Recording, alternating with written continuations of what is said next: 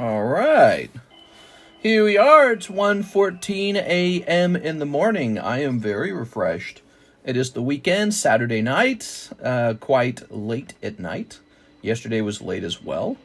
Let's go ahead and start cleaning up. Well, hold on. Let me set up the stream first. All right. Hey, Rigoberto. What's up, man?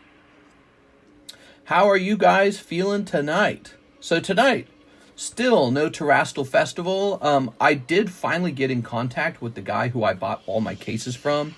He said it looks like it should arrive between Monday and Tuesday.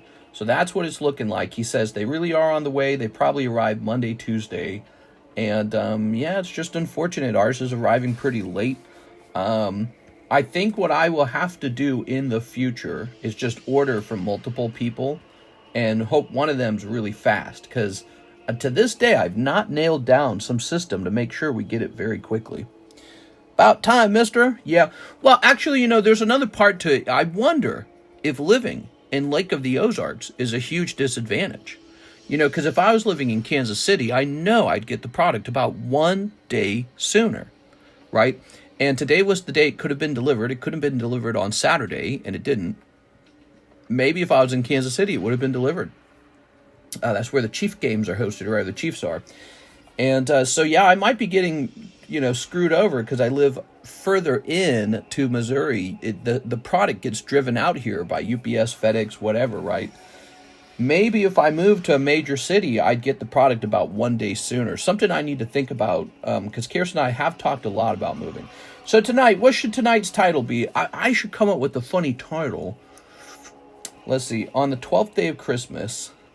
How about, what's a funny title for tonight? I don't even know. Mail day was today. It was great. Nice, dude. Funny title for tonight. Is there anything going on in the news that's real interesting? Let me check the news. I can't think of anything. Syrian government falls. Not now. Let's see.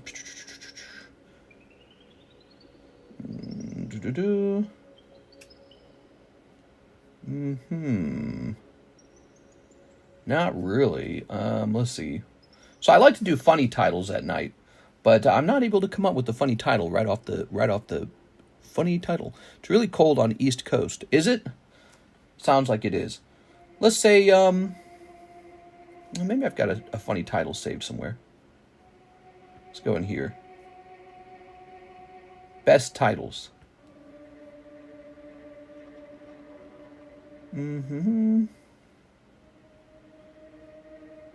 Yeah, I don't have any good saved funny titles either. Maybe we can go in here. So bad at funny titles, guys. So, dudes, funny title should be insert funny title. No, that's lame. I'm going to go look at my own videos. Let's see what the most watched titles were. Okay. Yeah, so we're getting killed, man. We're getting killed because we don't have those new sets. The new set is apparently a big deal. People really like the new set.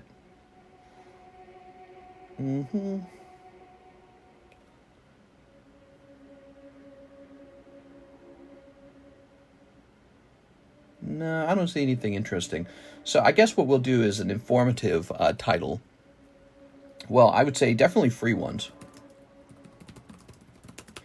And the next thing I would say is probably hot vintage brakes, hot slab brakes, new Weiss and OP10. So that would be the news, live card shop. New Weiss and OP10. Which we were opening the OP10 last night. We did not pull a manga yet, right? Okay, we'll grab this. We'll go over here. That's the thing. Making up a title every single day, sometimes twice a day. That's hard, man. We're going live for Saturday night. Saturday Night Live. And we'll go live over here. There we go. So, that's all been pinged now. Let's go ahead and clean up our emails. Hope you guys are having a great weekend. Closing this up. Also, let's jump over here and hit refresh. I had 6 packs of Paradise Dragona, 1 pack of Sparking Surge that never got serviced during the daytime stream or nighttime stream. Oh, we can't have that. We got to take care of you, man. We got to take care of you for sure. Stick around. I'll verify that that order made it in or what went wrong with it, if there's any explanation for it. How about some different music? Zelda music, Donkey Kong music, Pokemon music. I'm ready for some different music. Metroid. Nintendo upbeat video game, upbeat Nintendo. How about this one? Maybe we'll go with Animal Crossing music. That'd be interesting tonight. No, I like this. This is nice. Nah, never mind. How about Animal Crossing OST? Best Animal Crossing music. How about that? Best Animal Crossing music. There we go. Let's try this. This was 3 years ago. I will make the playback speed a little bit faster. Oh, that's really slow, actually. Here we go.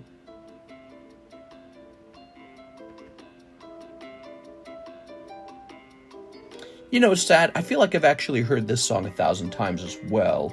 Man, I really need some new music. What do you guys think? We need some new music real bad. Family time. What's up, man? We're on every night. I usually do not miss, even if I'm very late some nights. You know, I could probably just afford to play any music I want. Let's just play some Charlie Brown.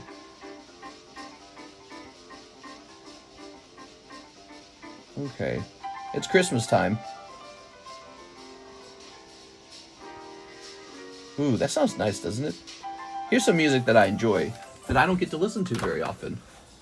So, here I am. We are 7 minutes in. We have 60 people with us. How you guys doing tonight? I never say hi. I never flip the camera around. You guys ever want me to flip the camera around and say hi? I used to do that more often until we started doing a landline. When we started doing a landline, I stopped saying hi as often. So you guys never get to see me. What about me? You want to see your bestie, Mr. Cardconomist? Let's see if I can pick the camera up. Are you ready? Hold on. All right, let's try this out. Hey, what's up, guys? It's me, Mr. Cardconomist. Look at all that hair, man. Tons of hair. I'm so hairy. All right, so now you know I'm still alive. Oh, man, the sticker's not doing very well. The sticker that holds the cord. All right. It's me. All right. Mind if I send a receipt of my Zelle payment to you? You can send a Zelle payment receipt. Let me check my email for that Zelle, right? Okay, I still don't see it. What was the name on... Hold on, who was it that said that? Mind if I send it... Tell me what the name of it is. I'll log into my Bank of America account. Maybe what happened is it did send like you're saying, and for your one transaction, you'd be the only one with this problem. For your one transaction, maybe I didn't get an email for it for some reason. This whole time I thought you were black. That's right. Well, maybe a little bit. Mine is under Eddie C. Morales. Eddie, was yours a Zelle order? What kind of order was yours? I think you order Zelle, don't you? Mister look like he's in the Yakuza. No, I feel like I'm looking old, man. I'm jealous. You have more hair than me. I lost some hair when I turned about 33. My, the temples kind of receded, and the top of the head got a bit more thin, right? Like you could actually see my scalp, and the hairline receded by maybe a quarter inch. So, you know, my hair definitely went back, but then it stopped to slow down. I said, okay, I look like maybe like a slightly older, slightly fatter guy now. So I was like, that's all right. Yeah, it stopped receding, and I stopped panicking about it after that because I was worried I was just going to go bald. You know what I mean? I was like, here it goes. I'm losing all my hair. I talked about it a lot in the streams because I had a bit of, anxiety about it. I mean, ultimately it doesn't really matter because I love shaving all my hair off. So I would have just gone with that haircut and been fine. But you don't like losing something, you know? It's like you want to keep it. Like if you wanted to have a big bushy head of hair, you want that to be an option. You don't want to lose it. It was 6 Paradise Dragona and 1 Sparking Surge yesterday during the daytime stream. Okay. Let me try. Well, we're logged in. Okay, let me try refreshing Let me try going to spam. Nope, nothing in spam. Nothing in the trash can. So just no emails, huh? I'm going to go to my Bank of America account and look for your guys' orders in the Bank of America account to see if maybe it is in there and we are having an email problem. Because, you know, this kind of stuff happens, right? These companies have software that fails sometimes. All right. Logging in. My account is smaller. Ooh. Close that. Okay, there we go. We are looking for all transactions. And what did he say his name was? Emmanuel? We're looking for Emmanuel and Eddie Morales, right? Okay, here goes. Josh, Rigoberto, Allen, Aaron Roach, Eddie Morales, 6 Paradise Dragona, 1 Electric Surge, Emmanuel Valencia, 10 packs Korean EV Heroes. Yep, looks like it. It's right here. December 6th, you guys both ordered on the same day. But you know what's interesting? Aaron Roach's order also came in. And the reason that's interesting to me is his order actually did give me an email. So we got the email for Aaron Roach. Let me click on the Aaron Roach email and see if maybe there's anything interesting about that. Nope, there's no it's not like a list or anything. Rigo, Allen, Ernest Brafadras, Joshua Ramos. Yeah, no clue. I bet you I will get the email for those things tomorrow or Monday or something like that, okay? So, but the money is here. So next time that we are missing an email, what we will do is we will go ahead and log directly into the business account for this bank and go looking for it. So let's begin with Emmanuel Valencia. He's waited the longest. 10 packs Korean EV Heroes. All right, that's a great set. I'm so sorry. And on your first order, too, that's atrocious. That's atrocious. We can't have that. We got to get you a bonus slab, by the way. Let's see. Bonus slab. Okay, you get Ashen Pikachu bonus slab. That's a real good one. I could have given you this Marnie slab. Well, you can have the Marnie slab if you prefer it. Do you prefer the Marnie slab? Manny, which one do you want? Marnie 9 or Ashen Pikachu 8 for your free slab? You tell me which of these you like a little better. Ooh. 1, 2, 3, 4, 5, 6, 7, 8, 9, 10. There we go. There we go. All right, now if you're lucky, you get a really hot pull out of here too, because these are fun to open. Ah, this music is so nice. Try the ground music.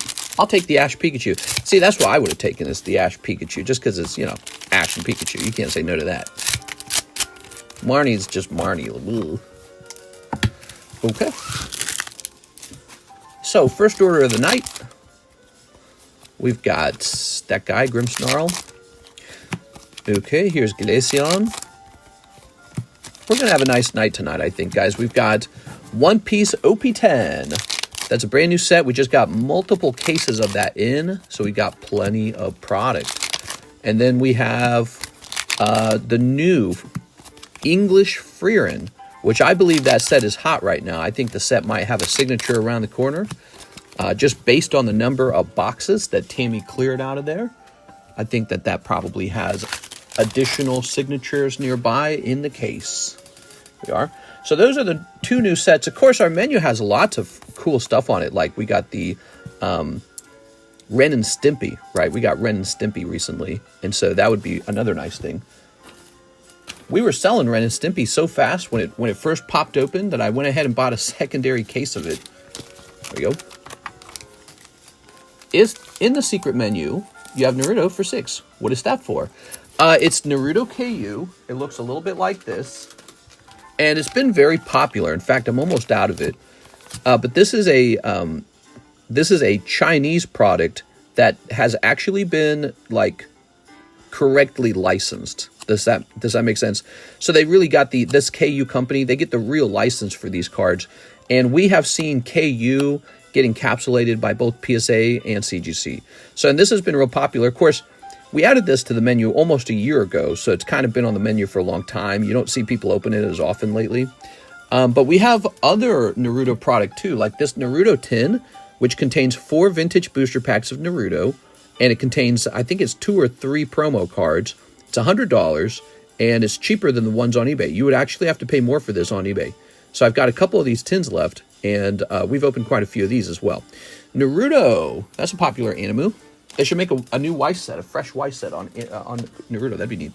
So, okay, let's go ahead and grab this. It's a great question. If you have any other questions, just ask. I'll be happy to answer any questions. So let's see, Emmanuel Valencia. There we go. All right. Where can I put this? Right there? Okay. And now you need a new bag. Okay. Hello, people. I'm here. What you have, Ren and Stimpy? Let me get some, please. Let me show you.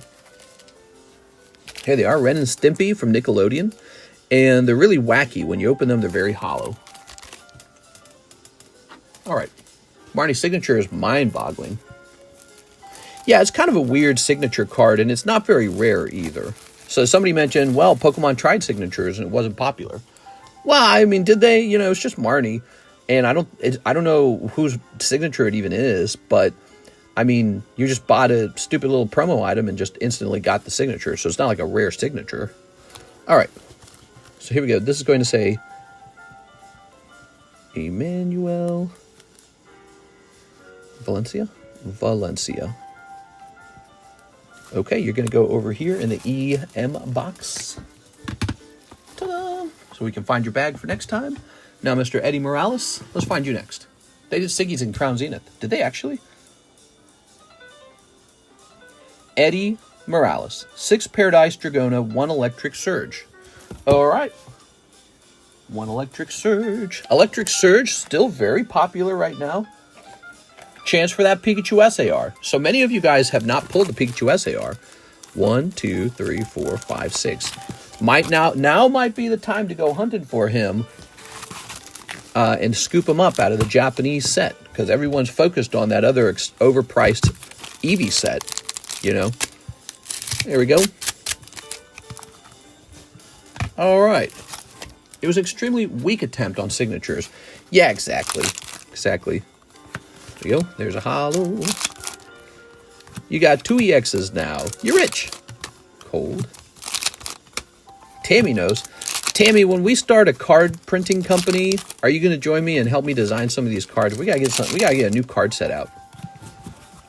Dude, that'd be like a dream come true if we were actually making cards. That'd be cool as hell, man. All right, there we go. I don't think you need a card printing company. You just have to hire one. And what you really need is a group of artists who can create your vision for whatever it is you're trying to make. And all that just costs a ton of money. Lots and lots of money, which you won't make your money back on unless everybody suddenly wants your product. So it's a risky endeavor.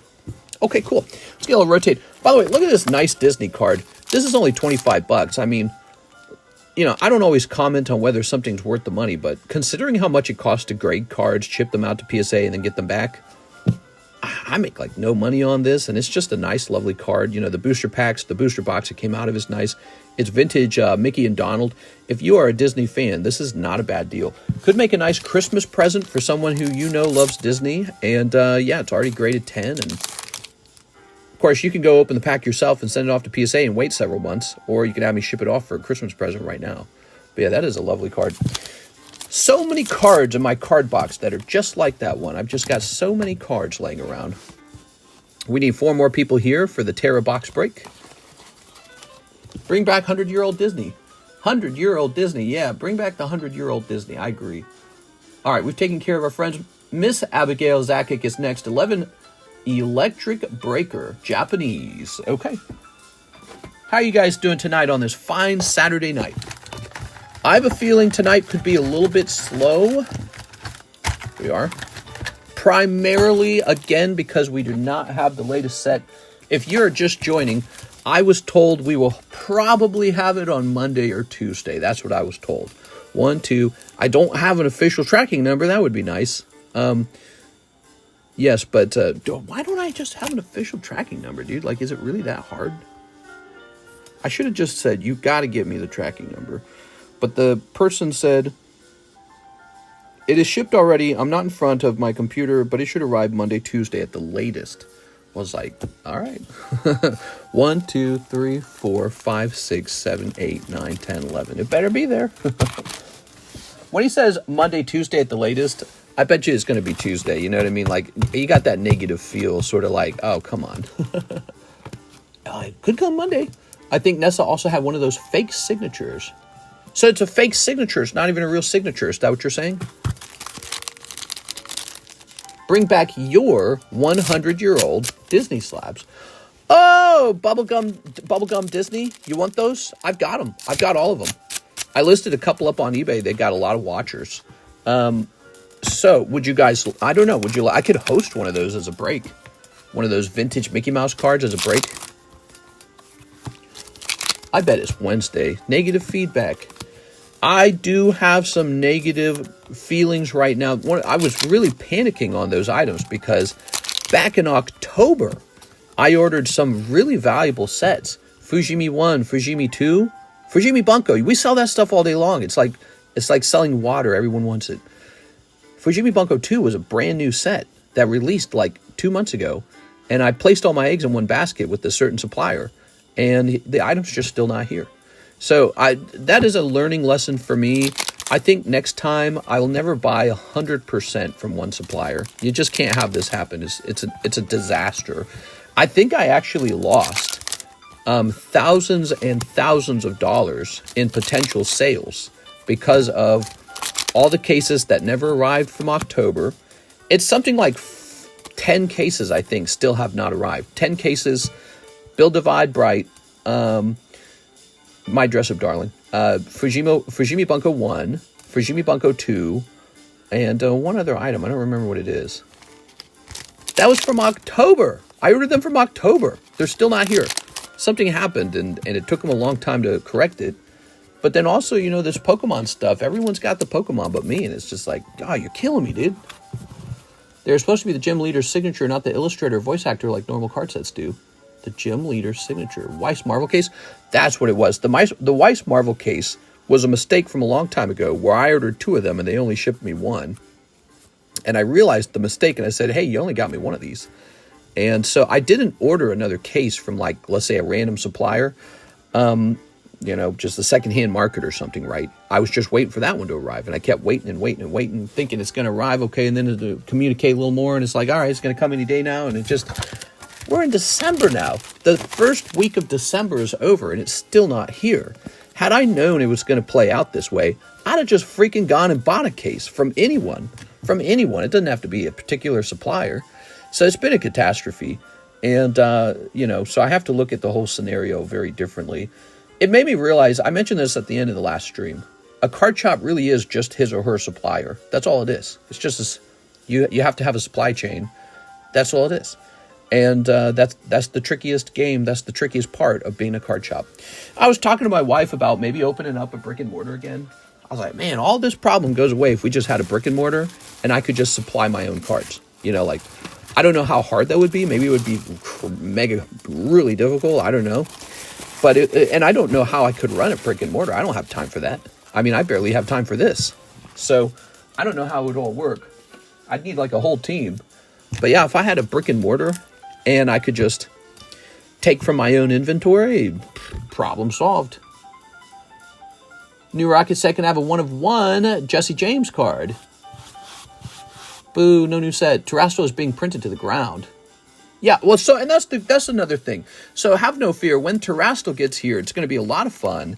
I'll have lots of fresh, unsearched cases. My first wave will be arriving.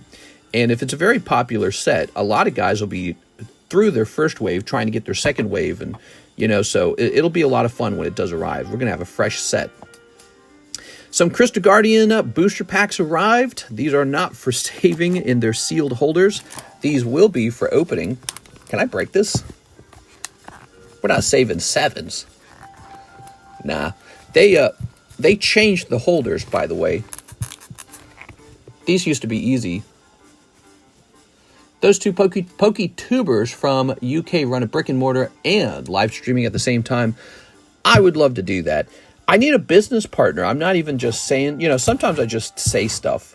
I'm not even just saying stuff. I need an actual business partner who's like me, just sort of a workaholic, who understands the hobby and wants to help me do this and a brick and mortar, So, if you're a smart guy who is very hardworking and, has some sensibility to you, we should team up and get a better thing going, because I've got a lot of knowledge around content creation. I have lots of experience and data from that.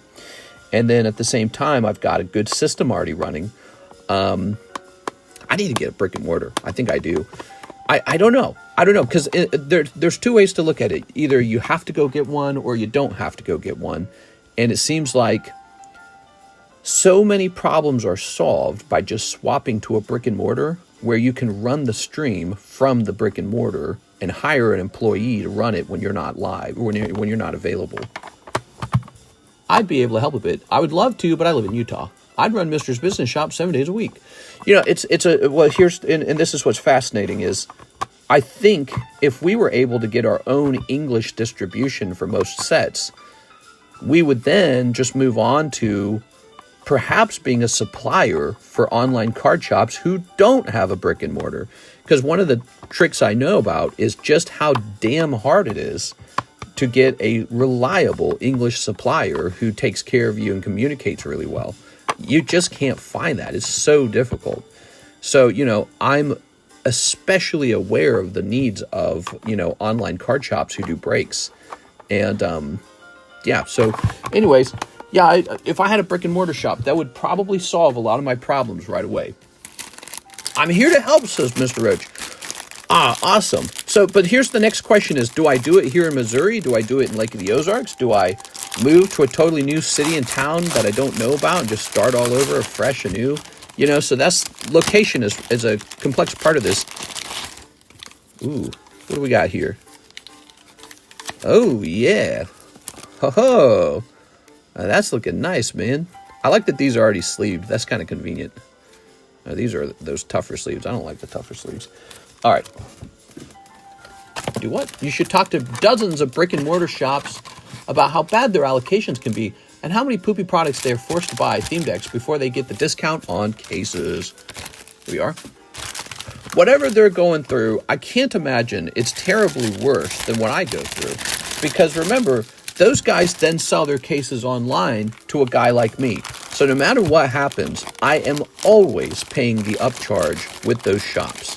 No matter how many, poopy box lunch things they got to sell, they are always at an advantage when they sell their cases. And I'm not. I'm at the disadvantage.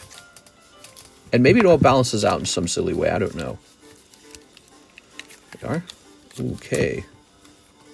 Just think, we can watch Mr. Joe Pax live in his brick and mortar.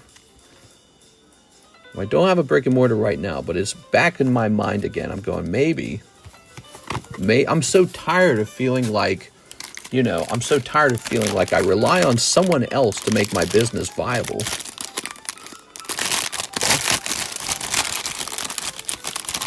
All right. Mary wants to see your feet. They pay the upcharge by having to buy cases of theme decks and put on tournaments and stuff. True. And I think that if you could get the right community going, you could hire somebody to host those tournaments and, run that kind of shop. There you go.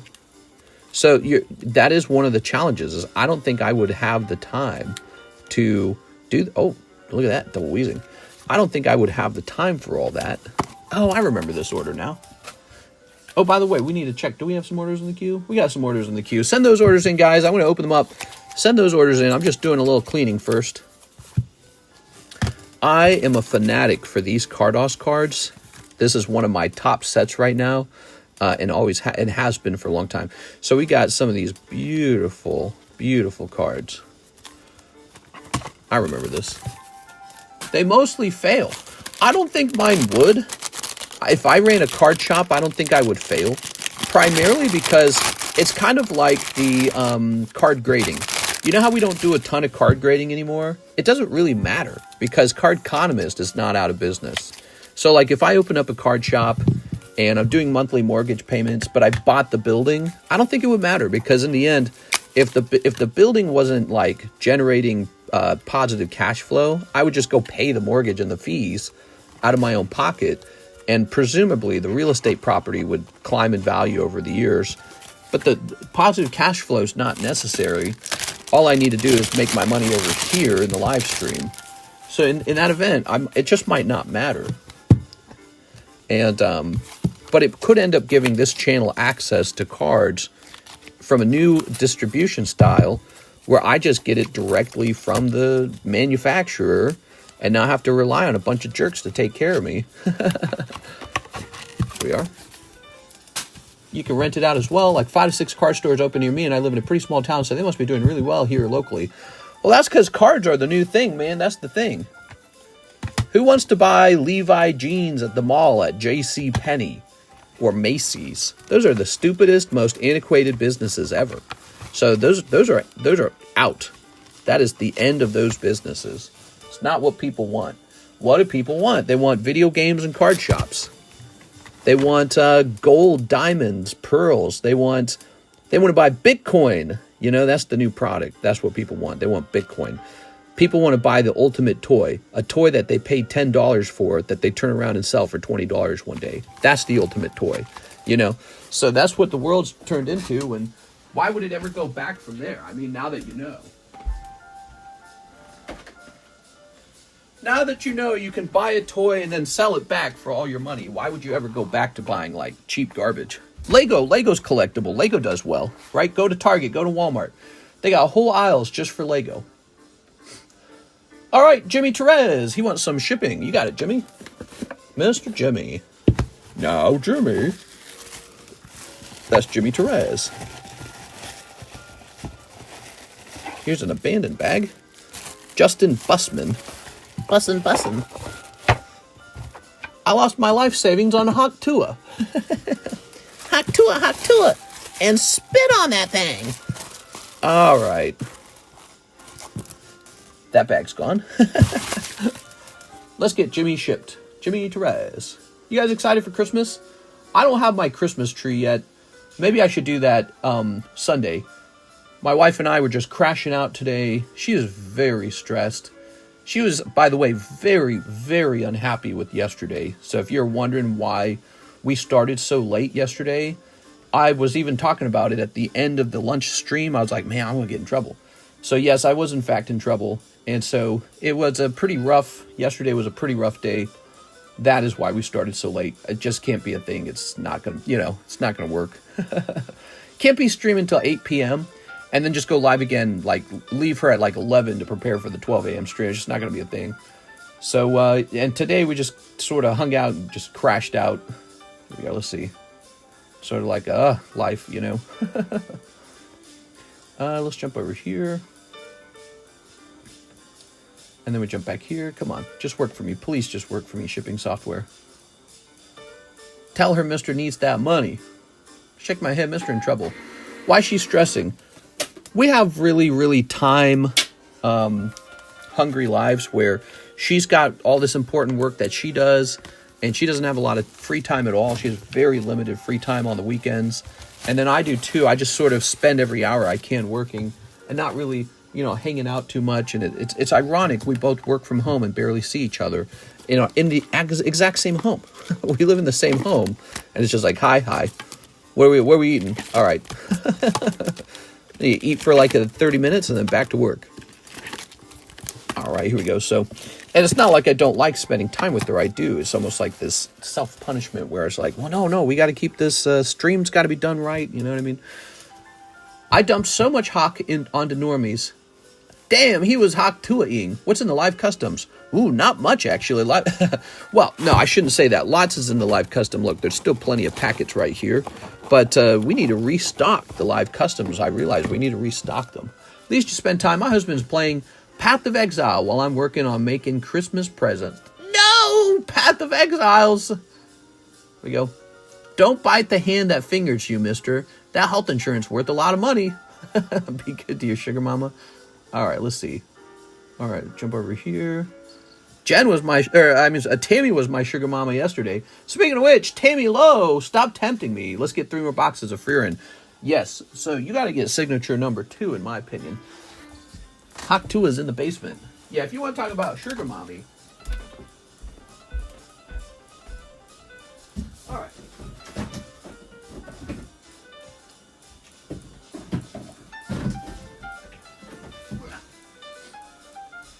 Whew. Here we are.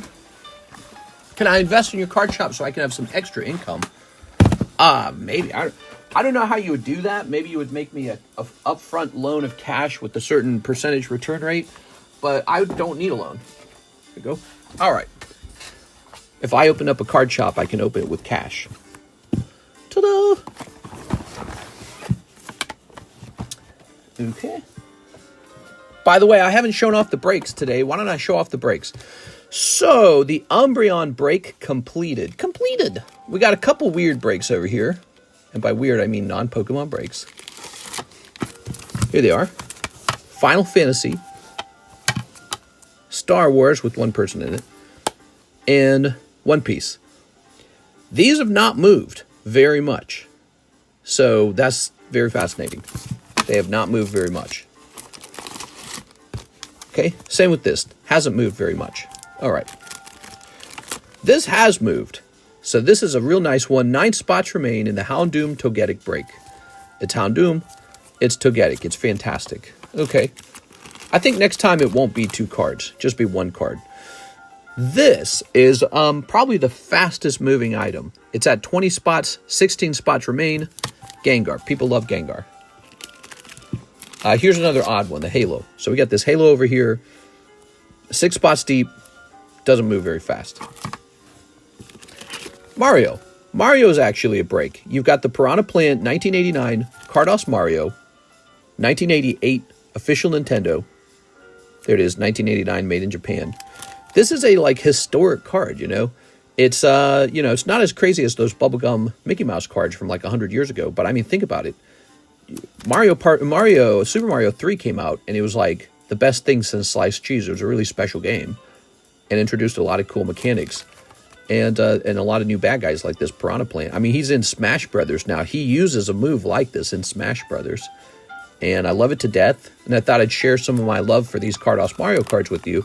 Nobody's jumping in the break, so might not be popular enough. These 2 are popular enough, though.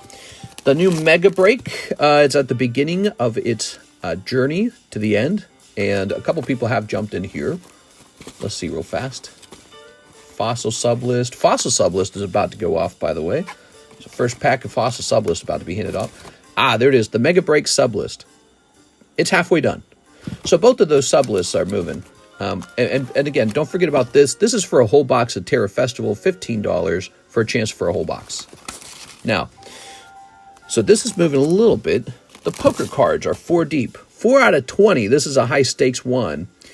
Just like a high-stakes game of poker. But so it's a $40 break, 1 in 20. You get both Blastoises, green and red. They're expensive cards.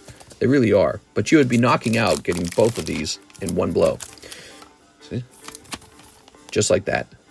Very cool, right? So this is very nice.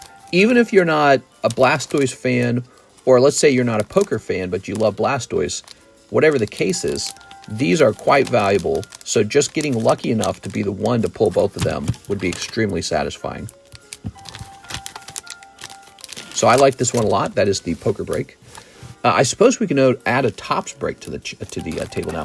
Here's Lunatone. He's the new clearance break, and we looked him up, took a price under his buy it now price, and so he is $200 now, and he's got a really perfectly placed swirl. It's kind of dark, so it's hard to see a little bit.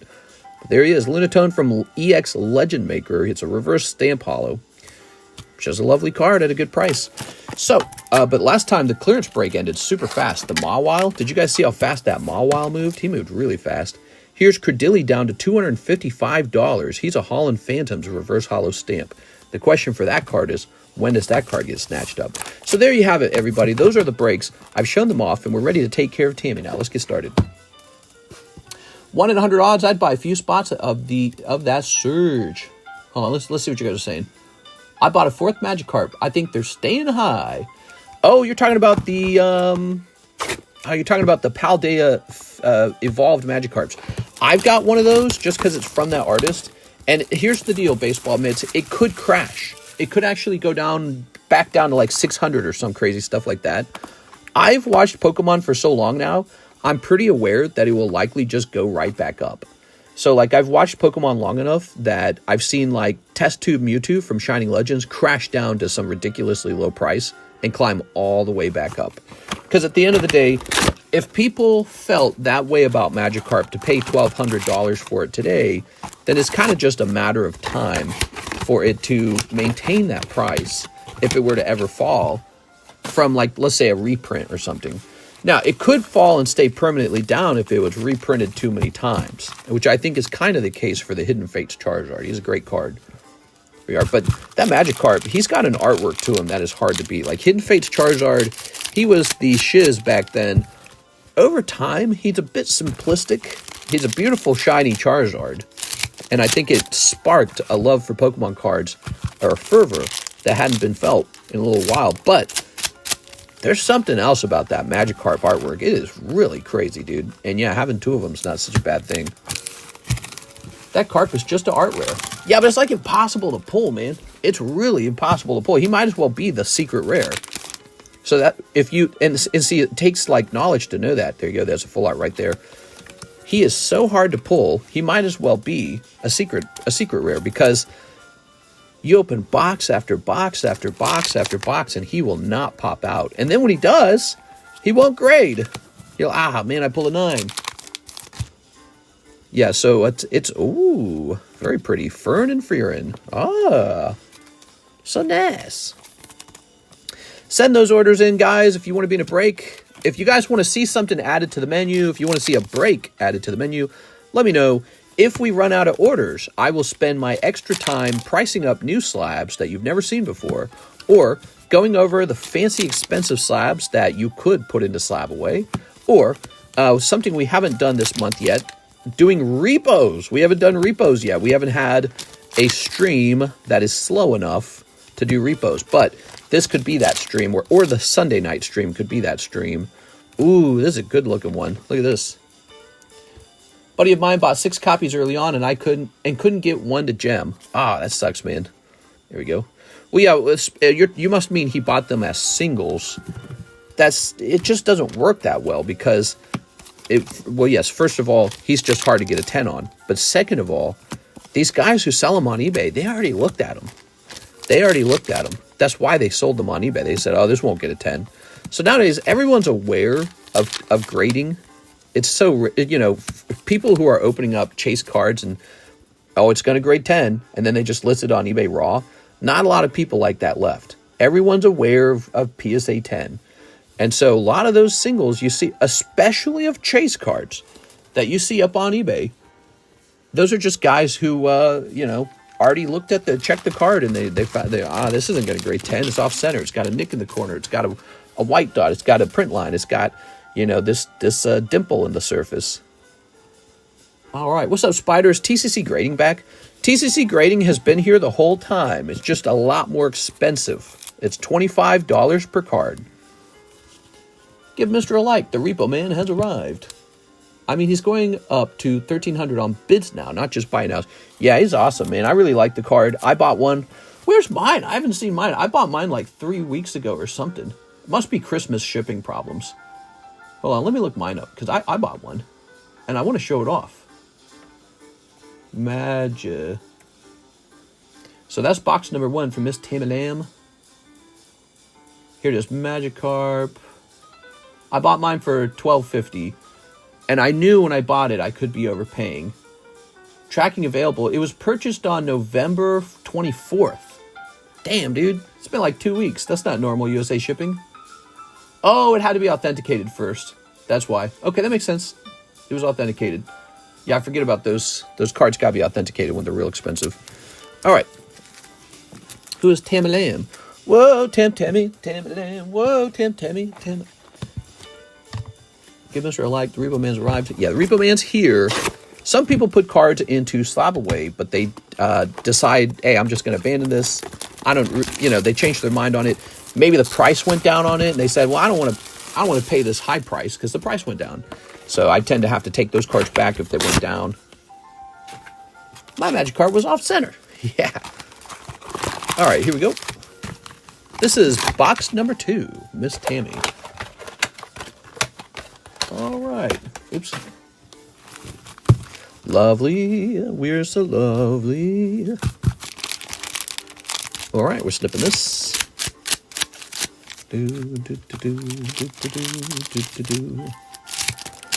All right.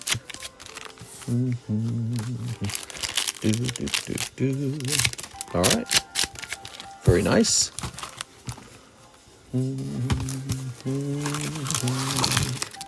Throwing this away. Throwing this away.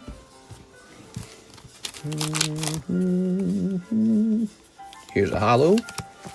Oops. Here's a holo. Thinking, fearing. Is this the expression on your face sometimes, Tammy? She goes, She's just thinking about stuff. There you go. Here's a holo. Yeah, that magic card special. Would you guys like it if I hosted an English magic card break from Paldea Evolved? I could. He could be like the rare candy break. Just a real big break with $40 spots. But you gotta remember, if I did that, I'd have to have a profit margin on it that would make me want to do it, right? Because I can do a lot with with thousands of dollars. I can do a lot. So I wouldn't want to hear anyone go, I don't like it. Boo! I could do that with really any of the new modern cards. Maybe that's what people would like. Actually, we broke a couple of those Japanese ones, and you guys seem to like that a lot. We are. I got a couple of those Japanese magic cards going to come back from PSA soon enough. Oh, man. These cards are so pretty. Here it is. Words of Deceit. Lugner. I don't like it. There we go. Here's a holo. Here's a holo. Scooby doopy doopy doo doo doo doo doo. All right. Very nice. Authenticity taking longer right now. Oh, so getting your card authenticated is taking longer. Maybe that is another Christmas holiday bottleneck that has nothing to do. Wait, I'm not done. One more pack. That has nothing to do with the USPS and has everything to do with the grading companies. Okay, anybody playing Poe 2? I don't like it. I only want vintage. But man, we got some vintage, man. We got those Fossil and Hidden Legends. We also have a beautiful Neo pack break that you guys voted on. You wanted that one. So we got some great vintage to jump into. Those vintage cards are real expensive. We are. All right. Oh, so nice. Well, Miss Tammy, you got one more round. Grab this. Boop.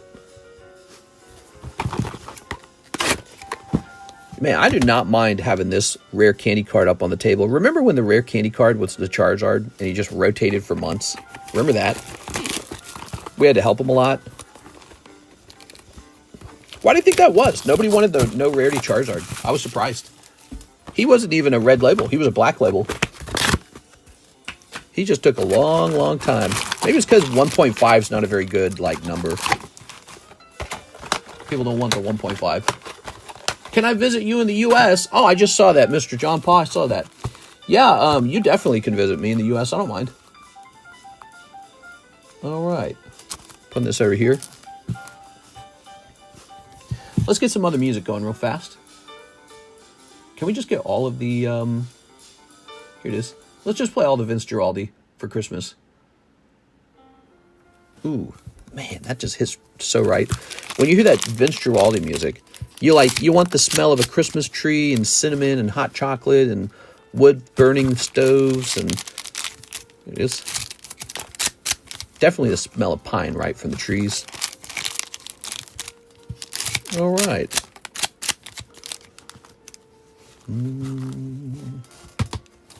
Very good. Tossing this over here. Yeah, going back to that subject we were talking about much earlier, I was talking about, if I could open a brick and mortar and play the role of being a distributor for other online card shops, because I understand their needs really well. That would be very fascinating. But I don't know if I'd know how to get the ball rolling on that. You know, what the challenges of it are. All right. There we go. And here's this.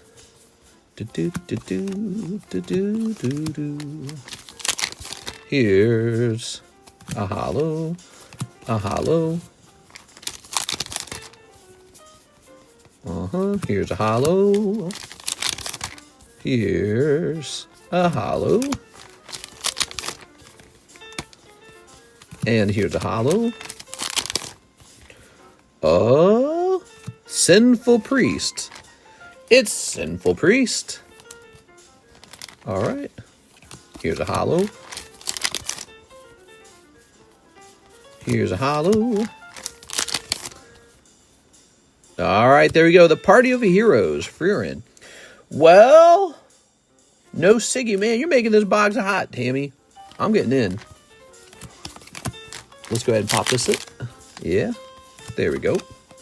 There we go. Oh, Crying Freerin. I like the Crying Freerin card. I don't know why. Tammy goes, sigh. Just sell me all your cards back. All the ones in your 2 boxes here, Tammy. I'll give you the rest of the case or something. There you go. And then I'll send these into grade, like this guy, and I'll go make $20 on each one or something. I don't know. By the time, if it grades well and it hits this table, the amount of money I make per card, I don't know if it's even that great. Here we are. Oops. Popping this in here. Grabbing this. And popping this in here.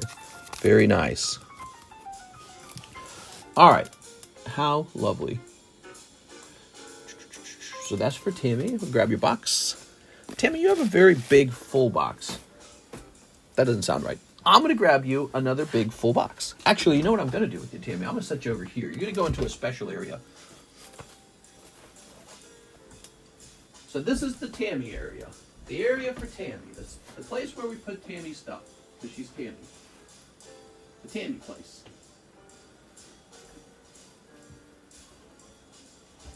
Alright, there it is. And now, I'm ready to get Tammy a brand new box. A Tammy box. A box just for Tammy.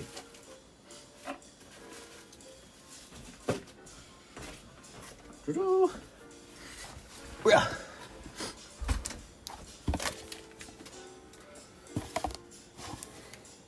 Japan. Can't be saying Japan on the box.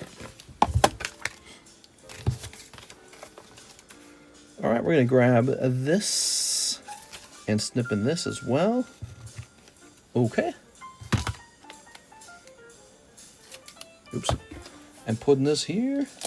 Ta-da!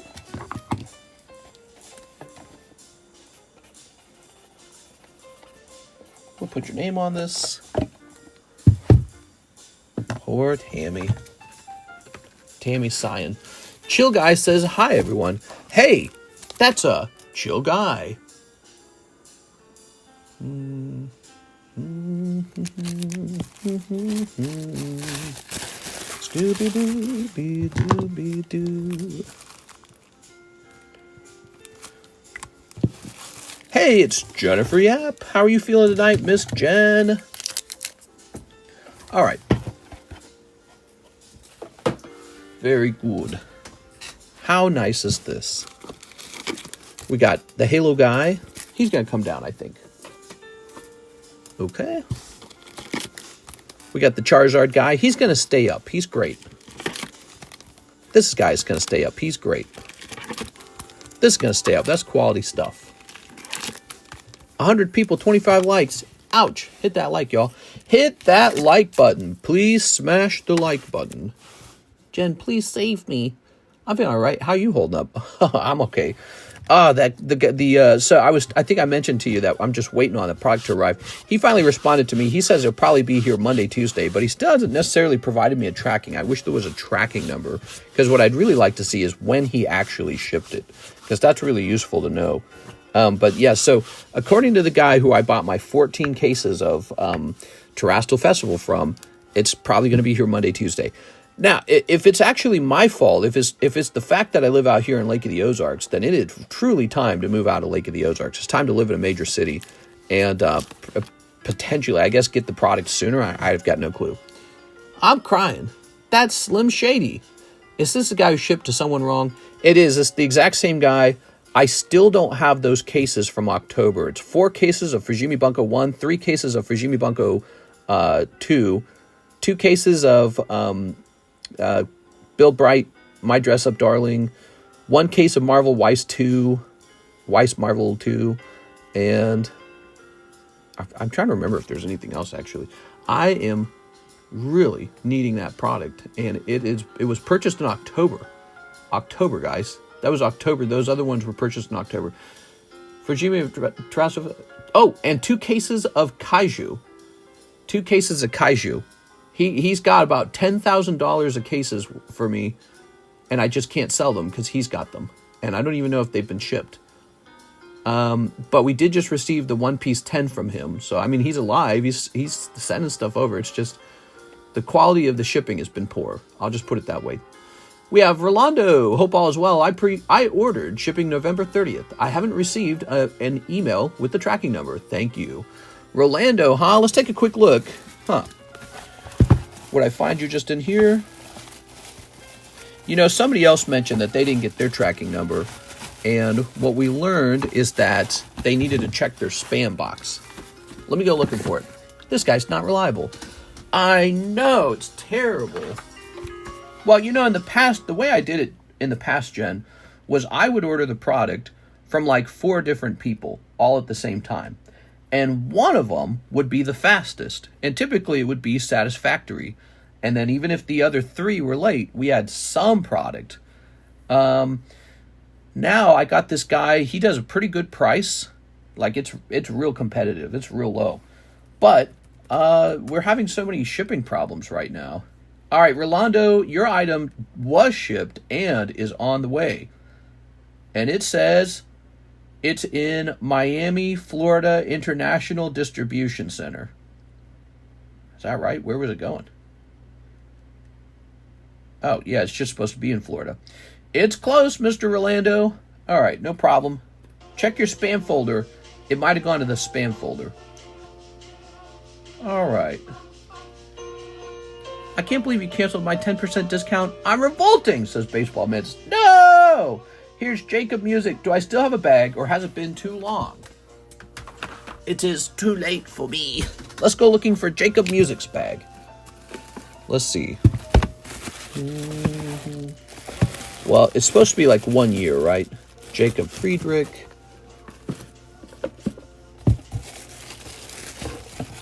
Here it is. Jacob Music.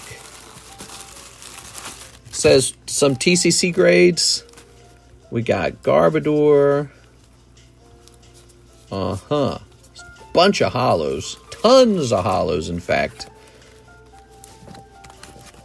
Mostly holos. God, I hate holos, man. Holos are banned. Okay. How can there be this many holos for a small order? Because new Pokemon sucks, man. You get 1 million holos per pack. Alright, there we go. I don't know what to buy. Help me. Sure, right now there's 2 hot sets. One Piece OP10, as well as Frieren English, which we have another case of that on the way. And I suspect it's a hot case. And then, oops.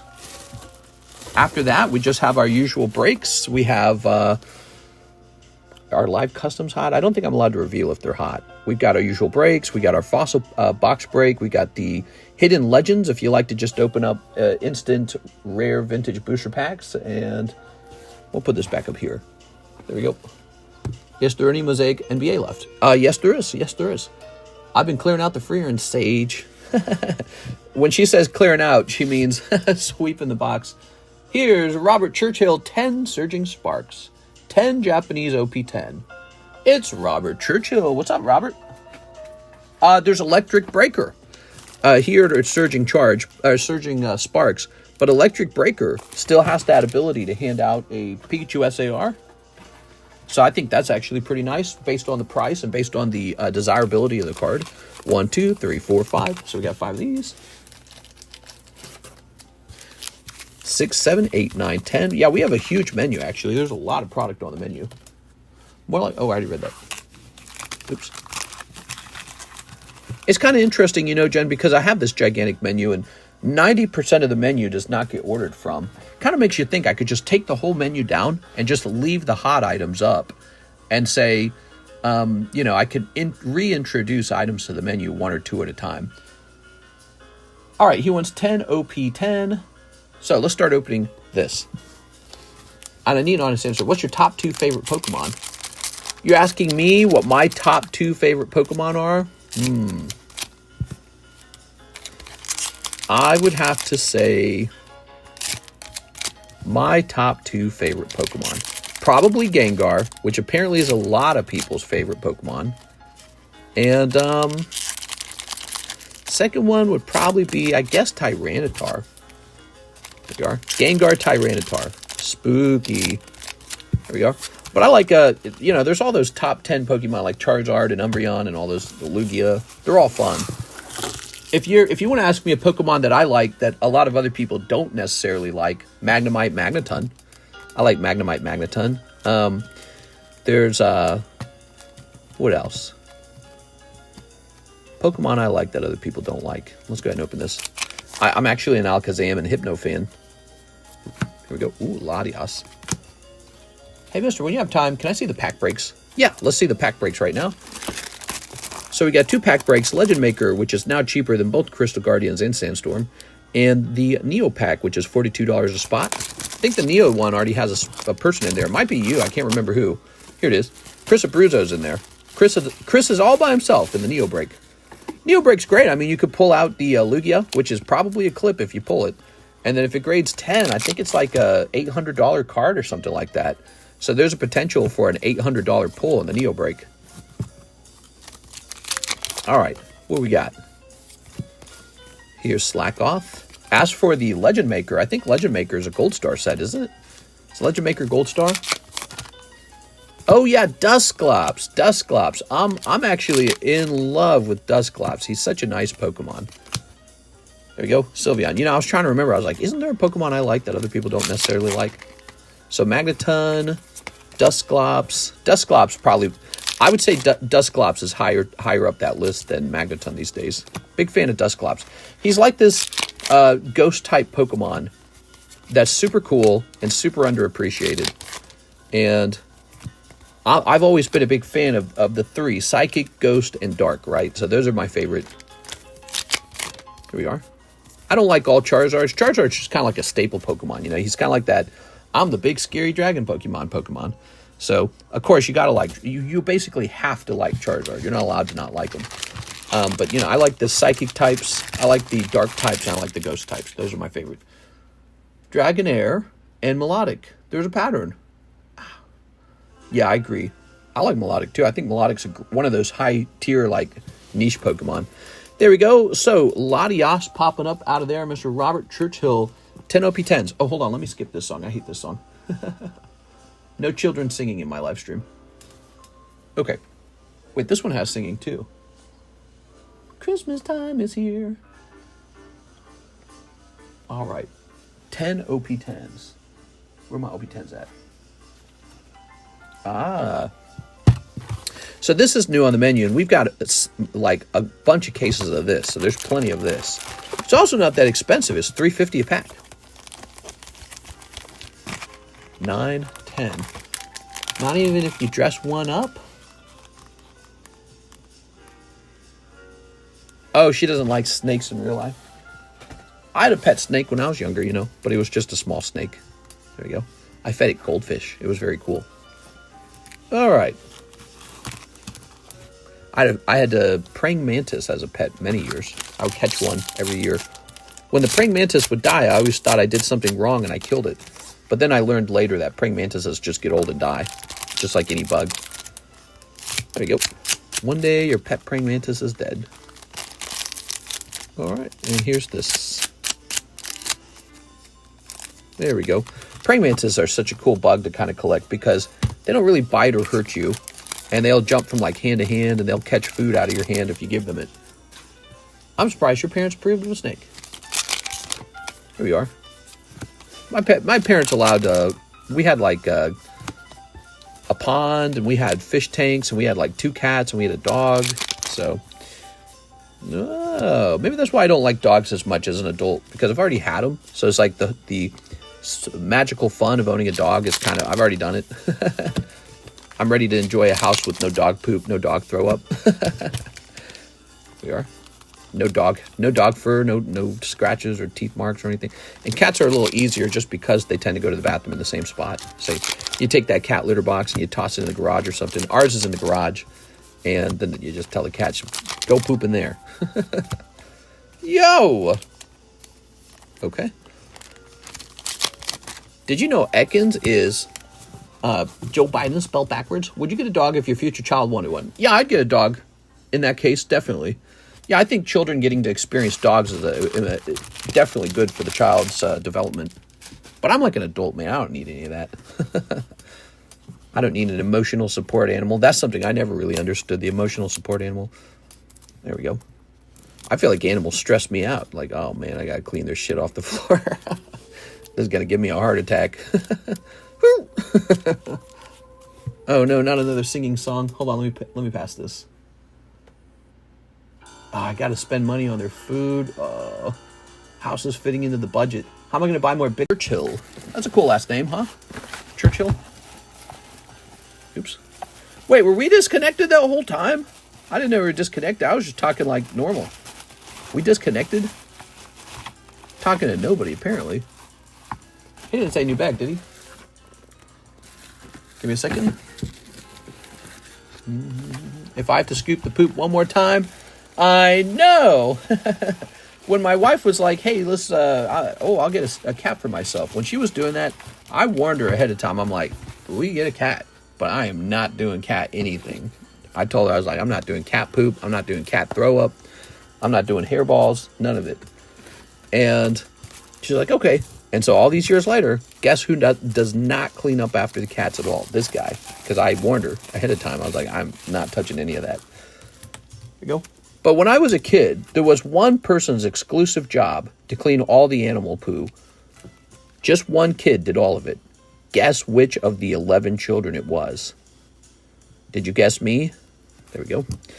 They left the whole thing up to me. I cleaned the dog poop up out of the yard.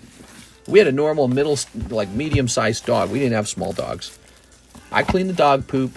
I cleaned the bunny poop. We had cats. I cleaned fish tanks. And I cleaned the cat litter every single day. So that was me. And you do that for a long time, and you're like, you know what? I'm good. I don't need any more pets. Thank you, Mr. Robert. All right, let's see what's next. Tammy Lowe, one more for your inbox. And send the Siggy and Sarah FA to PSA. Ooh, all right. I happen to bring a box over here. Ta-da. Okay. If I have to scoop the poop one more time. Here we go. I told Karis, too, it's like, if you really want a dog, you can get a dog, but you're going to do the same thing with the dog that you do with the cats. And then I tell her, I was like, do you really want to clean poop for 3 animals? And then she goes, you know, maybe now's not the time for a dog. So I think our plan is we will end up with the dog when one of the cat passes away, which the cats are getting older, so it could be, I don't know when. All right. Those cats are old now. They're both like 10 years old. So whenever one of those animals passes away, she might be getting a little doggy. How nice will that be? Rawr, rawr, rawr, rawr. Okay, you ready?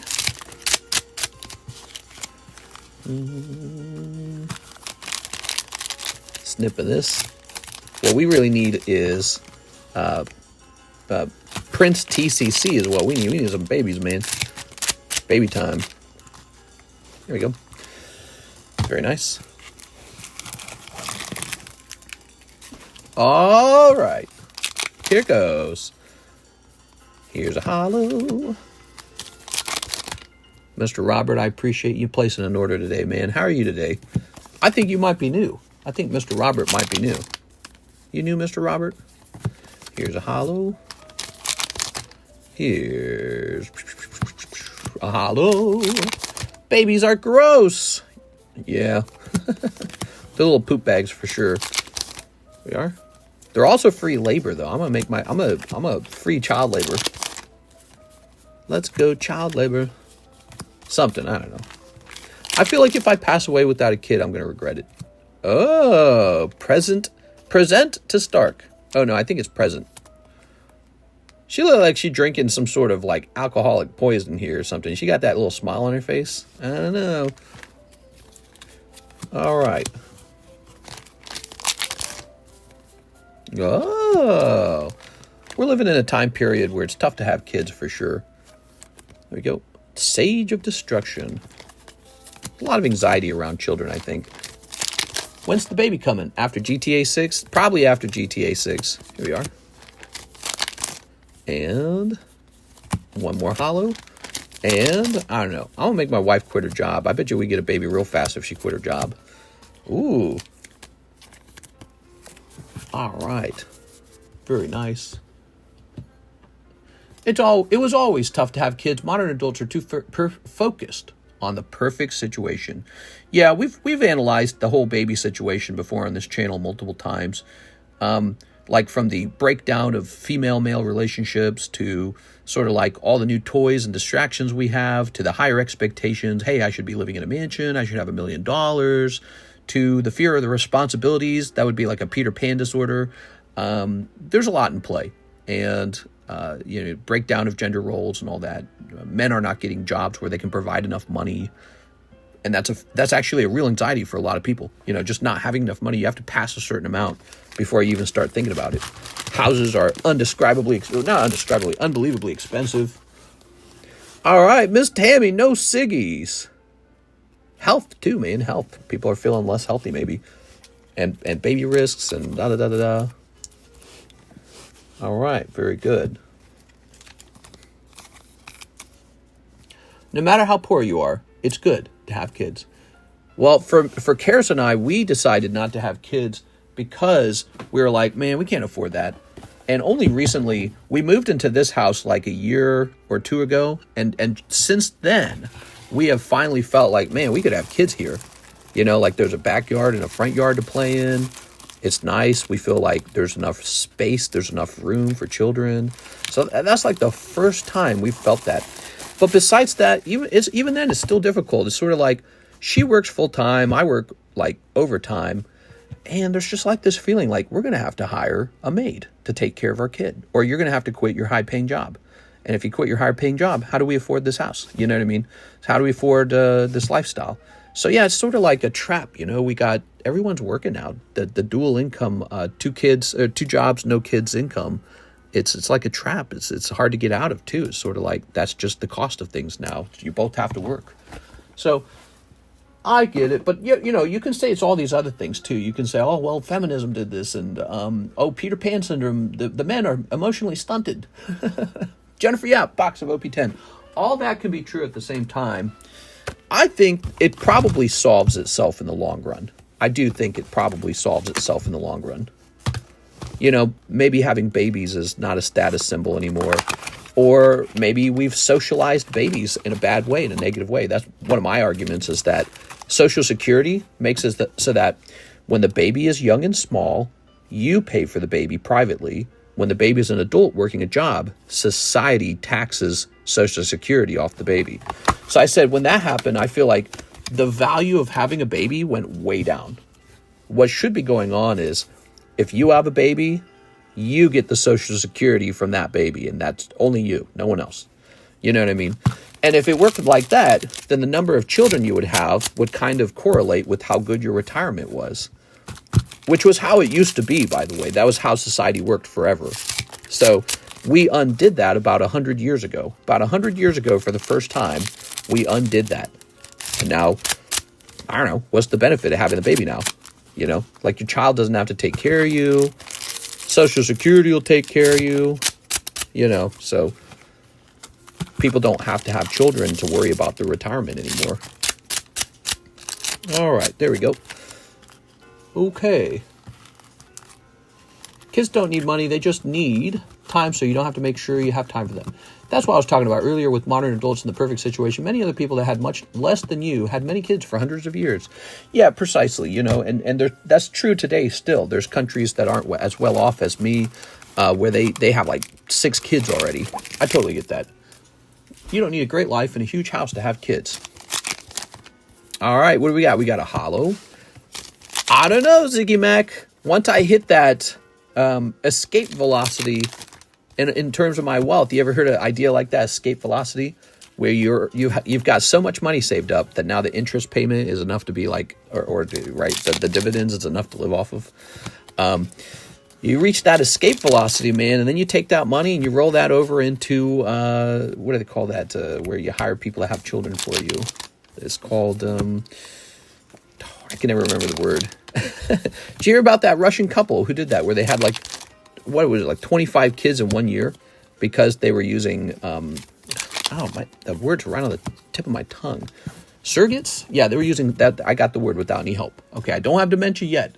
Surrogacy. So you need to make $1 million and then use surrogacy to have like 25 kids. Bada bing, bada boom. We are. Ooh. Oh. Yeah, so some multimillionaire Russian dude, he's got his wife and him are doing surrogacy to have tons of kids all of a sudden. And they are even using the money to hire a bunch of maids to raise the kids too. How clever. What a fascinating idea. Mister, send the 2 PSA for me. I'm going to go back and fix that immediately. But let me finish this, and then I will fix that for you. I'm so sorry about that. We are. Maybe I got engrossed in the conversation. I got to stop getting engrossed in the conversation. What do you think of that? We are. Surrogacy. What a fascinating idea. If you were a girl and you could earn $90,000 in 1 year by just being pregnant for somebody else, would you risk that? There you are. I think some girls really would. It's sort of like, it's not as bad as selling a kidney. Like a kidney, you don't get that back. But if a pregnancy, your body can have a pregnancy and then just kind of recover from the pregnancy and be all good. Oh, wow, that looks cool, man. Look at that. Surrogacy. I suppose if it paid enough, a lot of people would probably consider it. I remember the Pope said that he doesn't like it. The Pope's like, whoa. Yeah, what is this?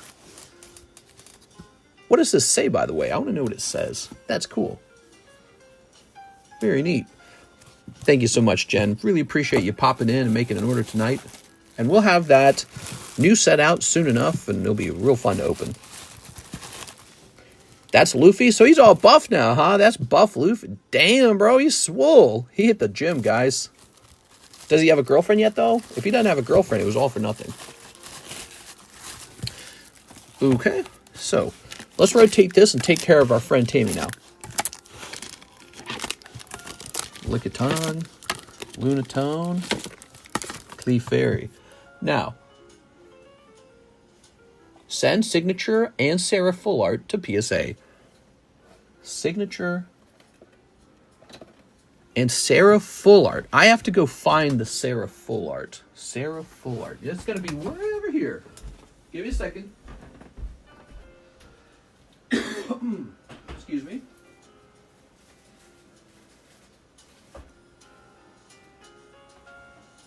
All right. Sarah Full Art.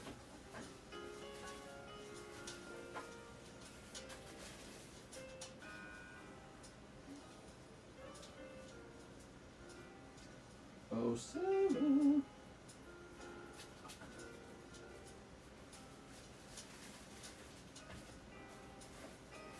Maybe she's in here. Here's there it is. I found it. Okay, we got it. We got it. Let me just put your bags back in now, so they're all nice and tightly packed. Nicely, tightly packed boxes. There we go. All right. So, I have returned. Ta-da! Ooh.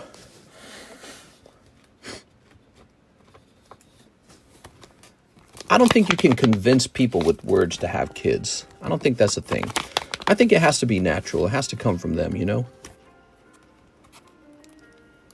Oh, you should have kids. Why? Maybe I don't want to. I'm not doing what you tell me, Mom and Dad. The more you tell them they have to have kids, the less they want them. Especially the government telling you to have kids. You're like, oh, gross. Don't tell me what to do, government. You need to have children. How will the economy grow? There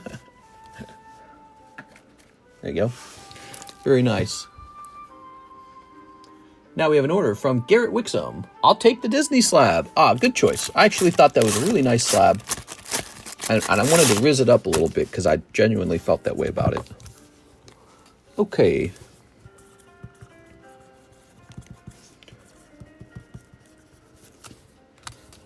Ta-da!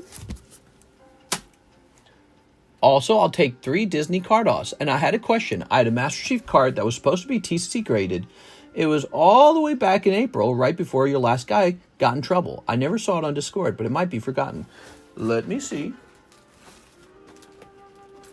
Give me a second. He did get in trouble, didn't he?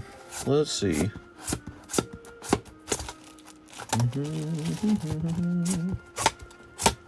So, I will make a note to Alexis to go looking for it. Let me contact Alexis.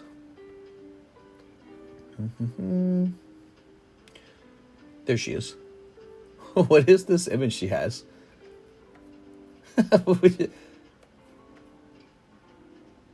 She's done a fake picture of herself bald? Yeah, right. Monday. Grant Kwan wants to know if he has a Star Wars TCCG graded slab in the shipping area. All right, so we have written it down as a note, and she will get us a response on Monday. All right. Oh, P.S., mister, I need a new bag. New bag. Disney Cardos. I still have plenty of the Disney Cardos. It was a great product. All right. Here we are. Wait, that's Topps Chrome. Put that over there. Oops. Okay. Is this Disney Cardos? There we go. Oh, that's Jasmine. You get the bonus card, bro. And we'll go ahead and snip these. All right. Didn't think you were going to stream tonight. It says Brandon's Blade. Hey, what's up, man? Yeah, we're streaming. Of course we're streaming. We're streaming every night. Some nights I show up a little later. All right. Oh, very nice. Slipping that in here.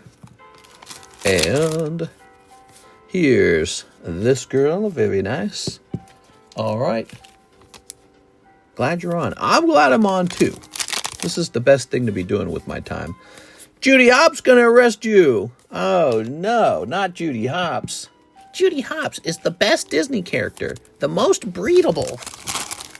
Garrett Wixom, new bag. Thanks for letting me know about the new bag. Okay, we're grabbing this.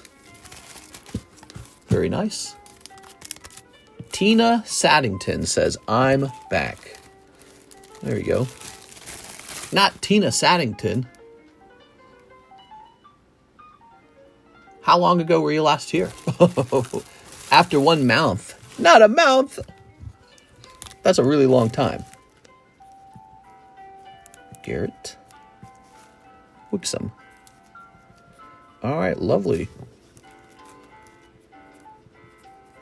There we go. USPS said the package was supposed to arrive today, but now they're displaying a delivery date. Damn it, USPS. They're always doing this. Yeah, I didn't get my delivery of Terrestrial Festival either. How sage. I bet you when it arrives, we're going to be so busy. Here's Growlithe Cardos. Here's Probopass. Here's Pikachu Zekrom. Ooh, this is lovely, Tyranitar. Oh, we already put one in the Holo Shuffle. I bet we could put 2 of those in the Holo Shuffle. He's so nice. We have Jennifer Yap, spot in the Legend Maker break. All right, Miss Jen. Hold on, I don't want to let this music play. No. bad. Let's listen to Charlie Brown Thanksgiving too. I love the Charlie Brown Thanksgiving OST.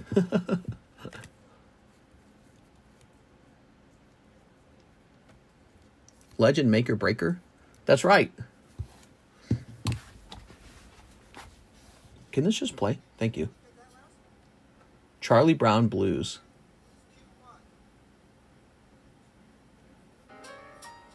Ooh, doesn't that sound nice? Man, that sounds so nice. All right. Where is our vintage? Ah, the Elite Vintage Booster. You're the first one in, Jen. We need 8 more people in there. Very good. Very, very cool. Here's Jacob Music 1 live custom, 1 custom vintage pack. Jacob Music. Let's get it. Ooh, that's a cold live custom. Okay, and how about this custom vintage booster pack? You ready? Let's just do this. We'll split it. Oh, I need to restock these too, man. What's up?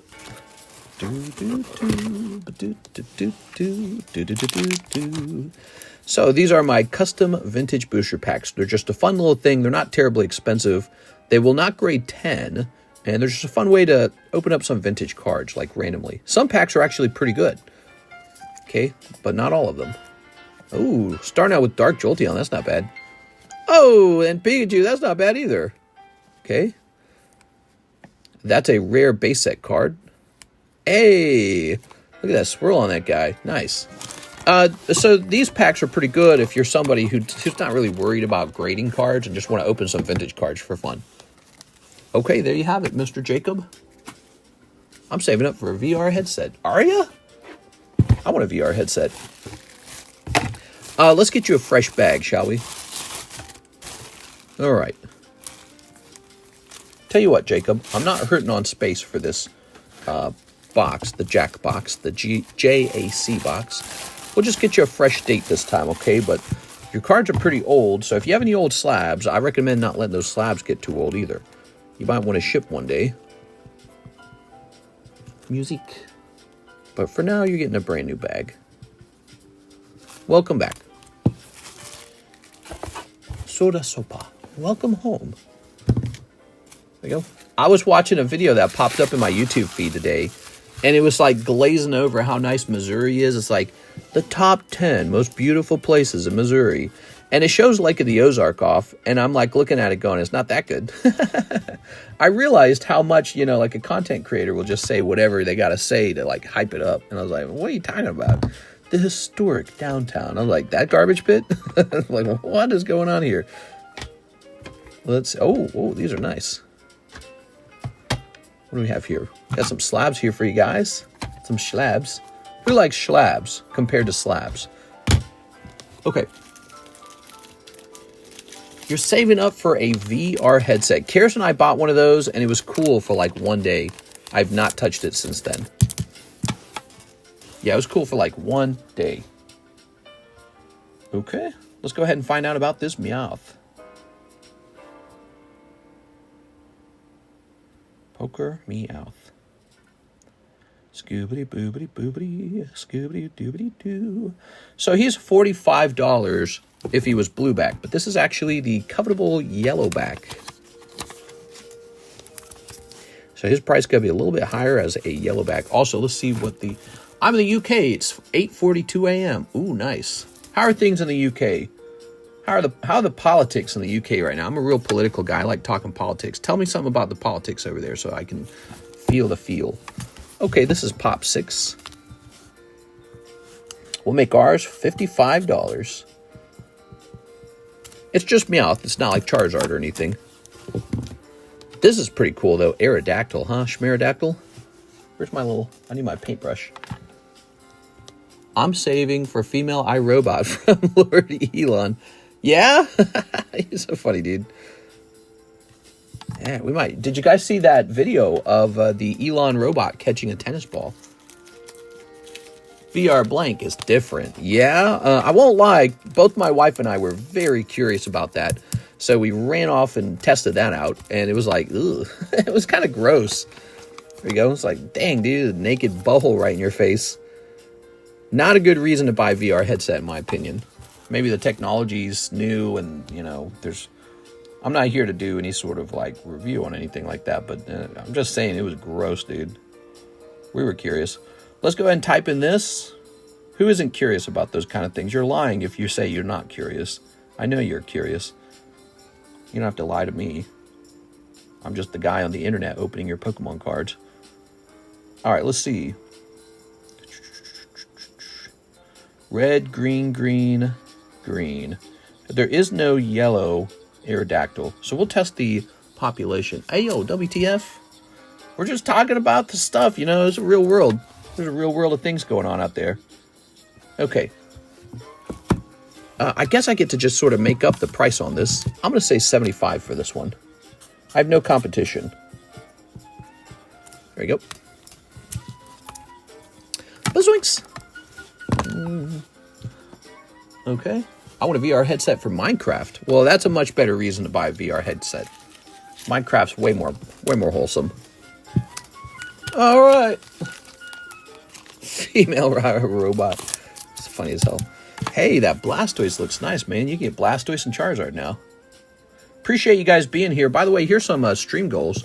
We're trying to get to 90 likes and 140 viewers. There's rewards for hitting both those numbers. 90 likes and 140 viewers. Those aren't terribly ambitious goals. Those are pretty small goals. So I think we could easily do that if we wanted. Let's see. Topps Blastoise, PSA 10.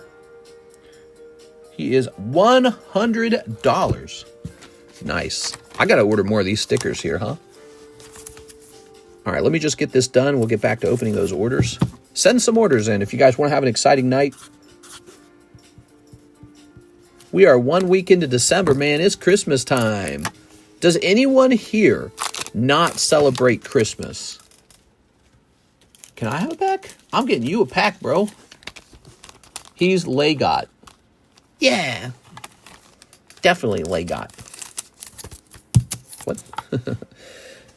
Look at the grade on this one. 1,415. Dang, dude. That was... See how it says 2021? We probably encapsulated this 4 years ago in 2021. Inugami Korone.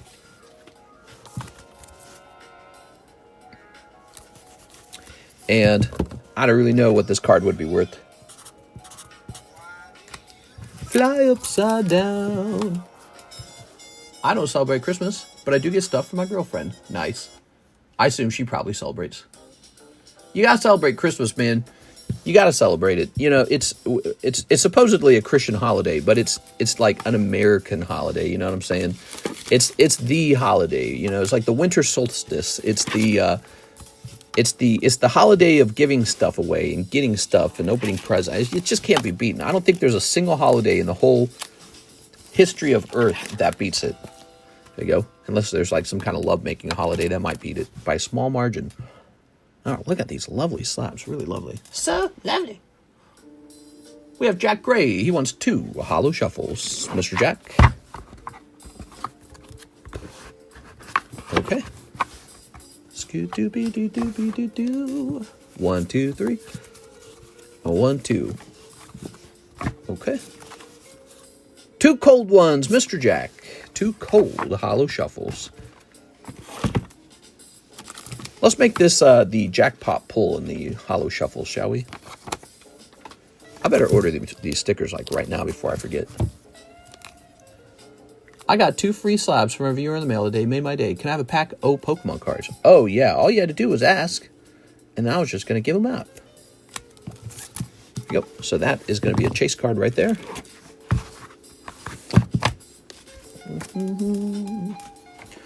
1, 2, 3, 4, 5, 6, 7, 8, 9, 10, 11, 12, 13, 14, 15, 16, 17, 18, 19, 20. So there we go.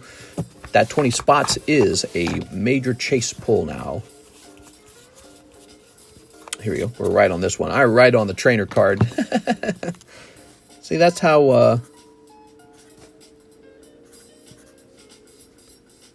over-focused I am. I think about those silly little things. Ruin the trainer card.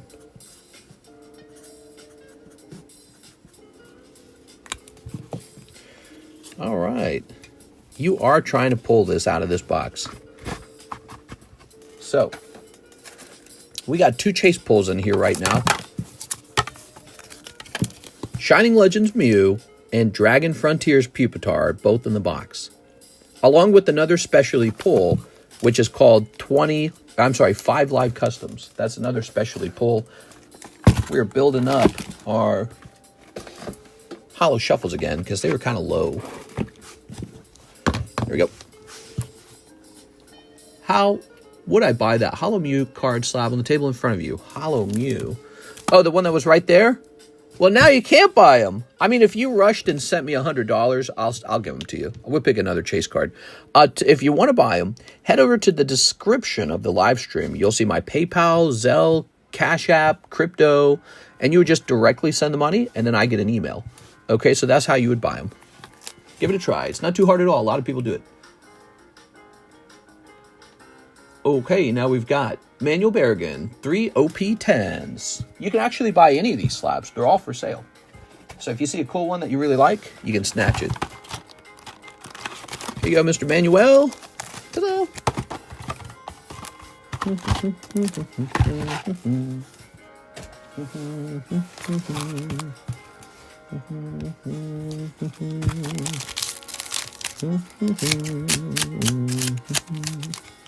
Okay.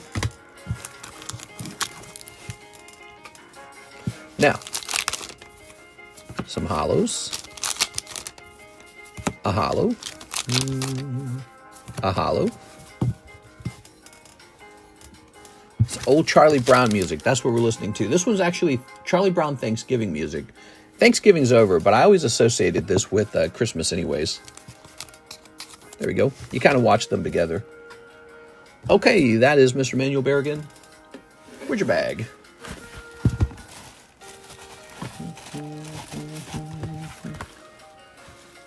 Tossing this up here.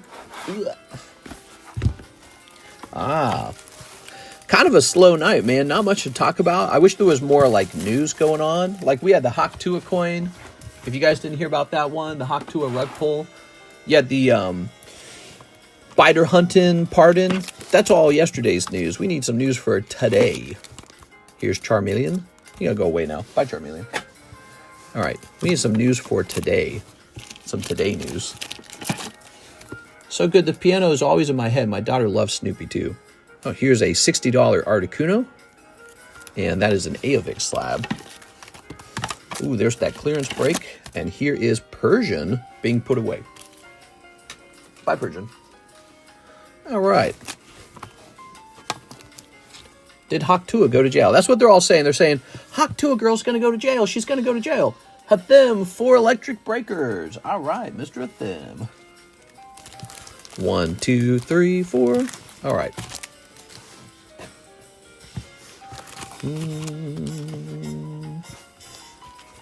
Lovely. Syrian President Bashar Assad flees. Yeah, I did see that. But, you know, I don't even know how interesting that war is. The only thing interesting about that war is that it might be funded by the CIA or by Israel. We don't know if it is. But it would make a lot of sense if it is, because the rebels causing trouble for Syria is trouble for Russia. Syria is a Russian ally. And Russia will be forced to fight wars on multiple fronts. So it might have been planned the whole time by the United States to basically fund Russia's enemies or weaponize them, you know. There you go. In order to weaken Russia. Here, Chinese Navy are harassing local fishing boats in the South China Sea. Yeah, they've been doing that for a long time, huh? They're like, this is our fishing waters. That sucks. I say you tell China to scram. She doesn't want to talk to you. Scram. Okay. There's martial law in South Korea. No, that was only for like a day, and they canceled that real fast. Can I have a free Pokemon card? Aw, I wish you could. Okay, let me order these stickers real fast. I gotta have more stickers.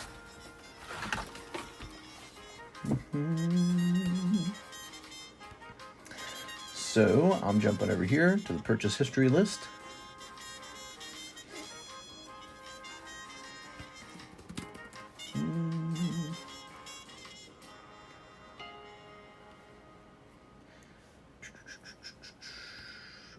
Let's see.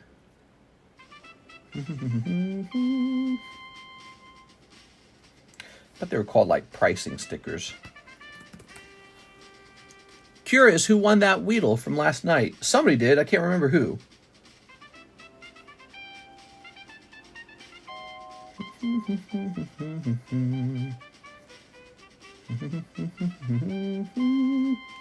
Those stickers actually cost me $55 last time I ordered them. Can I buy these again? See how much they cost. Oh my God, there's only 2 available. All right, I'm buying more.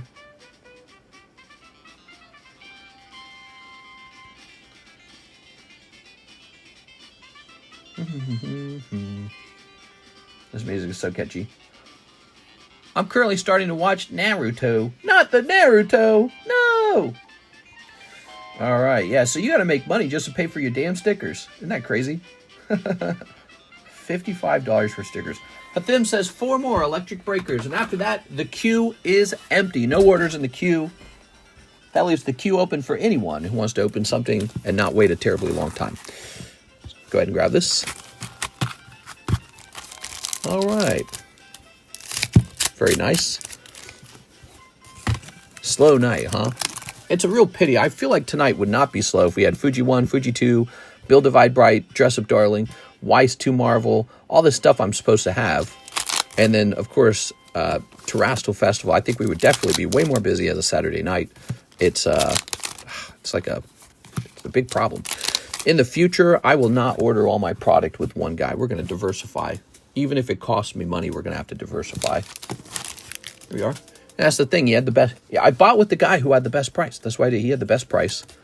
And so that's why I bought everything with them. And it was a mistake ultimately. There you go. I kind of watched JJK, even though I'm in the middle of One Piece. JJK? Is that like RFK? There we go. Repo time. Yeah, it's repo time, actually. Great time to do the repos. Let's take a quick look into the repos. Is One Piece cards crashing? Definitely not from what I'm seeing. They're doing just fine. All right. Somebody said something in my chat. All right, so let me jump over here to Slabway. So as you guys know, we have a service called Slabway, where you can pay down a booster box or a slab over 6 months, and you could make it a year if you want to extend it, but it's a little fee to do that, right? So you pay a fee to pay something down over 6 months, and we keep track of it in Discord. There's a couple of rules to it. One rule is it has to be halfway done by the 3-month marker, and it has to be all the way done by 6 months. Those are the rules. So what we look for are people who are all the way out of time, and they did not complete it in 6 months, or people who have not been making any payments within 3 months. So we look for that. All right, first we need to update this. So it says it's December, and slabs from May 24 are due. It's December 24, and slabs from August 24 must be half paid. So there we go. We're going to start with the A's. Any new breaks today? Oh, I suppose we could get a new break going. What kind of break would you guys like to see added to the table? Anything at all? Let me show you some of the current breaks. Probably the hottest breaks are these two guys right here. Okay.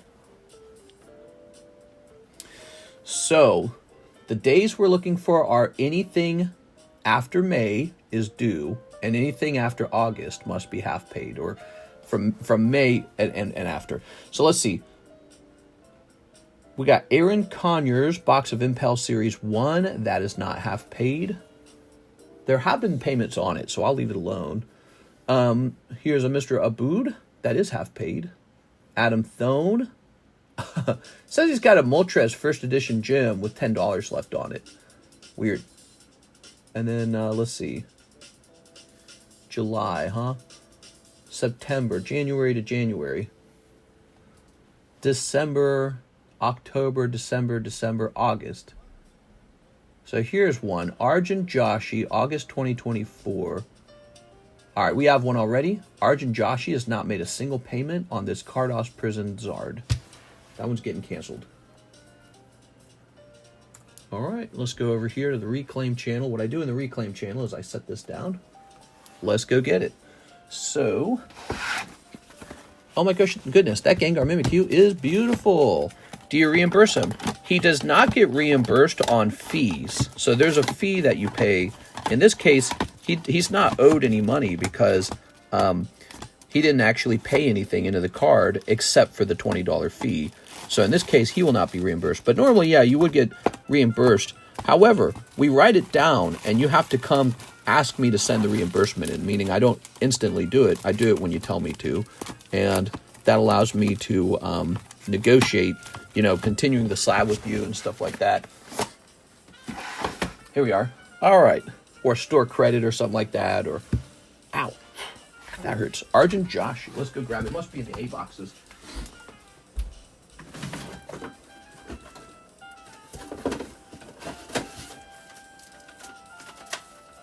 Or maybe he canceled it already. I don't even see it. So Arjun Josh, he might have finished paying it, or he might have canceled it already. Because I don't even see it here.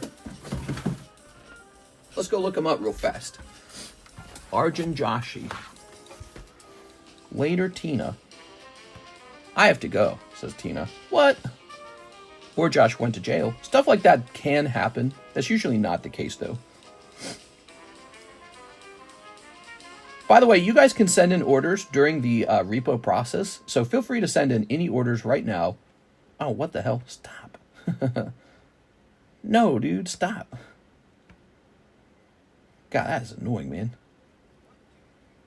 All right. Do.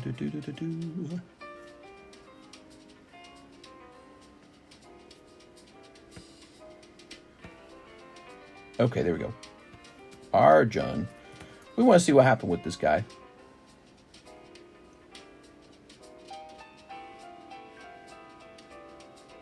Yes, I remember this one. So he's already paid for it.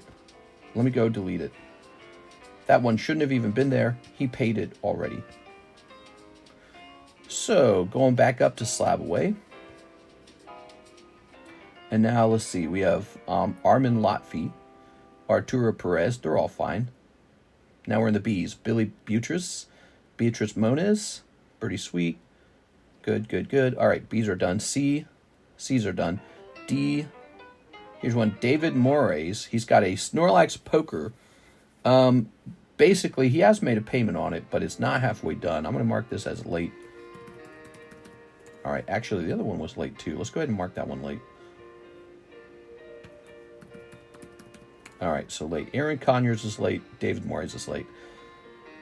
Okay, we're in the E's. This doesn't take too long these days. I'm pretty good at it. Okay, we have Mr. Gargoyle. He is late. Gargoyle, he was real busy and then he just disappeared. Garrett Nadal has a Dragonite. He's good. Grant Kwan has done late. Hathim. Shining Kabutops. Hathim, do you know you have a PSA 10 Shining Kabutops? I don't know if that guy knows it. Mr. Hathim, you're here tonight. We can cancel it if you need it, because that one's really expensive. Shining Kabutops, a real big one. All right, let's see over here. We have this one here. Let's grab this. Okay, and put it over here. Very nice. We're going back to Slabway. All right, so we got Joey Maycumber, Jonathan, October, September. This one's late. Jonathan Sylvester, Rocket Booster, Jonathan Sylvester, late. It was late in July. I don't think Jonathan Sylvester is coming back, because I haven't seen that dude in a long time. That was all the way back in July. So we're going to grab that one as well. Jonathan Sylvester, Rocket Booster. Okay, give me a moment.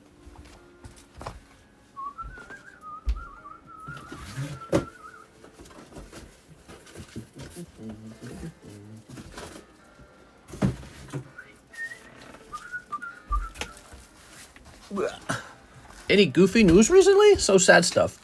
Just poke in fun. I would slab away that 5 ouncer, mister. You can do that. Yeah, you can put something like that into slab away and start paying it down over time. Okay, here it is.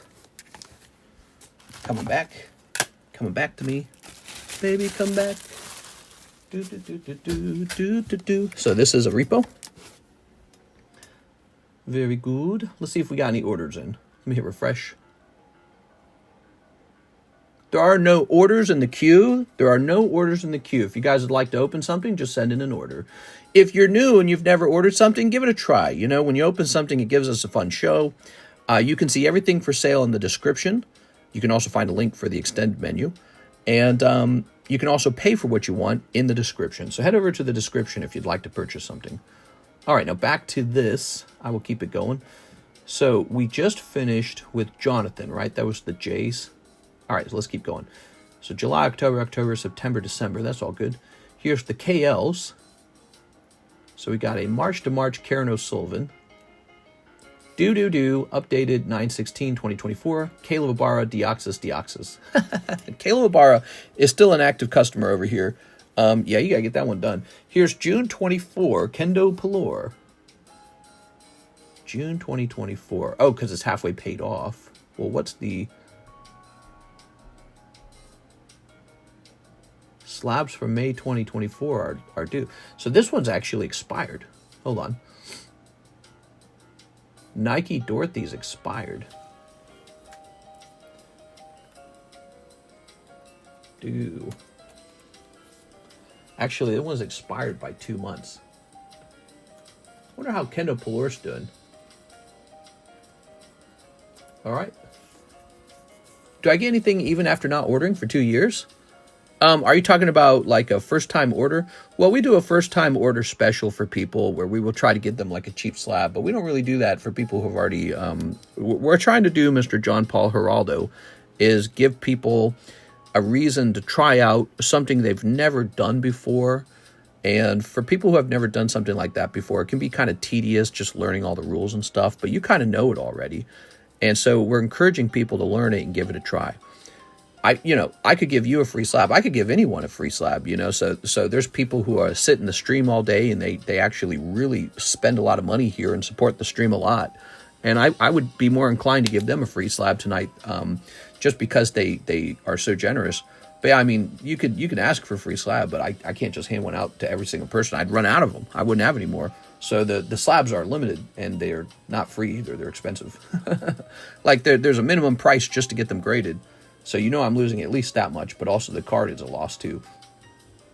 Okay, let's see. So we were in the M's, June, August. Let me pull the laptop down into my... Wish there was a lantern slab. I wish there was a lantern slab. So here's Mark DeWez. These all look good. We're in the ends now. November, October, December, October, November. Here we have a Rafi Navarra, and he is late on a Halo sketch. He's been late for several months now. Rafi Navarra loses his Halo sketch. Okay, let's go back over here. Rafi Navarra. The Halo sketch. Let's go retrieve that. Kendo should be fine. Why is his due? Is it really? Hold on, let me look at it again. Maybe I'm just being stupid. Kendo. So, June 2024 at 6:50, and it says slabs from May 2024 are due. Oh, you're right. That's a month early. You're correct. Because my brain's stupid. He's good. He's good. I put the months in the wrong order. There we go. Jumping back to this, Rafi Navarra, was that it? Yeah, it was Rafi Navarra. He has a sketch. We actually sell a lot of big, expensive slabs through Slabway. It's very popular. Here it is. Hey, that's pretty good. So that's back. Except we have to re-examine the price on it now. So this price is not the same today. Always got to double check. That's true. Okay, Rafi is done. I remember seeing it on the table. That was a few days since then. So we've got this guy back and this guy back. That's cool. Where were we? We were here, right?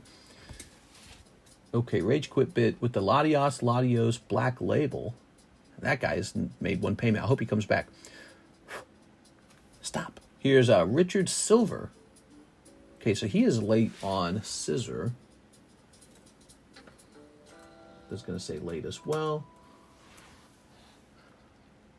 Richard Silver. I haven't seen Richard Silver in months. So the next month, this is going to get canceled.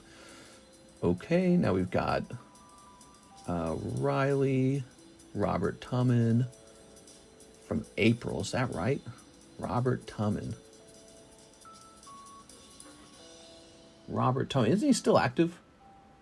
Also, I can't tell if it's half paid. His is too complicated. It looks like he kept adding slabs to his, and I allowed him to do it. So October, December, November, February to February, October, Sina Afsharzadigan. Sina Afsharzadigan. So I guess we reclaimed this Lugia. I didn't want to take this one back, but it's super, super late. We're way past August now. Unless he already paid it. No, he didn't. I don't know if he forgot he had it or... Here we are. What? Okay. This one's a Lugie. I'm curious if the Fossil Sublist went off. It's very close. Fossil Sublist is almost ready to go. All right. He's had that one since last year, February, and he kept extending it. There we go. But he's only paid $60 on the whole thing over time. All right. Back over here. Also, let's take a look at this music. Let's go back to Charlie Brown, Christmas.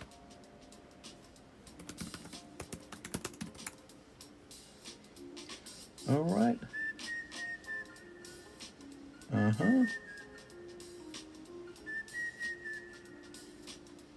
Oh, here we go. Click on this. Ooh, we got an order in the queue. Send those orders in, guys. I'll be done with these repos in 2 seconds. They're really close to the end now. Okay, so we were in the S's. We're in the last group now. So September, March to March. Tristan back, Darkrai.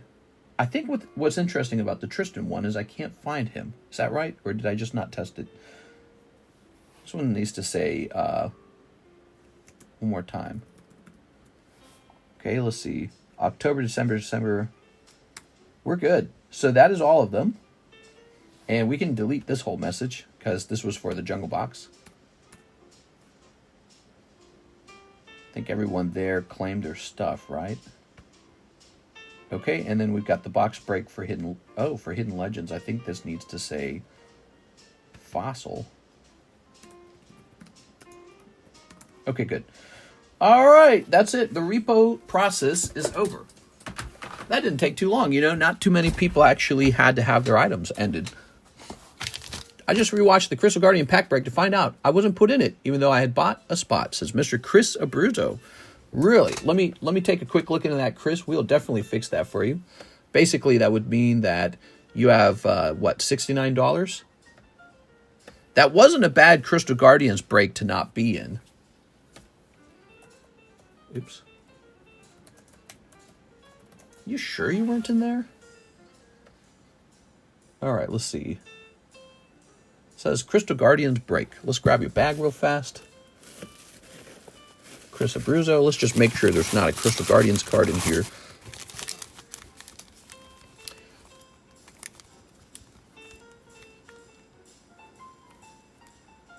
I'm trying to remember the Crystal Guardians logo. Doesn't look like you got one. I think you're right. Okay. We can definitely just get you a credit, though, for it, okay? Well, where's my Charizard? Here he is. So it's a little, okay, it's a little sliver. All right. You got a lot of hollows right here.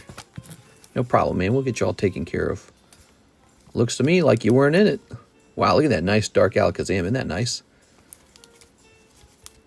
Okay. Yeah, you're goops. What are these? These aren't even hollow. I think those were fillers from a long time ago when we started the bag. That's my guess. We probably placed those in there to protect some cheapo card. So is that Lugia a repo? He's a repo. He's returned. Poor Lugia. He would make a fantastic break, don't you think? Lugia break. All right, Chris, you got a $69 store credit. And you know what? You didn't even miss out. It wasn't even a gold star booster pack. Wait, did I write you down? No, I didn't write you down. How about that, man?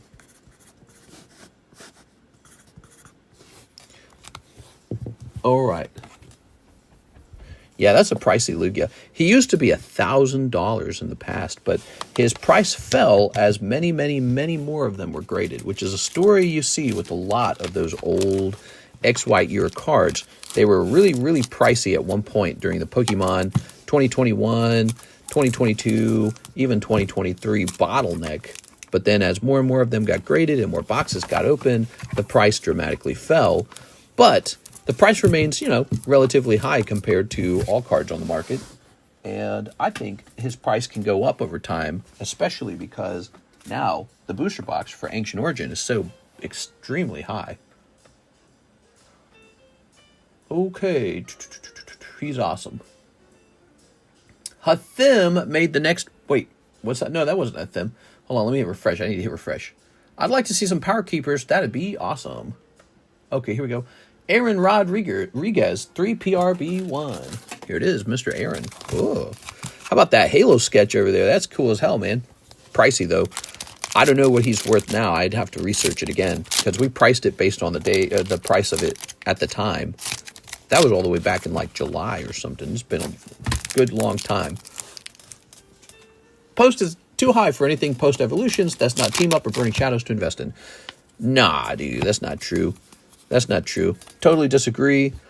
You know, so one thing we're learning is that population is not the final say on whether a card goes up or not. Like, look at the test tube Mewtwo, for example, right? And it's like, oh, yeah, well, okay, that one doesn't count. It's like, well, yeah, anytime you run into a good set, it doesn't count. The rule doesn't count anymore, right? Well, if that just happens every time it's a good card, well, then it's not a rule. You know what I'm saying? The rule is good cards go up in value if they're beautiful, and bad cards don't. And would they go up in value higher if they were low pop? Probably. But they're going to go up anyways. We are. We can pretty conclusively say that you can't decisively believe in the price of an item just because a lot of it was printed anymore. Because all you got to do is take a look at how many, you know, good-looking but very high pop cards are, like today, just bizarrely expensive. You're just like, damn, bro, that's expensive. It's like, yep. All right. Maybe that's because when it comes to the Pokemon card population of collectors, the group of people who want Pokemon cards is humongous. All right, there you go, Aaron Rodriguez. Is it possible to ship just slabs? 100%. You can send in a shipping round and tell me to ship only slabs. Here's Sarah Dusenberry. 6 Holo Shuffles, 3 Cashews. You got it. Time for the Holo Shuffles, man. All right.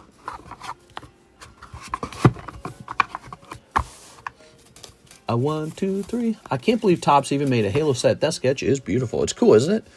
Okay, 1, 2, 3, 4, 5, 6. There we go. 1, 2, 3, 4, 5, 6. Ooh, cold round. All right. 3 Kaijus. 3 Kaijus. Oh, Kaiju. Where my Kaijus at? Where you at? 1, 2, 3. Very nice. Thank you so much, Miss Sarah. Moonbreon's a fantastic example of your point. The population is 1,500, and it's worth 1,500. Isn't it worth more than 1,500? Isn't it like $2,000 now? So, you know, it's proving that if a card is desired, so it's always believed that the price of a card is really based around its population. But actually, that's just one perspective. The other perspective is if the demand is high enough, the population doesn't matter. So the population could be 1 million PSA 10 Umbreons. But in theory, the balance of the demand for it could be so high, so astronomically high, that even 1,000 of them's not enough, or not a 1,000,000 of them's not enough. So it's maybe that's similar to gold. They can have a million gold coins. That doesn't mean that the price of gold is going to go down now. It just keeps going up because somebody's buying all of it. So, but I don't know. So it's confusing. It's really confusing. It's an unknown area, because maybe 5 years from now, that Moonbryon crashes finally. We're all looking at it going, when does this guy crash? I'm interested in buying the Gengar sticker slab if it's still available. It was on the table previously. I'm sorry, man. That card is gone. He got snatched by the snatcher. By the creature. Okay, there we go. Miss Sarah. Sarah, this time, nothing insane popping out. The next round is the insane round, probably. Gold is only expensive because it's extremely rare and finite. Well, yeah. Well, so is no rarity PSA 10 Charizard base set. He's hard to find. Now he's artificially rare. He's artificially rare because he's only that low pop, because that's what they decided one day, is to only print this many XYZ of him. But that's how it is now. Now he's hard to come by, right? And that's what a collectible is. So some company said, print, okay, I tell you what, guys, print 50,000 Moonbryons, and we're done. And then, and then only 1 out of 50, it's opened up so far and graded 10 and all this. You know what I'm saying? So, because who knows how much of it is stored. But yeah, I mean, that's just the nature of it. That's how it works. We all thought that if it was too high pop, there was no way that it could possibly go to the moon. And yet, we have been proven wrong by that. The card just continues to rise. Will it crash one day, though? I think it will. I think if it crashes, it will probably just build back up to that price, though, of 2,000 one day. Technically, gold is also artificially rare, nowadays at least. Yeah, I mean, if there's been a lot of speculation that there's been a lot of gold pricing manipulation, like maybe a bank holds 1 gold bar and it claims to sell it to one person and then it claims to sell it to another person because it assumes those two people won't ask to have the gold shipped to them at the same time. So it's doing a little trick. So there's been some assumptions about that. 3 Cashew, number 8 singles. I'm single. Joseph Smith, live custom. You got it, Mr. Joseph. Live custom booster. There's a famous quote, there's only enough gold mined in all human history to fill like 3 Olympic-sized pools. Here we are. Ta-da! Yeah, gold's hard to come by. Although there are a lot of theories that maybe there's a lot of gold very deep under the earth.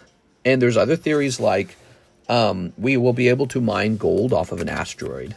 And if that becomes true, that changes everything. If we can mine gold off of an asteroid. Okay. We have a note from Gabriel Vanilla. 10 electric breakers. You got it, Gabriel. Wait, what happened to all these? Didn't I just have... I just had some of those. Didn't I just have some of those? Am I going crazy? Weird. Terra Festival crashing soon. Look at how much there is printed. The SARs are and will crash. Yep. I mean, that's what everyone said about EV Heroes and, Evolving Skies, and it didn't happen. So you just don't know. It's all crystal ball stuff. You look in your crystal ball, you say, okay, this is going to happen, that's going to happen. And then, what do you know? It doesn't happen. Crystal ball. Ooh, these Seal DOS cards are so interesting. The Mega Break. And here is Vileplume. Do I just pay you for shipping, or how does that work? Yeah, so shipping is $9. You pay for shipping when you want to ship. So you don't have to ship today. You could ship next month. You could ship 6 months from now. You could ship 8 months from now. And in the meantime, you can keep adding stuff to your order. Meaning you could buy a slab today. You could buy a slab tomorrow. You could buy a couple booster packs a month from now. And then pay shipping one time. And $9 always covers all of it in the United States. If you're international, we weigh it. So it's got to be weighed for international. All right, Gabriel Vanilla. Give it a try. We're looking to meet some new people who want to try opening up some Pokemon cards. We're looking for new people. Loops around a Moonbryon and other cards have a nigillion of them printed. I see. That's pretty cool. Thanks for the info. That's right. All right. We're talking about card printing, population rates. There we go. All I know is never underestimate Pokemon cards, because people go, oh, it sucks, it's never going to do well. And then it just does, dude. It just does. The card hobby seems strong for many brands. People get very negative about it when it, because the stock market does a zigzag too, right? It goes up, it goes down. And so when Pokemon cards go down, everyone's like, it's the end of the world. 1, 2, 3, 4, 5, 6, 7, 8, 9, and 10. Collecting's been going on for 25 years for Pokemon. And for 25 years, these cards have become very expensive. At what point do we just kind of assume that Pokemon's just this untouchable, godlike brand, and people will just buy it because what else are they going to buy?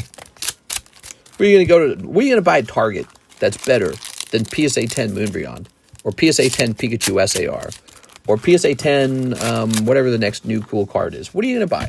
Tell me. You going to buy some bouncy ball? You going to buy like a Nerf ball? What's Walmart got? Nothing. This is it now. If you're a nerd, this is it. This is your end game. Your end game is collecting your favorite collectibles.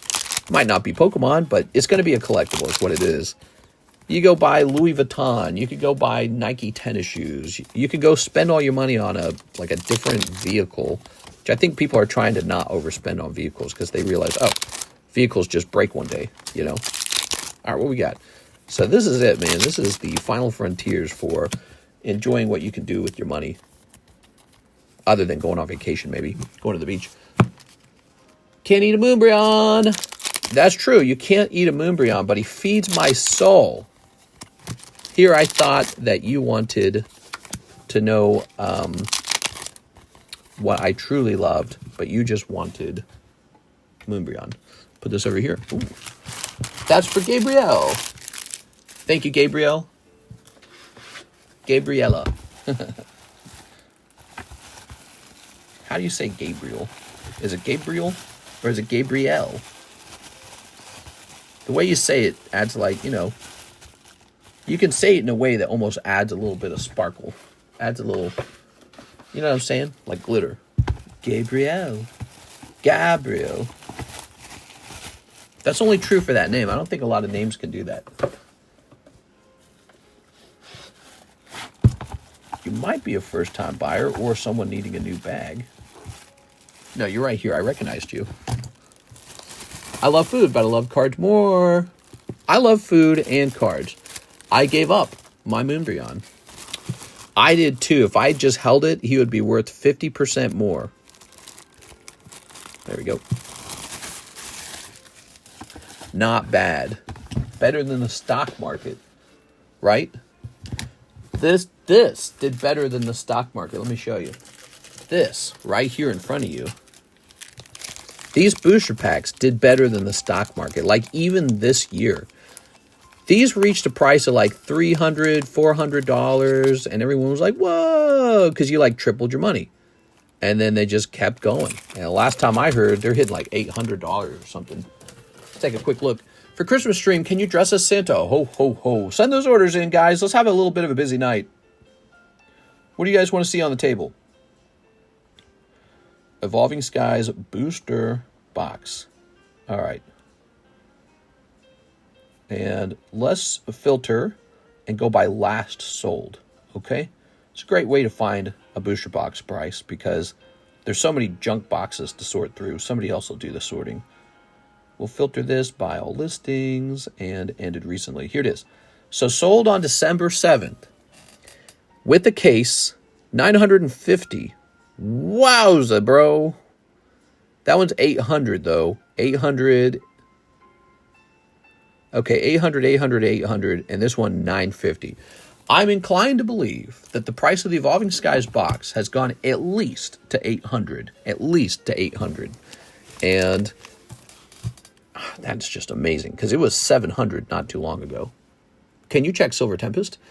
I could. You want me to check? Hold on. Let me see if there's more orders in the queue before we do that. Yes, we have an order in the queue. Let me take care of that. We got to price up some slabs too, man.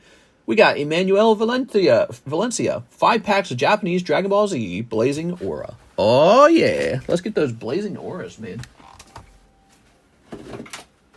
5 of them. 5 of these. 1, 2, 3, 4, 5. Okay. Oh, Christmas tree. The Lugia is one of the best alt arts in Sword and Shield. I don't know if I agree with that. I remember people saying they were disappointed with the design. I think the problem for Lugia, he's got such a tall pair of shoes to fill. Is that the right word? The expectations are so high. It's a large pair of shoes to fill. That's because the Neo Genesis Lugia, which he comes out of here, by the way. He comes out of this pack. Neo Genesis Lugia is so good. I mean, you just can't beat it. No other Lugias have come close to Neo Genesis. Maybe Aquapolis. Ooh, the Awaken card. Here's a holo. Okay, here's a holo. Here's a holo. And here's this guy. Whoa! Hey, mister, where is Kitty? Hello, Simon. How are you today, Simon? Kitty doesn't come in this room because I keep her out of here. She's a stinky cat. Hey, I remember buying a booster box and not hitting a full art. Aquapolis Lugia is the best artwork. I don't know, dude. I actually think Neo Genesis is the better artwork. Yeah, but who's buying at these prices? Because it ain't collectors who have a back to drop. It's other investors who could give a crap about what they're buying and hoarding. They just do it. Nah, dude. Well, so that's it's an assumption. Let's say there probably is a degree of people buying the cards to use as inventory. Maybe they're using them for breaks. Maybe they're using them to fill up their card shop. I think that to assume that this huge, really expensive market where there's gigantic investments in like storage, encapsulation, assessment, transport even, to assume that that's all just investors selling to investors like the Beanie Baby problem in the past, we're way past that. There's just no way. Again, it's been 25 years. The difference between Pokemon and Beanie Baby is Pokemon didn't do what Beanie Baby did. It's way past that time period. And so what's really going on is people are buying the card and they're saying, I love having this card. And they're showing it off on social media and they're getting ad revenue from social media. They're going, whoa, I get paid for just having this card. Like I was looking at a short I made. It just made me $30. It was a box topper short. And I'm like, cool. So I bought this box topper and I get $30 off for making a single short. And I could just keep making those for the end of time. It doesn't have to be a short either. It can show up in all kinds of things. Thumbnails, videos where I show off my collection. And so from now on, every time I show that card off, I have a chance to make some ad revenue on it. And so it's just a time period where, these slabs, people look at them because they want it. People pay for them because they want to have it in their collection. And you're right. Some card shops and investors are also using them as like a vehicle for their store. Okay, that was for Mr. Emmanuel. Let's get this in your bag. Mr. Emmanuel, how would you like a special price if you buy more of these tonight? What's the price on these right now? We have had that Dragon Ball for a little while. I think it's time to price that Dragon Ball down. You open a couple of them. Let's see where that Dragon Ball is. So Japanese, it's already pretty cheap at $4. Ah, heck, dude, it's clearance now. We're making it $3 a pack. Fusion Blazing Aura Japanese Dragon Ball, $3 a pack. We've had those for so long. It's time to see them go. Also, there's the English Fusion Blazing Aura at $7 a pack. That is now $5 a pack. Beyond Generations is now $5 a pack. Perfect Combination is now $3.50 a pack. We are trying to just liquidate our Dragon Ball cards and not profit at all on them. What we want to do is sell through all those Dragon Ball products and get a brand new Dragon Ball product on the menu. Mister, I need some stock market advice. In your opinion, do you think there will be significant market correction in 2025? It just seems stocks are way overvalued. Yeah, when you look at the chart and you see this gigantic spike upward, it really does seem like there's plenty of room for the market to drop and fall down. So if you were to buy right now, you could be buying at the top of the market before the crash. And so I'm sure there's a lot of fear and greed and concern over that possibility. So people might start shorting stocks, assuming that it's going to crash. But I mean, the market indicators don't suggest something's wrong with the market right now. The real reason for the spike might be explained by the fact that so much money was recently printed during COVID. And maybe people all had the same fears, like just hold on to that, just put it here, put it there, put it into the real estate. But yeah, I mean, I think a lot of that spike could probably be attributed to all the extra dollars at the cheap interest rates, finding a place to rest, roosting. And that might just be it. And so who knows? What we know is Donald Trump is in power now, and he's probably going to lower regulations, which will probably make companies more profitable. We know he's not going to raise taxes either. He's not going to do the goofy capital gains, you're going to get charged for capital gains even before you've sold the stock. He's not going to do that unrealized gains tax that Kamala Farty Butt was talking about. He might end the war with Ukraine. Maybe. That would be a good thing. That would stabilize markets. That would make markets feel like, hey, maybe we get back to business in Russia again. That would make the market move up. But then again, he wants tariffs. So we don't know what happens next, but this is why politics and money are tied together, because you have to know what's going on around the world to be able to make decisions on what you think happens next. But it's all just crystal ball stuff. You really don't know. If you knew what was going to happen next, you would have bought a bunch of Bitcoin this year, or you would have bought a bunch of Reddit stock. Reddit tripled. Did you guys see that? The Reddit stock is up like 300%. Reddit. Matthew Trumper, he says, hey, I think he's new. First time order, hopefully. This is an entertaining variety opening. Mr. Matthew, let's get started. 1989 Nintendo Game Pack. Yes, sir. Let's skip this song, though. Hold on, we got this. This one right here. We'll turn this on. Mister, can you show me some of the active breaks? We do that all the time, and I'm going to do it again. We got Houndoom. He is up to 8 spots. He's got Togetic.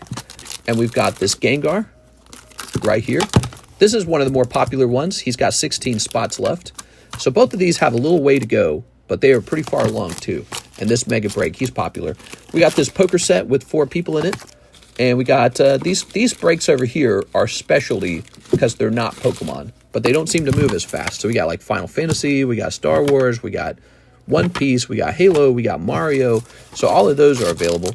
We also have, of course, the Lady Break, okay? The Lady Break, if you like lady cards. Okay, now back to Mr. Matthew. Let's get him that Mario. It's a me Mario. Let's give him that Mario card.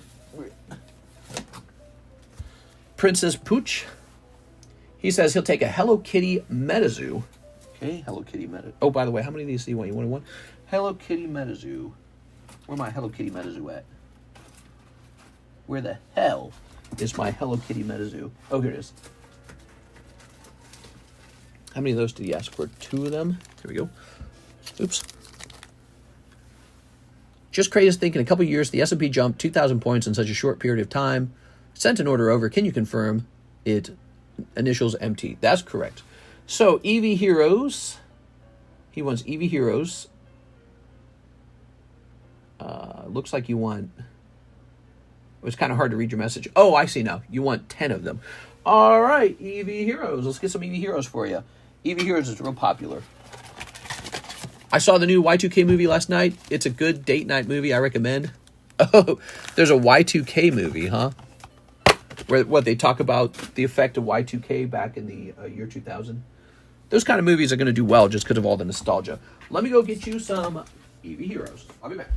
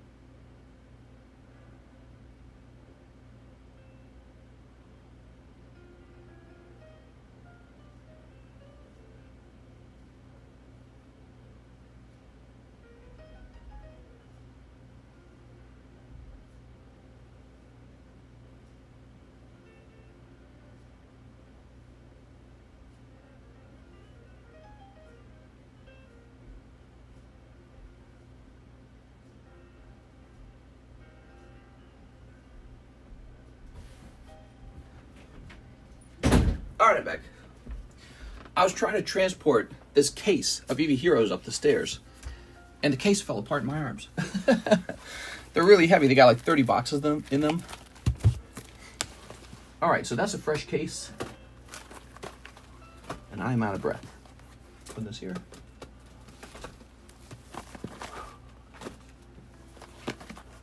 There we go. Okay. It's a horror comedy of what if Y2K happened. Oh. So now he'd like 10 of these, right? Okay, 10 of these. Okay. This is a good order. I like this order.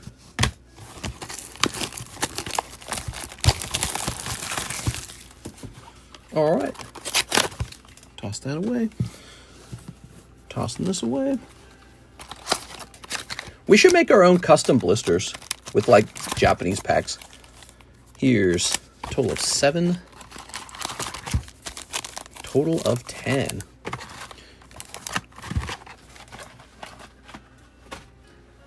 All right.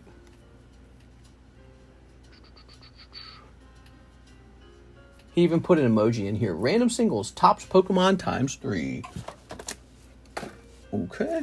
Gotta get these out of the way. Oh, what are these? Whoa. Unpriced cards, huh? Everywhere. Unpriced cards everywhere. So here are the tops. He needs 3 of them. Here, let's start up here. 1, 2, 3. Ooh, you got Misty. Look, so it says Staryu, but if you flip it around... Never mind, don't listen to me. I thought there was a Bikini Misty on the back. Maybe it was a different set I was thinking of. That's sad. You got Pikachu. He's running away from the eyeballs. It'd be interesting to see if the S&P entered a state of logarithmic growth. Who knows? Who knows what happens next? All I know is that when you look at 2008 on a chart, it looks like the smallest blip these days. So nowadays, might just be best to buy as much as you can of everything you can all the time. Stocks, gold, Pokemon cards, crypto, collectible, anything, really. Anything that does well on social media these days. You have to think of it as a new thing. It's a new time period, a new era. All right. So now you need Lost Abyss. Okay, some Lost Abyss. Got some Lost Abyss for you. A live custom. Ooh, live custom. Okay. Ready? So here is your live custom. Good luck with it. One live custom is being opened right now. You forgot silver. Well, when I say gold, I mean precious metals in general. So I didn't say rhodium either, but obviously you could buy rhodium. Ooh. That is a cold live custom. No slab popped out for you there. And a tip for being badass. Woo! All right. Hopefully this is an entertaining variety opening. I thought it was entertaining. So here's these. Now let's try your Nintendo pack. You ready? I think collectibles as a whole will do great next year. I told people the whole idea of collectibles is kind of like Lord of the Rings a little bit. Like you're trying to have the one ring. You're trying to have the holy grail of whatever is going to make you a lot of attention on the internet. If you happen to own that item, then you just make money for owning something. That's it. So social media, it's like now it's 2024. You have to have social media almost, right? Like an Instagram, a Facebook, whatever you got. And for professionals, having the right items means ad revenue. Like it really does. You know what I mean? All right. Like look at Pawn Stars, right? Pawn Stars, those guys are probably making millions of dollars off of all their content, residually too, because the content keeps earning. It's not going anywhere. People watch Pawn Stars. And so if you can make residual content on, you know, all these items you've acquired, those videos just stay up and make money forever. There we go. And so those objects, you got to own those objects. But what are they? They're always some holy grail object.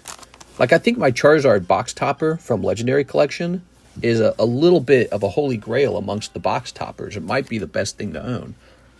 And the more items like that you happen to own, the better you do. All right.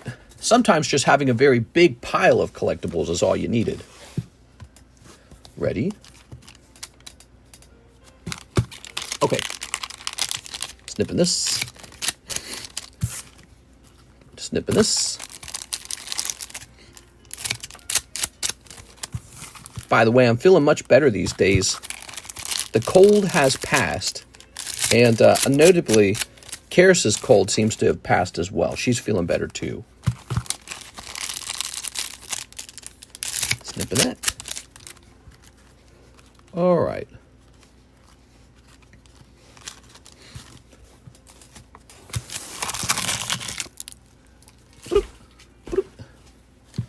What do we got?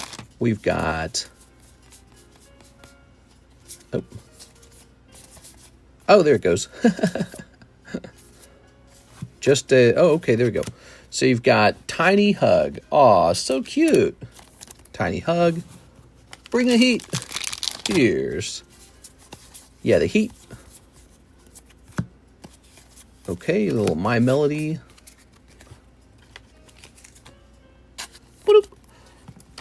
And now we've got the Lost Abyss. Lost Abyss handing out a cold one and a cold one. Okay, Lost Abyss. Throwing that away. Here's holographic Marsh Stomp.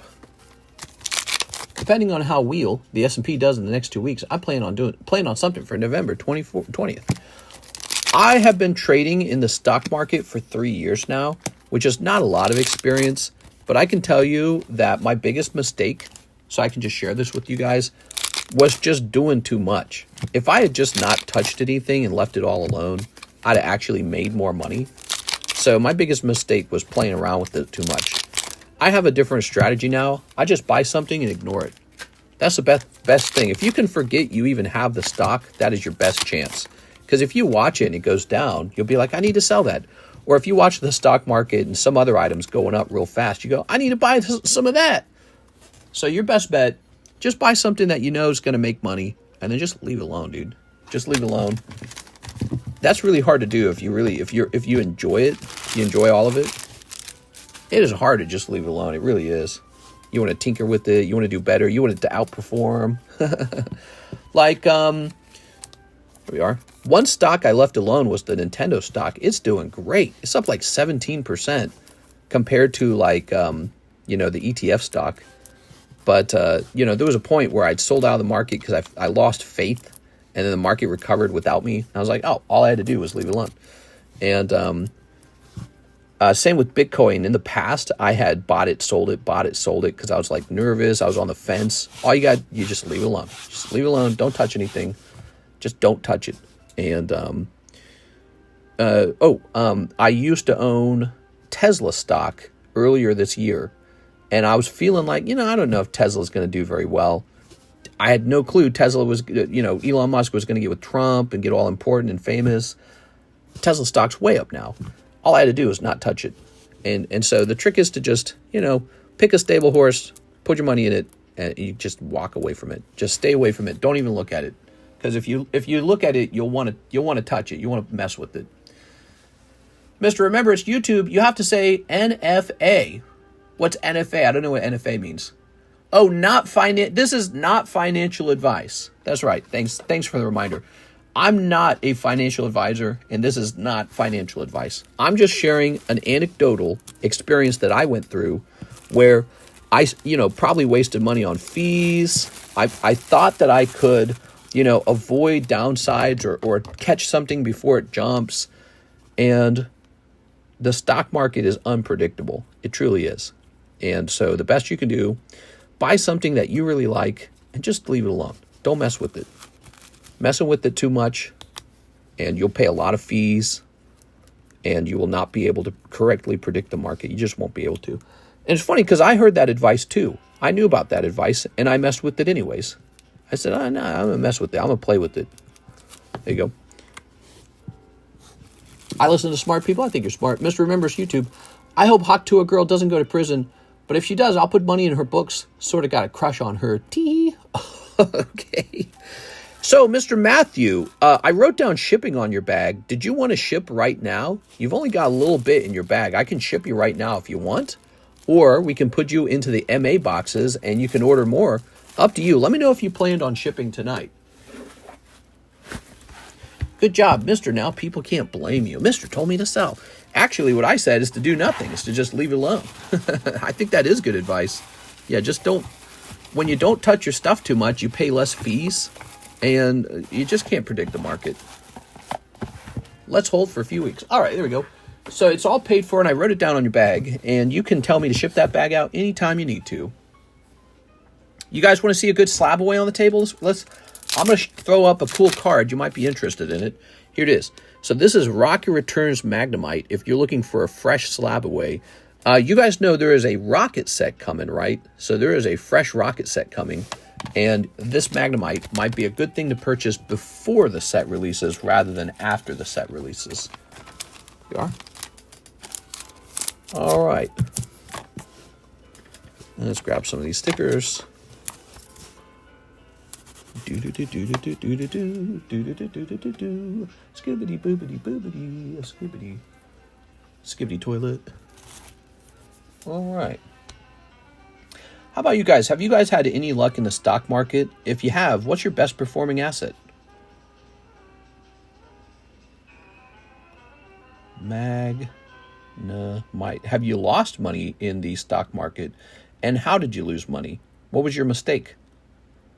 My mistake has been buying, selling, accruing all these fees when all I ever had to do was not touch it.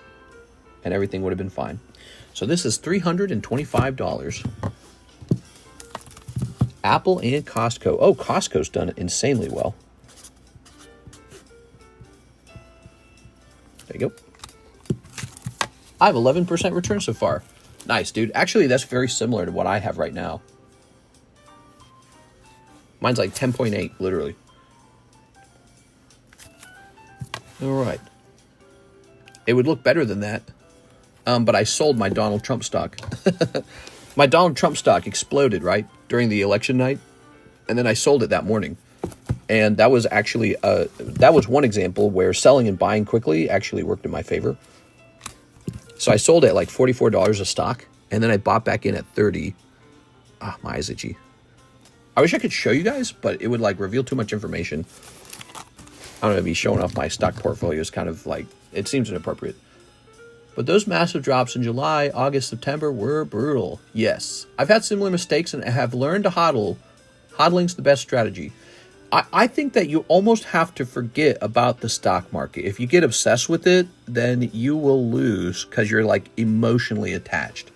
If you can buy, who knows, maybe like NVIDIA stock or just some simple tech ETF or whatever conservative or risky stock you want to buy.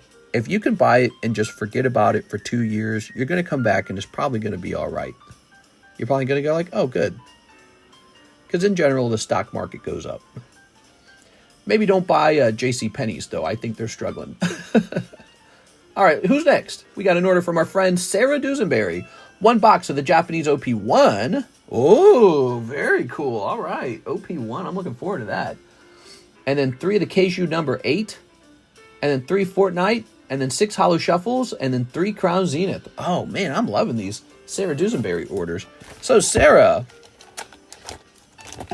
got these 3 bad boys. Wait a second, that's not Crown Zenith. That's something else. Do I get Crown Zenith in here? No? No? All right, got to get some more Crown Zenith. Even better, buy something that pays dividends. Right, so I got 2 large conservative chunks of my portfolio. Is just a full S&P 500 ETF, and the other one is a high-yield dividend ETF. That's where the majority of my money went. Then I got like single stocks that I picked out, like Nintendo is one. Well, because, you know, I got to believe in the company that I'm selling their cards for, so I buy some Nintendo stock. All right, and a few other items. So are any of these serviceable right now? Let's see. The Kaiju is. The Fortnite singles are. Fortnite. No more Fortnite. 6 Holo Shuffles. I'm sorry, it was OP10. Ah! Okay, that's fine. That makes a lot of sense, actually. There we go. A 1, 2, 3. So 6 Holo Shuffles. 1, 2, 3, 4, 5, 6. All right, hopefully something good happens here. Does your average cost down? Like if something hits a dip or low, you will acquire more of it. Do you do that with Pokemon cards? 1, 2, 3, 4, 5. I just always, so what I do is I allow myself to spend a set amount of money per day in Pokemon cards, and I have to spend it. And so what I do is I have all these organized, you know, like thoughts on what to pursue, and then I have standardized things too, like you need to stock this set, it's coming out. You need to stock that set, it's coming out. And then also I have certain rules. There always has to be X amount of cash in an account. You can never go below that cash. So that's how I manage my inventory. So I always have a positive amount of cash in my accounts, and I don't use credit for anything. All right, one Gengar. Hey, I think we added that like yesterday. All right, Gengi. Okay, here we are. Is this it? This is it. Rawr. He kissed you. Okay. He's so sweet. What a sweet Gengar. Boop. Says -5 on it, and that will be for this card over here. Now, as for the stock market, it's very similar. What I do is actually, it's every day. I send X amount of money to my portfolio, and it's not too much, but after a while, that stacks up into a chunk of cash, and then I'll go put that cash somewhere. And I'm not very good at the stock market, but overall, I've done okay. I've come to accept I'm actually pretty bad with the stocks. You should see my wife's portfolio is managed by her company. She got like a 20% return this year. Isn't that crazy? She got like 20%. She's doing very well. I did not do as well as her portfolio. So I care a lot about investing in stocks. I care a lot about real estate. And I'm just obsessed with buying stuff like this. I'm obsessed with these. I'm obsessed with, making sure I don't waste money. Like I'm really thrifty. And then I'm just obsessed with earning money and just buying stuff that goes up in price. That guy's at $250 now. That's not bad. Already $50 off. So we can go ahead and set that to the side. We can go ahead and open these and then gather the rest of your order up. You ready?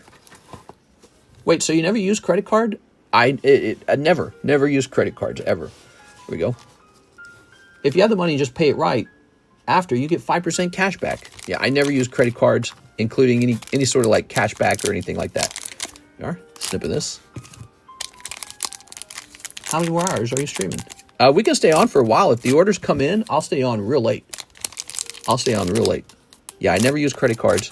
I have a debit card.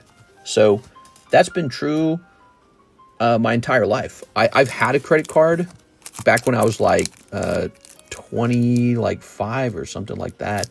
And I never used it, so it didn't matter. I just used debit exclusively. If you're smart with money, it's free money.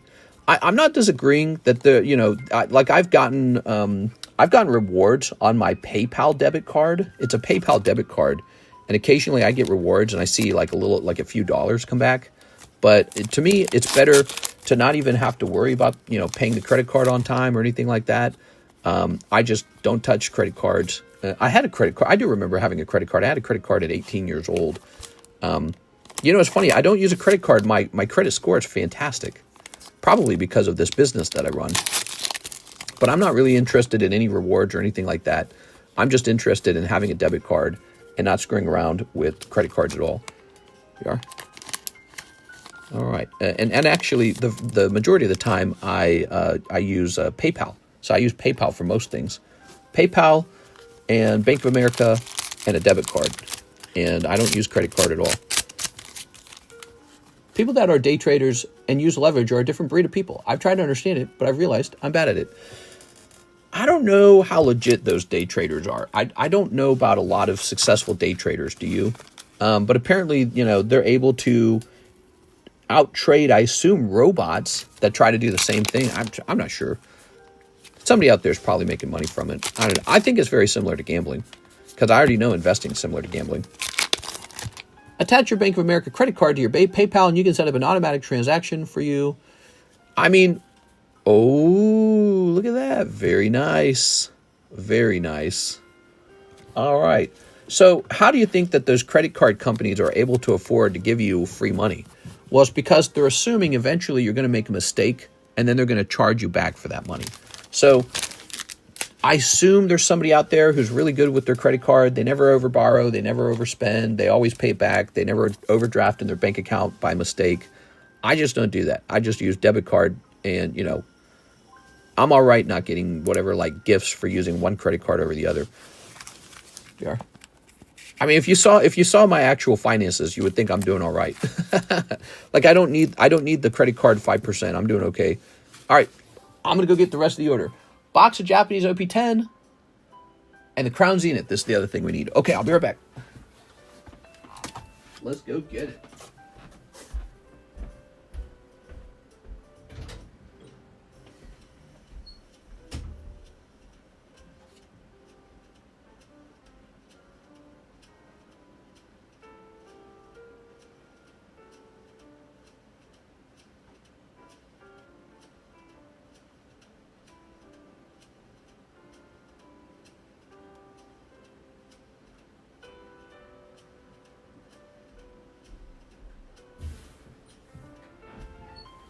Wow, it's really nice seeing the Crown Zenith move. This is Crown Zenith we bought a year ago.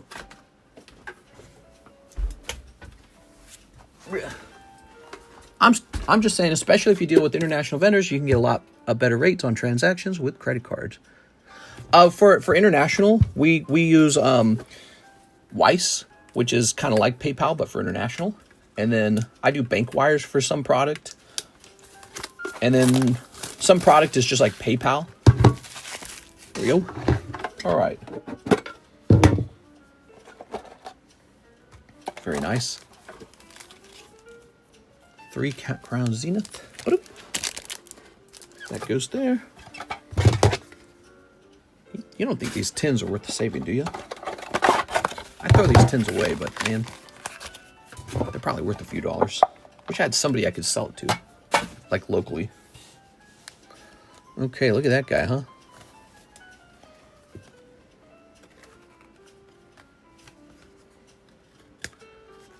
All right, you've been buying a couple of these, Sarah. Let's get you this bonus card, huh?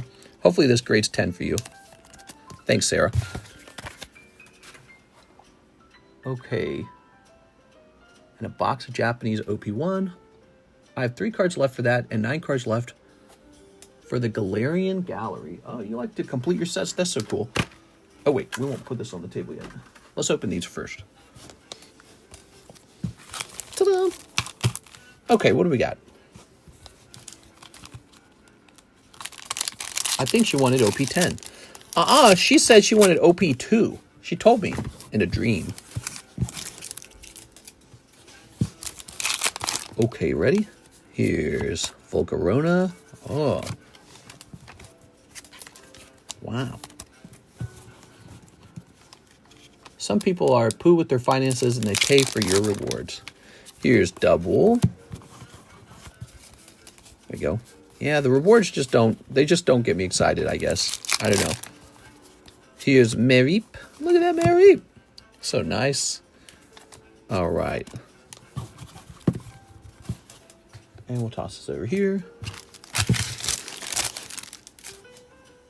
Okay. Ooh. Now, as for this. OP10. What's the name of this new set? I can't remember. Emperor, not Emperor in the New World, right? What was the name of it? There we go. OP10.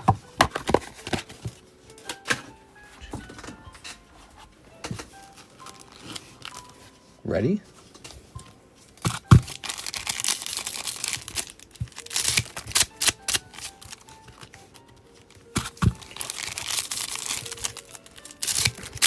All right.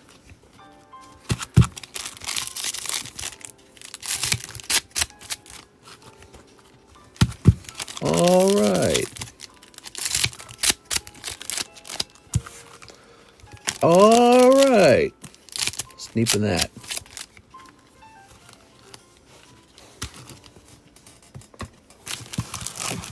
I pulled an SP, SSOP, USOP. Oh, SP, USOP yesterday. I wish I got the leader also. Yeah, I wish I got the leader, bro. That'd have been nice, the leader. All right. Darn. Any Gold Star set packs for sale? Well, we have a Gold Star break going on. Legend Maker. This has 1 person in it, and it could have a Gold Star in it. Jennifer Yap is the only one who's bought a spot. You could buy all 9 spots, and I would refund her her 1 spot. So if you wanted to open that right now, you could. Come on, Manga. Yeah, mangas are so cool. Look at that. He's got his little hat. Here's a holo. Here's an SR. Here's a holo. Okay, we'll toss this over here. Ugh. Throw that away. Oops. Put this here. Very nice. Oh, the goopy. Here's a holo. Here's a holo. Here's a holo. Oh, very nice. An alt art with the strongly armored lady. Ah, very good. The creature. Hey, mister, this is my yearly check-in. How you doing? It's Ashley Dean, huh?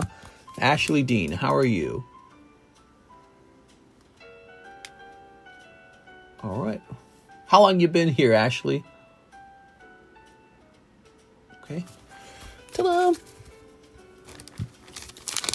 That's a guy, mister. That's a guy? Nah. Look at the boobs, hips. You're lying. Here's a holo. Here's a holo. That's a girl, too. That's not a guy. Konnichiwa. All right. If you ever have a body that's smoking hot, you don't gotta fight anybody. Okay, there we go. Very nice. Huggy. Wow, big order from our friend Sarah. Look at this big order, man. Amazing. Sarah, we're going to have to create a fresh bag for you and store it on the table for the moment. And we will have to create a new system for storing your items because you got lots of items. The Pokemon Go set was just launched. Oh, it's been a while then. So it's been 2 years? At least 2 years. All right. Very nice. We're still going. We're heading toward 100,000 subscribers. How nice is that?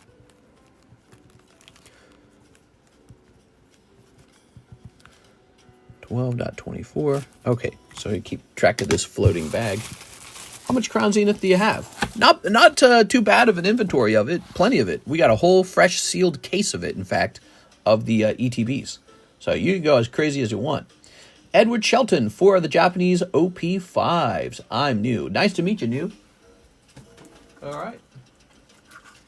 Wow, opening up some OP5, huh? I feel like it's been a while. 1, 2, 3, 4. Do I have enough to fill a box to ship out? Because I can pay for shipping. You sure do. Yes, you do. You can ship out a round of cards right now. Here we are. I like that. I like Sarah. She's like, I'll ship out right now. Damn, Sarah. All right, Edward Shelton. Oh, Edward. So how about that prismatic evolution? How much you guys think that's going to cost? A gazillion, right? All right.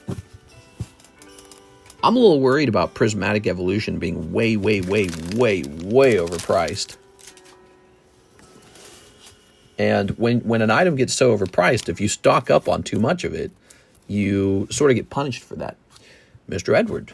Mr. Anderson. All right, Edward, let's get you that fresh baggie. Ooh. Thank you, Mr. Edward. Ah. Okay. I got 3 cases. Not sure if that was a good idea. Edward Shelton.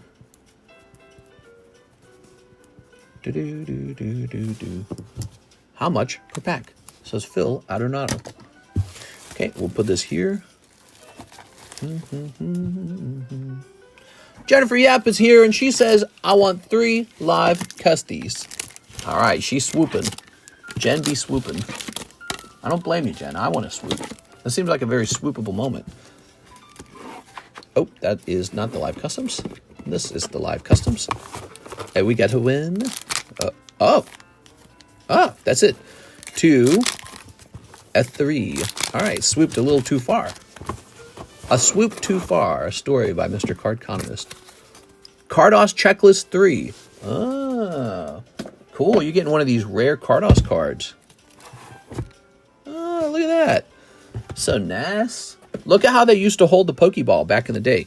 He holds it upside down with the white part on top, as if it was meant to be white on top and red on the bottom.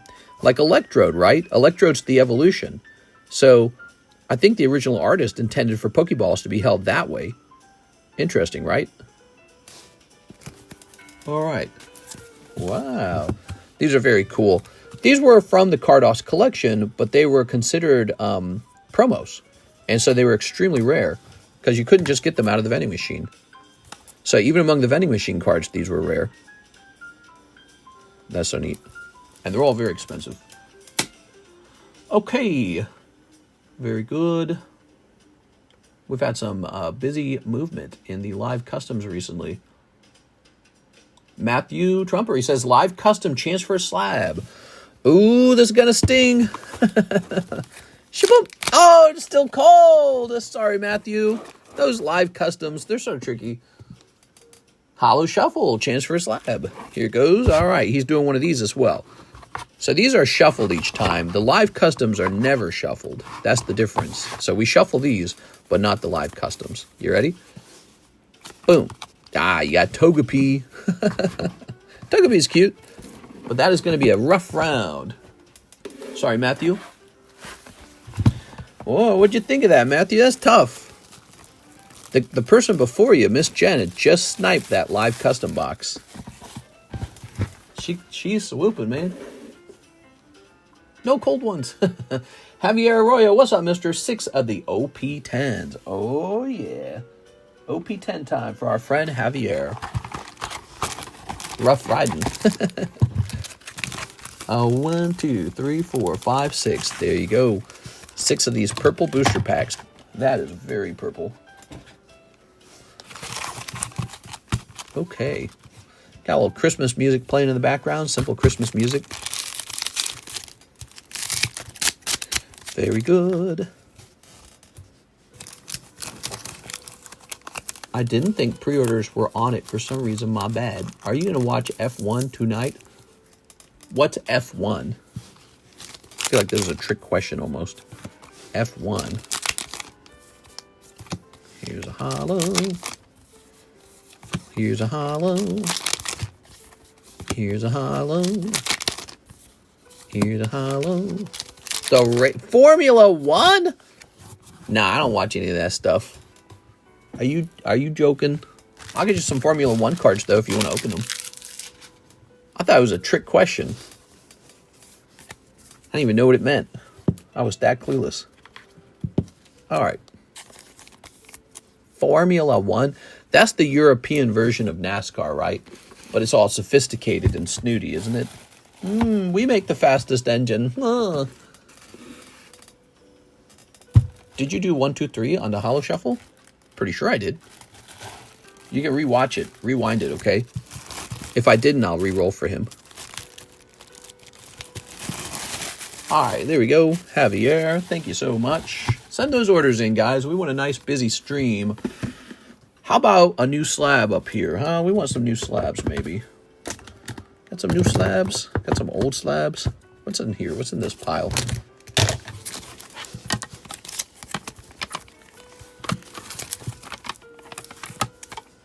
Look at those, huh?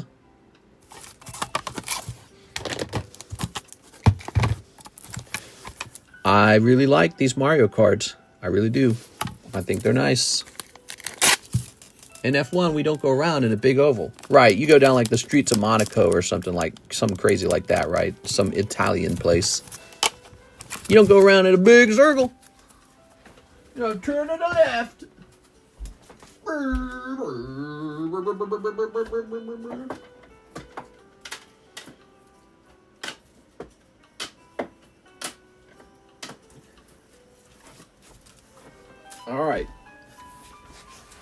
check this out. Ooh.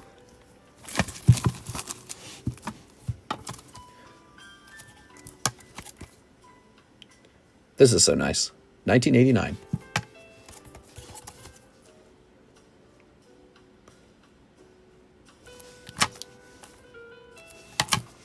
Another blooper.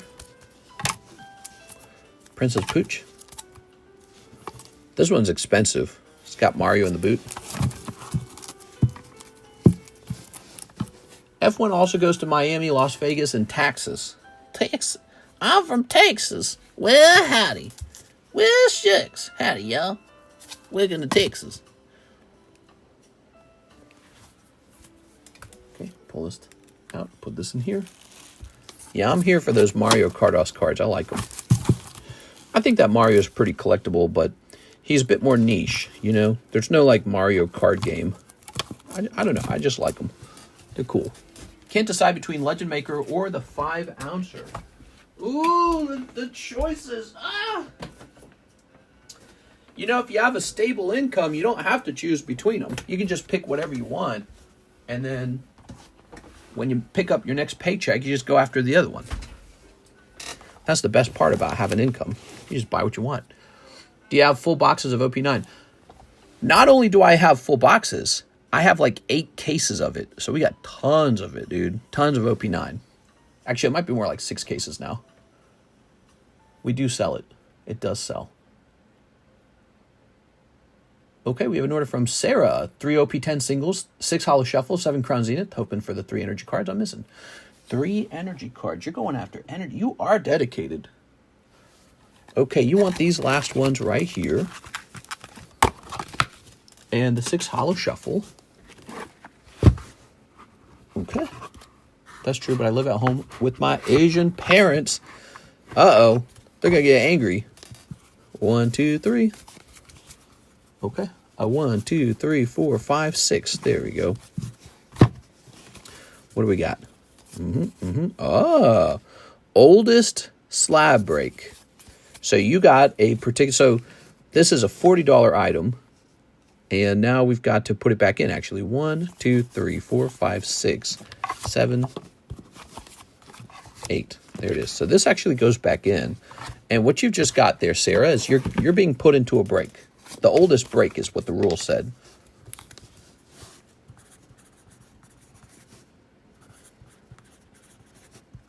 I don't think it has to be anything other than Pokemon, though. So we're not going to put you in the Halo break, okay? So you don't have to worry about that. Well, the Mega break's pretty new. The Poker break's new. The Gengar break's pretty new. And the Houndoom's pretty new. But you know which one's not very new?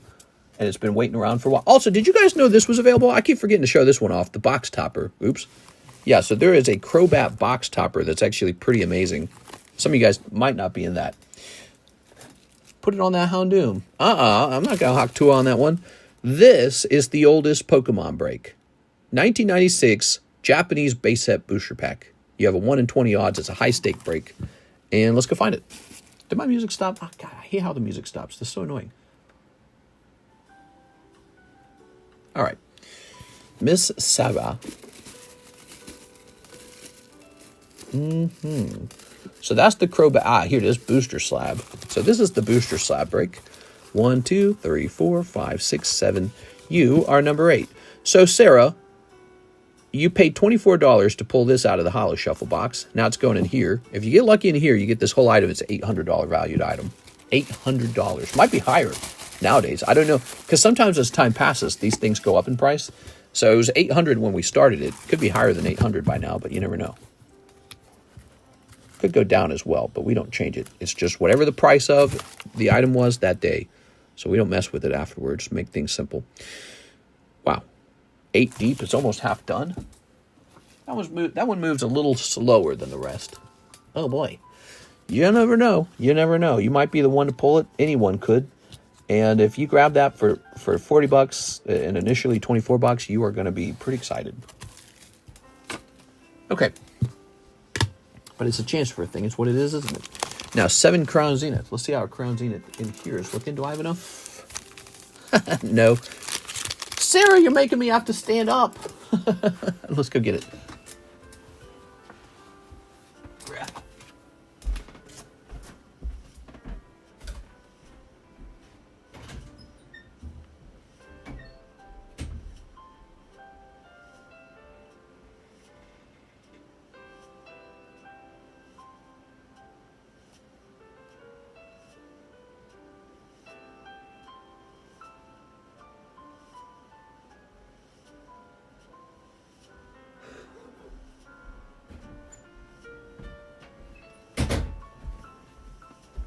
right. I'm back. Hello? So we got this Crown Zenith. We'll get this Crown Zenith out of a fresh ETB. Have yourself a merry. Asking for a friend, mister. If someone had $186,000 in a retirement account at 34, also owning 2 houses, can she be liberal with purchasing packs? I mean, you can own... You're only 34, right? If you're just 34 years old, you're on track for retirement. You know, if you're trying to optimize the retirement, then maybe you would put every single dollar into the retirement.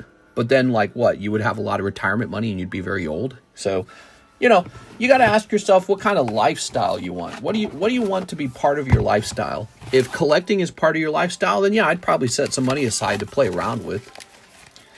What some people do with their spare cash is they go drinking, they go to festivals, they get into, I don't know, something they like cosplay, travel, dancing, some other hobby. Just, you know, there's many hobbies like video games, or maybe you get into collecting vehicles, or I don't know, whatever it is you do. You're not supposed. You know how there's like a movement to retire super young? I think in America it was called the FIRE movement. You reach that point where you have enough money to retire, and then what? You know. So life is really more about setting up the lifestyle that you want. The lifestyle. It's not about retiring as fast as possible, in my opinion. You should have a job that you work, but you should have like stuff that you do with your free time. And if you take your young years and you just don't do anything fun, it's actually pretty painful. And I would know this because I've been doing that for a few years. And it's sort of this last year or 2 years that I've realized, you know, it's okay to spend money. It's okay to have nice things. Like Kirsten and I, we bought a brand new Toyota. We did that because we sort of accepted that it's okay to spend some money. Because in the past, we would have said, we shouldn't buy that. We shouldn't buy a new car. We should only buy junky, crappy cars and barely drive. But we're kind of switching modes into, okay, what kind of lifestyle do we want? Well, we want to have a safe car that can help us go to the shopping mall or something. And then we go shopping more often, that kind of deal. So, yeah, I mean, you're going to die and lose everything is what I would have to say. You're going to die one day and lose all of your money. 100% of your toys and 100% of your money will be gone when you pass away. So the trick is to kind of make an educated guess on how much money you're going to earn over your lifetime, and then optimize how you'd like to spend that money. If some of that money is going to be spent opening up booster packs, that's fine. It's like accepting that you like to go to the casino for fun. But again, it doesn't really matter in the end. In the end, you lose 100% of all of your stuff because you pass from old age. So I would include in there probably like what you like to do, how much do you want to leave behind for your friends and your family, or how much do you want to donate to charity when you pass, you know, that kind of stuff. I would plan for that. Here we are. There we go. Like, let me give you an example, for example. Let me show you something. I'm going to go to ChatGPT real fast. How much will the average Walmart worker earn in their lifetime in Missouri? I'm from Missouri. Okay, so we're filling this out. All right. So ChatGPT is doing all the work for us. 35,000 annual. Final estimates. The average Walmart worker in Missouri might earn 1.3 to 1.4 million over their lifetime, assuming consistent full-time work. So you can actually see how much you'll probably earn, but by the time you're dead on average. You know, if you were to live to the average age, in America it's about 75 years old, you know how much playing around money you're going to have as long as you don't stop working. And you can say, okay, so if I'm going to make 35,000 annual, I should pay all my bills, conservatively invest X amount. X amount should remain in a savings account earning 4%. And that leaves me with this figure here for playing around with. Now you have to decide, okay, I'm playing around with money. What's my lifestyle going to be like? What do I like to do? Some people really like collecting, and I like collecting, so that's why you find me here. We are? All right. I sent 2 payments because I did my math bad. Thanks, man. Appreciate it. that happens. That happens a lot. Okay, come on. We're going to get the best pulls for Sarah here. She's waiting extra long because I'm yapping. A customer is able to sell and get a teeny profit back. Casinos just suck. Yeah, I would say, when it comes to the collectible hobby, if you don't want to do much gambling, just buy what you want. Like this card here is 310. You would just buy it for 310. If you got into a break, now you're opening a $40 pack with maybe odds of 1 in 8. So you have a 1 in 8 odds to acquire it for $40, which if you played a break exactly like this one a million times in a row, your actual cost would come out to just around $300 per win.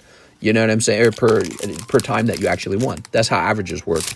So look up like data, statistical averages and stuff like that. You'll see that you're paying for a pull chance rate of about $310 per card, because that's how the pricing is working. And so that's another way, is if you like the slab breaks. But if you really like to spend money, what you would do is you'd open a pack of Sandstorm. And now you're getting into playing around, because those get really expensive and your odds are really bad. So, you're gambling on a chance for the best cards to come out. That's what you're doing. I hope those best cards come out for me, not the other guy, but hopefully for me, and somebody loses pretty badly, in any pack opening scenario. But, so the hobby can be enjoyed. But again, so if you know that in your lifetime, you're going to earn $1.3 million at Walmart with $35,000 annual, your whole collection is capped at $1.3 million. You will never own a better collection than that in your entire life. And in fact, it'll be much smaller than that, because most likely you will have about 10% to 20% of your income should be playing around money. So you're really not going to have a collection better than $140,000 to $280,000 if you continue to work at Walmart. So if you really want a good collection, you have to get out of Walmart. You got to get to a job that's paying a higher rate. A lot of people don't think of collecting that way. They think of collecting like, hey, I just got my paycheck today from Walmart and it's $600. Maybe I get lucky today. You know what I mean? And it's like, no, because on average, you'll get the standardized pull rate at the standardized price, and maybe you'll get lucky more consistently than the average human, but more likely, you should bet on the average to occur to you. And in fact, it can be worse than average. You could be a guy who gets the bad overall luck when it comes to opening packs. So you could have that happen as well. So, if you really want a great collection, you got to get a good paying job. You've got to. And then just plan accordingly and shop however you like to shop, shop where you like to shop and enjoy what you got. And then one day you will pass away. As sure as you are alive right now, you will one day be dead, and none of this will be yours anymore. It'll all be gone. It belonged to someone else at that point. So you don't keep it. It's all like renting almost. Your cards are not yours. Your money's not yours. Your house isn't yours. I'm living in someone else's house. They died. So they died, and it's my house now. So words like mine, me, my stuff, myself, I, they're all just made up from while you're alive. And so we're getting pretty stinky philosophical, I guess. But I mean, it helps to think about these things, because it puts into perspective your emotions too, like what really matters. Your family matters, your friends matter, good times matter, and having some fun along with all the suffering and the work, I think it's worth it. Here we go, Sarah. This is some Soren Kierkegaard philosopher level. I have no idea. But those are all things that I've been thinking about. Like my collection feels like it's mine. I look at it and I go, that's my Charizard. No, it's not. No, it's not. One day it'll be someone else's Charizard. That's just how it is. I'm just holding it for that person. And so, these are important things to consider. Unless you are lucky, 777, no way, that is the way to collect. You would do better off buying off the card you like outright. I agree with Chris Card Vault. So, but here's the problem, Chris. Some people actually do just want to open packs. They don't want to do anything else. That's what they enjoy about the hobby, is the pack opening process. So some people go, I know I can go buy Charizard. He's on the market. I've got the money to buy him too. But my favorite thing is when I take this little pack of cards and open it up and he's inside of the pack because I got lucky. So those guys they enjoy the RNG element. And this is also why I brought slab breaks to the table, because I feel like the slabs are undervalued and we can get them better pull rates than these booster packs. So you can have that experience of getting lucky in a more cost-effective way. All right. The surprise of the pack opening does go hand in hand. You're very, very eloquent in articulating insightful thoughts. That appears to be the one thing I'm decent at in life. All right, but I'm not very good at fashion. I'm terrible with fashion. All right, you ready? Oh, box of OP9. Now something's... Oh, right, he said he didn't do the math right? All right, the rest of the money. Okay, so box of OP9. All right. That's what I was saying. I should write a book about maybe running a card shop or something to share some of my insights. I think it would be fun. Or maybe like a book on my experience with card collecting or card investing. All right. I'm terrible with women. Yeah, I am not that terrible with women. And I think that's probably because I had the advantage. I had, get this, 6 sisters. 6 of them. 6 of them. And so that probably has helped me. There you go. I talked to girls all day when I was a kid. Ready? I've seen guys who, like, they can't even be around girls. They're so flustered. They just instantly blush. Instant blushing. They can't talk to them. There you are. All right. Who isn't? I'm tired. Snipping this. Who isn't terrible with women? Some people aren't. You are? You know who's definitely terrible with women? Other women. If you look at the divorce rates, the data, right? Because that's always fun, right? Whenever you're in an argument or you're having like an idea or hypothesis or any of that going on, always look for like data, because data is really helpful. And nobody breaks up. Nobody has more divorce rate than lesbian women married to each other. It's the most violent relationship, and it's the highest divorce rate relationship is women married to other women. Isn't that funny? And the lowest divorce rate are men married to other men. All right. Oh, that is some crazy news, isn't it? Wow, that looks fantastic. Look at this, guys. Edward doing great. That would be me. Here we are. All right, we got this. You blush around the ladies. That, it means you're a sensitive guy. That's what it means. You're sensitive, and you have a little anxiety, maybe a little embarrassment. You're a little self-aware. So that's all normal stuff too, by the way. But, yeah, I mean, you can overcome all of that. I think that what helps a guy with those kind of issues, like blushing around the girls, exposure therapy. So having to spend a lot of time around girls, if you just were forced to spend lots of time around them, that will help. It will really take you a long way. The question is, how do you get that, you know? Were you going to, like, hire girls to hang out with you? Like, you can't really do that, can you? And, yeah, so, you know. But that's an interesting thought, you know, because you're not the only one with maybe a little anxiety around the ladies. There you go.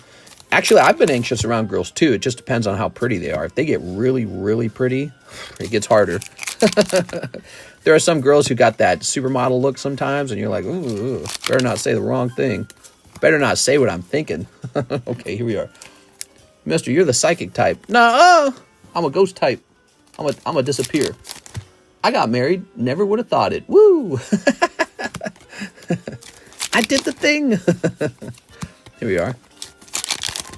All right. Never get married, bro. Go to Bunny Ranch in Vegas. Well, you know, they do that. In Europe, you see young men will take their friend out to, like, the red light district in wherever they got those, and they'll pay for their friend to have sex with a girl who does that stuff. I don't know if I want to say that word because I never know what YouTube is listening to. But so you can pay for your friend to have sex with some lady in the red light district, and then he comes out, he's like, I've done the thing. I've touched the boobs of a guy. So, and maybe that demystifies women to a certain degree, and you just get a little bit of confidence from that. I'm not sure. But that's not for everyone, that's for sure. Not everyone's willing to do that, especially people who have religious conviction like I did when I was younger. I had a lot of religious rules. I would have never been agreeable to that. I'd be like, Ooh, yeah. Very good. Yeah, socializing with women. If you're, oh, there you go. You got the Kamihama. I don't know his name. Women are from Venus. I'm from Kepler. Just don't get too cocky. Lady of the night. You're better off renting a date unless you want a relationship. I don't think we have renting dates in America at this point. But they do that in like Japan, right? In America, that would be like crime-ridden, disease-ridden awfulness. There you go. I was thinking of starting a new cuddle business where we hire people to cuddle you in bed. You go, practice cuddling. You ever heard of those? Cuddle therapy? Women are from Venus. I'm from Albuquerque. Chris says, I was married for 15 years, and I'm happy as heck being single now. Chris, there are so many men in here who have been through a divorce. I swear to God, it's got to be like 30 to 60%, somewhere in that range of the guys in here have either been through some long-term relationship that ended in a breakup or divorce, one or the other. And maybe this is what you do. Like, when you're single, you pick up a nice hobby called card collecting. And you no longer have a wife who says, you can't do that with the money. So they come at you and say, hey, that's my money. Edward. All right, Mr. Edward. Wow, I'm liking this order, Edward. Thank you so much, man. All right, that was fun. He should just cuddle his PSA 10. Dark Charizard. Hey, man, don't be talking trash on Dark Charizard. He's my favorite Pokemon. Hey, by the way, you guys ever want to show some support? I got some, oh, that's my wife's drawing. I got some $25 Psyducks here. These are hand-drawn Psyducks. I like this one. This is the best one. So if you're smart, you'll grab this one. This one's the cutest because it looks like he's got a little smile. And that's my signature. And this one's kind of the stinkiest. He's kind of eating too much. He's bloated. And this one, I don't know. He almost looks like he's from the New York Times or something. He's got a bit more of a New York Times style. But these were drawn very fast. That's a little teardrop on the side. Isn't that fun? So those are $25 a piece, little drawings. And I'm going to make some room in this box. This box is filling up. Look at this. This used to be the new packs guide. The Topps Chrome. I'll put these away right now. Let's see. Ren and Stimpy can go in the Ren and Stimpy box. Identify with the bloated one. Oh, Metazoo Kickstarter. No one has bought a single pack of the Metazoo Kickstarter box. I don't even know where it is right now. I've got this loose pack. Where's the whole box? Well, that's troubling. I don't know where I put it. Oh, here it is. I put it in a safe place. Metazoo Kickstarter box with fresh, pricey packs. Okay, we got Pokemon First Movie. We have sold a couple of those.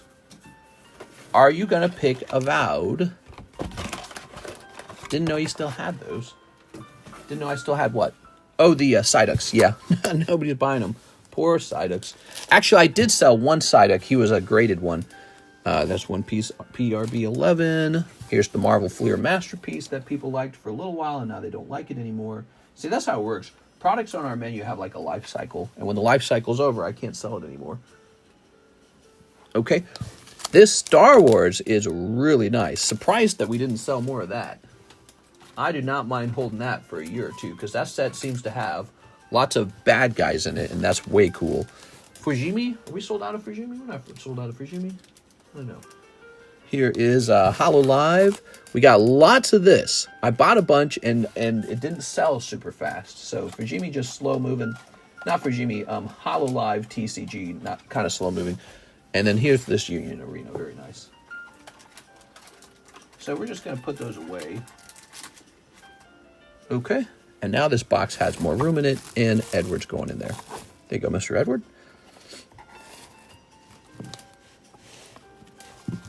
Are you going to pick Avowed? I identify with the bloated one. He's feeling a little gassy tonight. All right.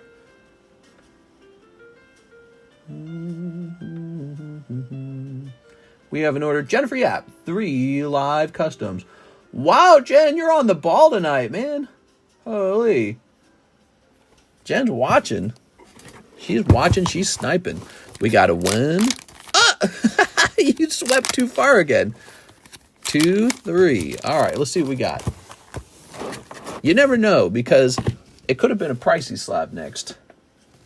You never know. Here's, ooh, Scyther, Prism Cardos. Well, technically, Jen, you got it $10 off. Is that it? Yep, Scyther 9. Oh, a -10 card. Very interesting. Okay, toss that away. I'm sorry, Jen.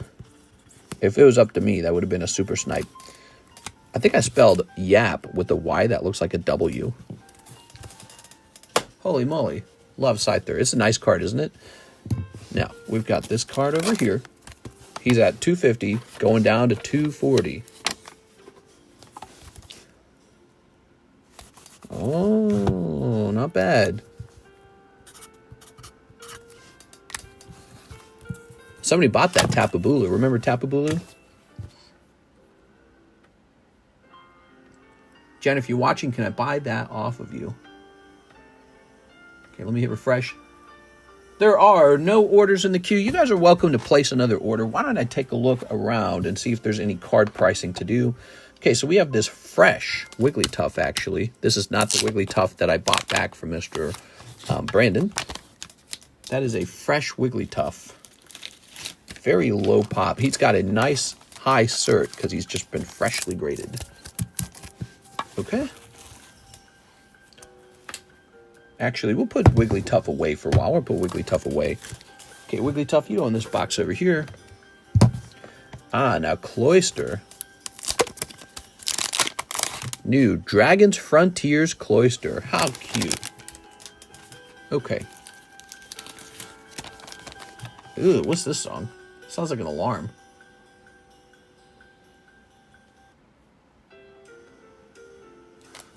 All right.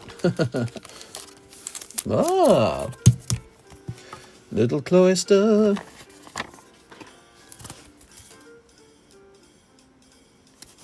There you go. I think you guys should do what you can to get yourself a girlfriend. I feel like girlfriends are so nice. And if you're feeling a little hopeless or low about it, I just say don't give up. That's the first step, is to not give up. You are? Oh, yeah. Look at that. Dragon's Frontiers. But, you know, if you're just not in a time in your life to get a girlfriend, that's all right, too. It's not a big deal. All right. Same with you ladies. Same deal for you. If you didn't know this about me, I spent quite a chunk of time single, particularly after I left home. I was single for a little while. And then I had one nasty breakup where I was single, too. All right, let's see. So, you know, being single is all right. I don't think I'd want to die single or be single for too long. That's the other side of it, is I wouldn't want to be single for too long. It sounds painful. All right. It looks like nobody is selling this item. I can just pick a price.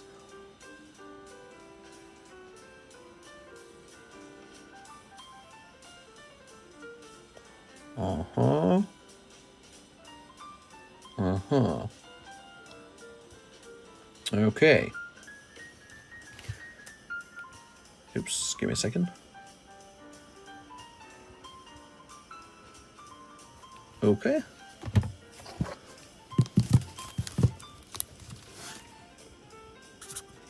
Maybe do your best to be in social places where people have the same hobby as you, you know? Like, so if you like Pokemon cards, try to find a nerdy girlfriend who likes video games or who's into computer science. My wife was into computer science. That's how I met her. She was a software engineer.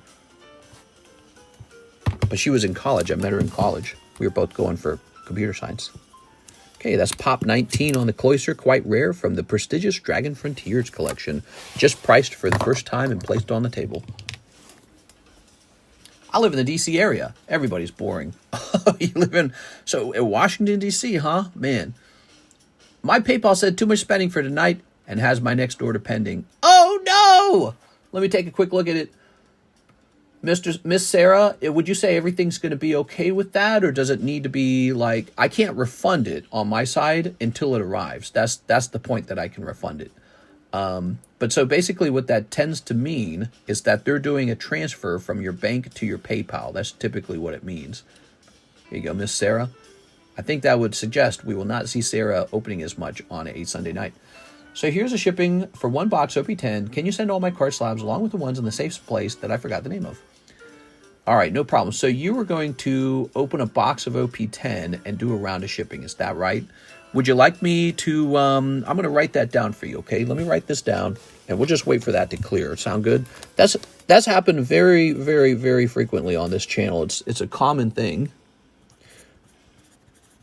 What's going on is it typically means PayPal needs to transfer money from your bank to your PayPal. That's typically what it means. And it also means I haven't actually received that money. And so it means I can't cancel it either. It doesn't allow me to cancel it. Wait, does it? Let me see. More actions. Nope. I can add tracking info or print. Those are my 2 options. All right. So we're going to write this as 94P. P stands for pending. And yeah, happens all the time. I'm nervous about my USPS package. There's no estimated delivery date for it. Sorry for my anxiety.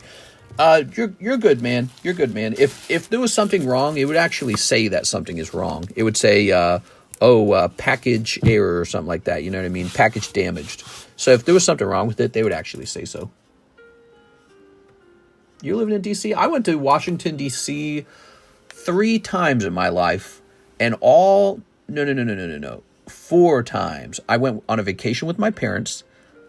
So my parents, in my whole childhood, did 2 vacations. 1 to Mexico and 1 to Washington, D.C.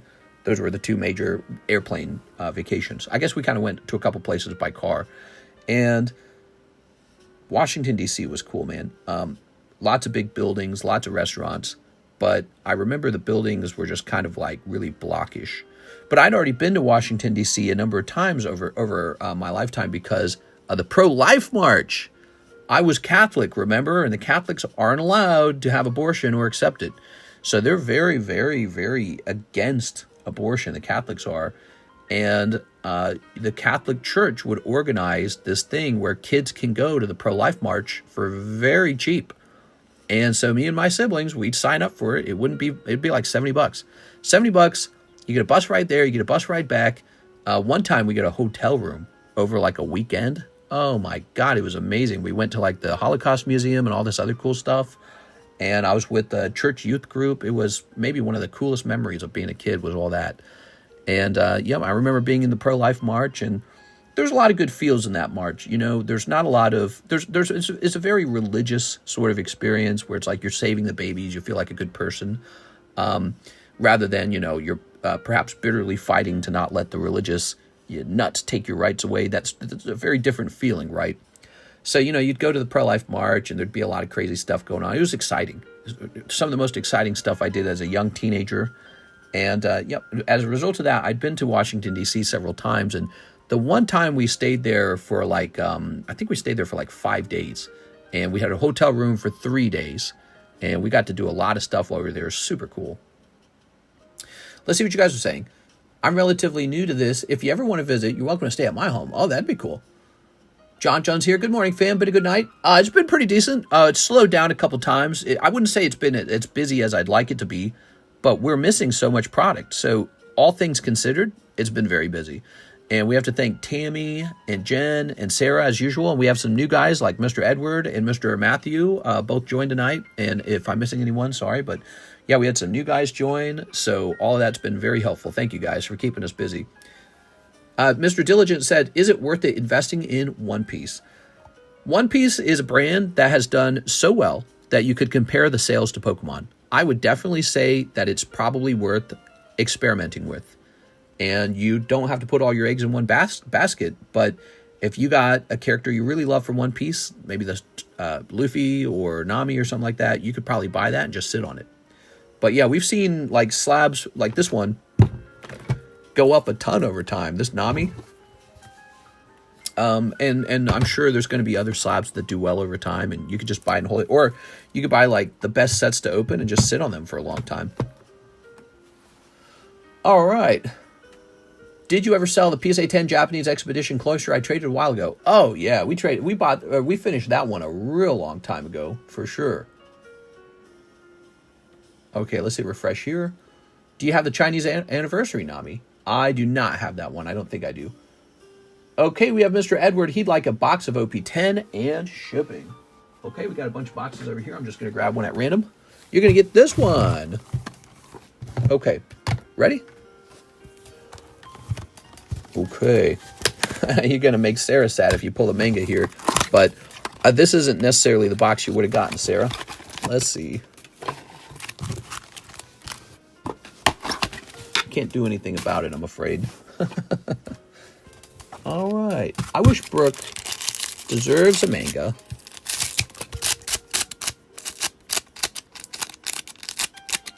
Merry Christmas. I'm sad Jen didn't answer. Aw, she might be busy. Here we are. She's not talking a lot in chat. She might be doing something like laying in bed, sleeping, half asleep. Or she might be organizing her cards. You never know. She might not even seen the comment.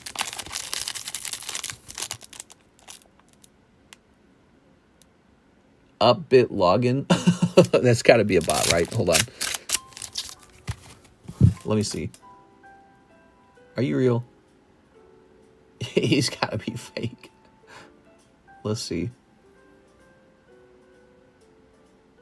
Oh, no, you might be real. No, he might be real.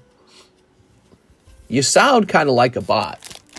He says, I'm not. Your account's only 1 month old. That is typically the sign of a bot. Also, there's no like picture associated with it. But let's see. If anyone is into crypto, investing in crypto means just buying some crypto through an exchange, putting it in a wallet, and sitting on it, ? I'm very well developed. Okay. Put that over there.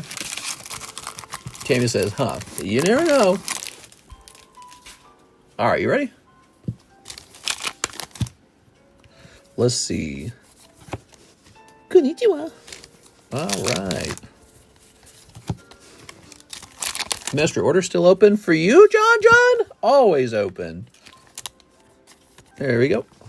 Yeah, I'm not feeling too tired to answer your... oh, cutie. There we go. A lot of alternative arts in this set. I've noticed a lot of the boxes just give you an alternative art. Here's an SR. I sleeve up the SRs. I let everything else be unsleeved. There's so many hollows in this set. Okay.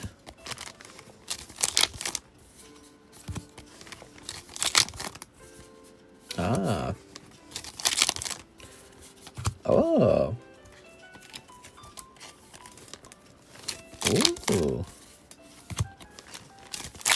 Here's a hollow. I think another thing that helps with talking to girls, they always say be confident, right? But they never really explain what confidence is. Like, okay, why don't you... That's like telling a depressed person to just be happy. Have you tried just being happy? And I feel like that's never... Like, that's the goal. Yes, we get it. Women want men who are, like, confident. They want daddies almost, you know what I mean? Like, yeah, hey, baby. Back to the girl subject. And I've often thought about sort of like what made me successful when it came to the dating game. And I think one of the things that made me successful was I just had a really, really unusually difficult childhood and past. And because I had experienced so much, I think the word's adversity, but also just sort of like really, really unhappy moments and struggle, I think there's something about that that makes other things, like having to talk to a pretty girl, seem more trivial. You know what I mean? Here we are. So like a problem that appears to be large is actually quite small when you compare it to the death of a loved one. You know what I mean? This thing you thought was important in life or it scared you, it's like it turns out it's not really even a passing thought. So it could be the sign that you haven't had anything really terrible happen to you if you are still a little nervous talking to girls. You know what I'm saying? Because you'll go through such an emotional train wreck of feelings, so painful, so difficult, when something truly bad does happen to you, that you'll come into that scenario where you have to maybe talk with the girl, flirt with her, and it's just like, this is easy. You know, this isn't a big deal at all compared to what could be going on, like the things that happened in the past. There you go. What I'm saying is you need trauma. Hey, baby, anguish. If you just have enough trauma. All right, Mr. Edward. Very nice. By the way, Edward, if you want to add one more box, you still can. I won't say no to that. I'll go print you up your label. Still got time to toss something in that bag. the shipping. We'll go ahead and grab this. Not too bad. Okay, we're logging back in because it kicked me out. I need a Power Keepers pack break. I might have Power Keepers, but right now we've got Legend Maker, I think. Another suspicion I've always had is just like accomplishment. So if you feel a bit green behind the ears. Oh yeah, we're shipping you for the first time. We need your address. So let's go over to PayPal. If you go out in life and accomplish some really tough things, that will also give you some sense of confidence. So that's a great way to get some confidence in your pocket. Because if somebody just tells you to be confident, you can kind of like pretend to be confident and it might work, but it might not work. And I think it's really hard to fake real confidence. It's quite, hey, I know where you live. I recognize that place, Mr. Edward. Edward, I'm in Lake of the Ozarks, Missouri. Did you know that, Mr. Edward? All right, we'll grab this. I am located in Lake of the Ozarks. We're living in a lake house. All right. And now we're going to grab this. He goes, shh. Grab this. And grab this. I'm from Pennsylvania. Oh, okay. Okay. All right. And we'll hit print. That's true. That's what the tea leaves showed me.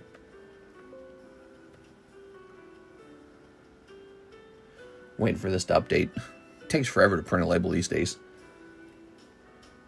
The price takes a while. I think it contacts like a server and then it comes back with the information. I just moved here a few years ago. Law, it's a city address, but I live in the sticks. Oh, cool. Okay. Oh, well, Mr. Edward, be sure to check your Yahoo account for the tracking number and go over the address to make sure it's okay, because we got to make sure we have the right address. Come on, dude. Will it update? Ah, there it goes. Okay, cool. Yeah, we kind of live in the sticks too, to be honest. Lake of the Ozarks, not very well developed. Originally, though, I'm from St. Louis, and St. Louis is developed, and we miss it all the time. We miss certain aspects of it all the time. We don't miss the crime and the horrible traffic and the dangerous highways, but we do miss having things to do. All right. Very nice. Mr. Edward. Come on. Next up, we have Philip Adornato. Can I get 20 to my Slabway and 4 Cardos Yu-Gi-Oh? Yes, 20 to your Slabway. Mr. Philip. Over here. This goes down to 60 buckaroos. Okay.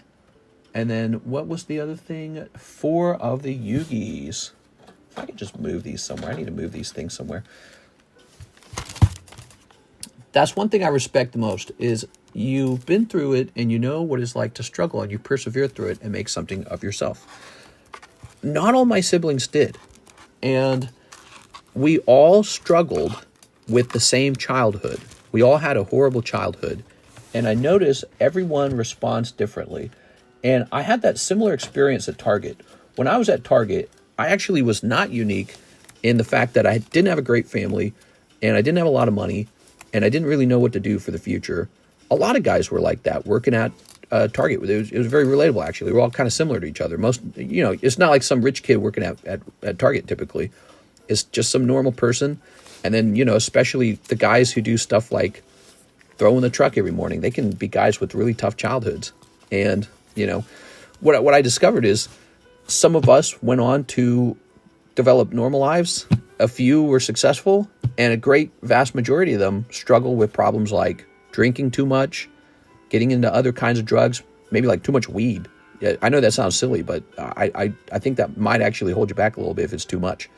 And maybe harder stuff too. Or seriously, like getting girls pregnant, becoming baby daddies, and marriage falls apart, you know, struggle with the relationships. So I met a lot of guys who ended up just kind of falling apart at the seams. And it's tough out there. It really is. I feel like there's this thing that goes on. Okay, so I feel like when I was younger, when I was a young man, nobody is really interested in helping you. Like if you were a cute girl, Some guy, somebody, anybody will swoop in to get you if you're a cute young girl. If you're a young guy and you're in trouble, no one wants to bail you out of jail. Nobody wants to loan you a vehicle. Nobody wants to help you with your locked up, accounts. You are out of here. They don't even want to associate with you. They don't want to talk. They don't want to talk with you. They don't want to see you. You're like a stain. And so I remember that when I was young. Nobody even wants to hear the things that you have to say. You could be somewhat clever or smart or witty. You could be a wholesome or a good person. But if you are somebody with a bad past or a difficult past and you seem like you could be trouble, there's just no one there who really wants to expend their time, their free time, and their money to help you with anything. You are on your own. Good luck. You better have friends who want to take care of you or family that wants to take care of you. And even they kind of don't want to. They're just like, ooh, go get a job. Get out of here. Get away from me. So I feel like it's really, really especially tough on younger men who don't have a lot of proof that they're sort of like good. You know what I mean? Like this guy's stable, non-violent, helpful, considerate, all those good things. You know what I mean? It's really, really tough out there. Everyone just kind of gets jumbled together and it's just like, get out of here. All right, whatever happened to that driveway your neighbor was trying to get money to fix? Oh, yeah, so he just went through with it. He just paid for it himself, I guess. When it was all done, I told him, hey, if you want me to pitch in, I'll pitch in. He didn't text back. So I got a neighbor that definitely does not like me. But yeah, we hate it. We hate the way it looks, by the way. It looks great. It's terrible. If you saw the road, it's like, it's got these just raggedy black edges, and it's all black, right? It's this black paved road, but the main road is a nice gray color, so they don't even match anymore. The roads don't match. They look like two separate roads, and the black road stands out. It's this black sealed up road. It's ugly now. So he made the road worse, and he wanted us to pay for it. It's like, damn, dude, we don't even want this repair. All right, so what happened to your thumbprint card? The blood thumbprint? Hold on. Okay, hold on. Let me hit refresh. We got another order in the queue. All right, so here is Joseph Smith. One live custom. Oh, Joseph, you abuse yourself. Let's see what this is. It's cold. I'm sorry, Joseph. That is a cold live custom for Joseph Smith. The Halo card. Thumbprint Halo. Oh, I forgot about it. I'm supposed to protest that, aren't I? Man, I don't even know if they will consider it. I guess I need to... I completely forgot about that because I'm so busy. I don't even know if they'll listen to me if I bring it up. They'll probably be like, What do we got here? We got some of these old CGC 9.5s. We got Ducklet. Trash. We got Bisharp. Trash. And we got Pikachu. Trash. These are giveaway slabs. You guys are getting some old CGC giveaways. I got a bunch of V and VMAX cards, not popular Pokemon from Sword and Shield. Are those going to increase in value? I feel like they're just like bulk cards. Oh, yeah. 100%. They're like bulk cards that you think somebody else is going to pay $1 for, which they're not. I mean, one or two of them might do well, like Gengar V. Remember Gengar V? He's a cool card. Maybe like Raikou. So a couple of the Vs might do okay. Most of them are undesirable. And if any of them are playable or have a particularly nice artwork, they might sell for $1. The rest are like energy cards, because there's that much of it printed. And I just don't recommend investing in it, that's for sure. If you have a whole bunch of them, you can put them in a box and put the box in your closet and let it age just like everything else. So, you can do that if you'd like. Give your neighbor that Whalmer in exchange. It took me a long time to realize that I need to focus more on myself and not others, and hanging out here helps me every day to try and do better, and I really appreciate that. Yeah, definitely. Well, I've said this before. Because of the struggles I went through when I was younger, I don't relate to like successful people. Let me put it that way. So my family was dirt poor, 11 children. Like, come on, we were just poor. So we were really poor, no birthday presents, no Christmas presents, unless people donated something to us from the church. And so I related not to rich people.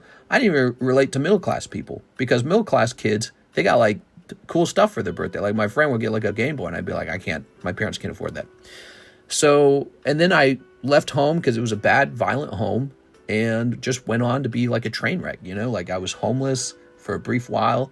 I was, living with difficult roommate setups, where it's like, you didn't have to pay as much money, but you were just living in a crammed area, or you live in the back of your truck for a little while you're trying to get an apartment or something like that. And I just remember all the struggles, like working at Target.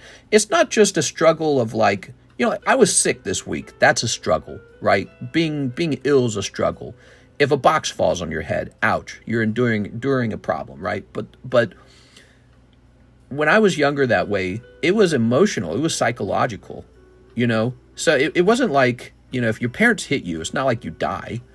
But it was like knowing that your own parent hit you. That's difficult. It's like scars you almost. If your parent, and parents do hit their kids, like smack them on the butt for, hey, you can't be bad. But I mean, like, sort of like angry hitting, you know what I mean? So when you run into people who give you a sort of angry conflict, or people who, mess with you or something like that, it's having to sort of process those kind of things correctly.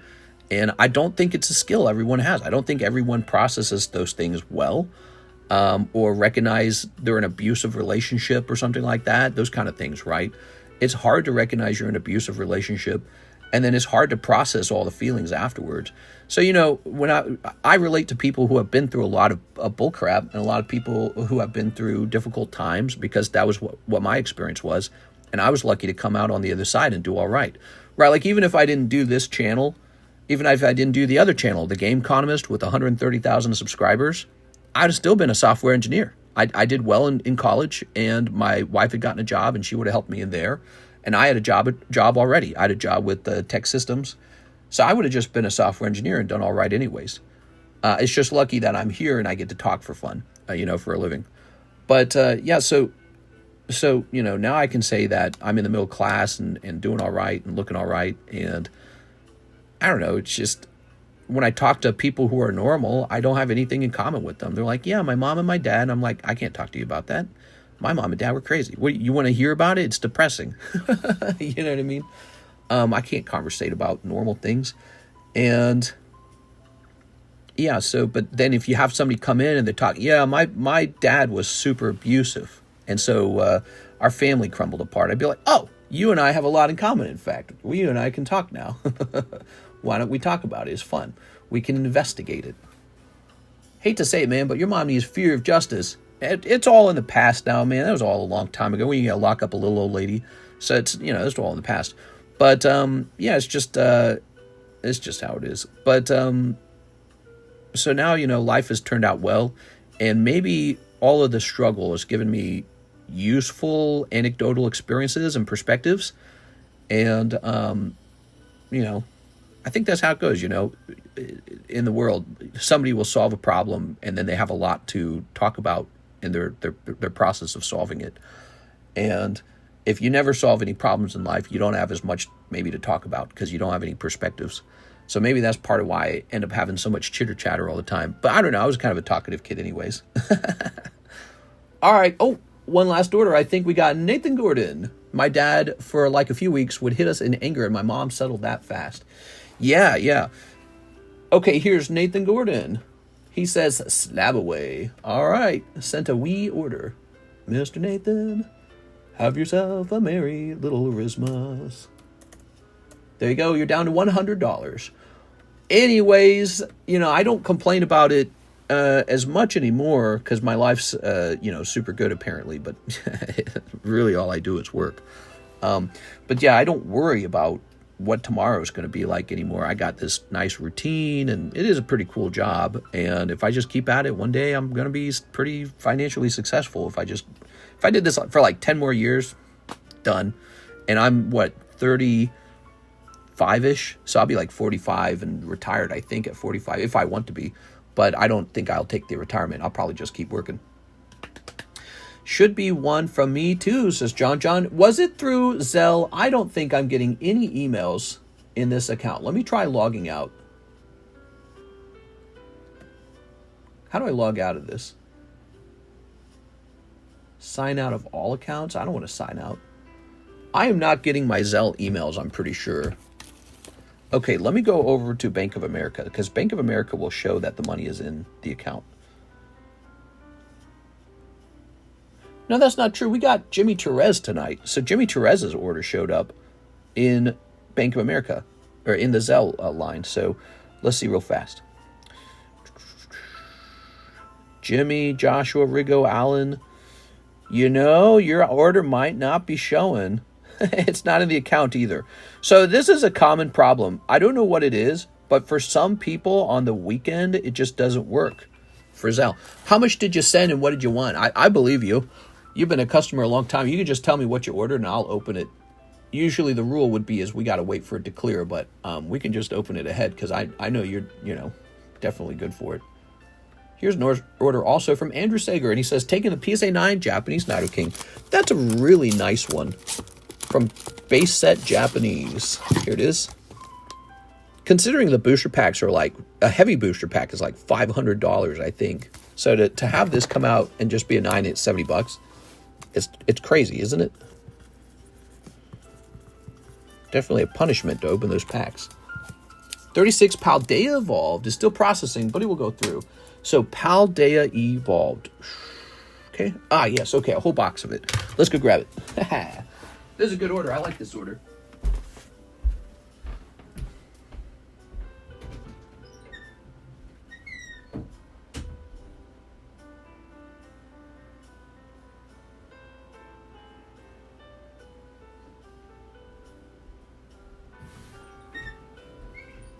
All right. You know who also did very well with girlfriends when I was younger? My brother, who I did not get along with. I had this brother who I thought was a total jerk. He and I were like water and oil. He and I did not get along. We were extremely different from each other. And I spoke to some old neighborhood friends after I had left for a while. And I caught up with them one day. And they're like, your younger brother went on to like slay every girl ever. They're like, yeah, different girl every week. I was like, what? And it was apparently true. There you go. All right. My brother was apparently very successful with girls. I knew what his strategy was when I was younger. He would just walk up to the girl and be like, I'm in love with you. Just walk straight up. He had no concern about rejection at all. He did not care. And he was just definitely going to ask. And I think he kind of came off as sincere, too. Because especially when we were a lot younger, he would fall in love with a different girl every month, I swear to God. There you are. All right. Very good. But I actually do remember seeing him with a girl one time. And she was some curvy, pretty blonde girl. And I was like, what the fuck? Because I was still living in the area. We are. And you run into family members when you have so many of them. And then I know after he got out of the Air Force, because he had been in the Air Force, he got married and then had a kid with that girl, and then they broke up. And I was like, that sounds exactly like what he would have done. All right. I don't know what he did from then on. He moved out of Missouri. All right. But he was not too well in the head, I think, from the childhood as well. I think it did very badly on him. Here's Chi-Yu. All right. Swearing to God isn't good. Oh, I'm swearing. Very nice. 36 packs of Paldea Evolved, right? This is correct, right? Here's Chen Pao. Ooh. Very nice. I never forgot it. When I liked a girl, my brother always liked the same girl. We were only about a year and a half apart. And we had the same taste in women. And the difference was, if I liked a girl, I would tell her in some private way. If he liked a girl, he'd just walk straight up and be like, hey, I like you. Like, damn, dude. I felt like if you use that method of talking to girls, you'll end up getting all the wrong girls. There we go. Kawakaval. You want the girl who's a little harder to influence and a little more distrusting of people. Here's Fletchinder. So if you find a girl and you walk up and she says yes right away, I'd be like, I don't know, you were too easy. I'm half awake. Sorry if I fall asleep. Where are the mods at besides Tammy? Well, you're right here, Mr. Russ. It's Santa Russ. Ho, ho, ho. There's Fui Coco. Phalanx. Here's Hunchcrow. Noibat. Talonflame. Oops. Christmas. Here's Tinglu. Something Wang. Oh. I feel like the legendary Chinese Pokemon that they added were really, really bad for Scarlet Violet. It didn't fit the Spanish theme. This was a Spanish theme game. They should have stuck with Spanish legendary Pokemon.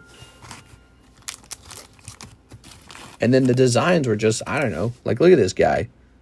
I wouldn't guess this was Pokemon unless you told me that is Pokemon. Same here. Like, if you told me this was a Pokemon, I wouldn't have immediately guessed that.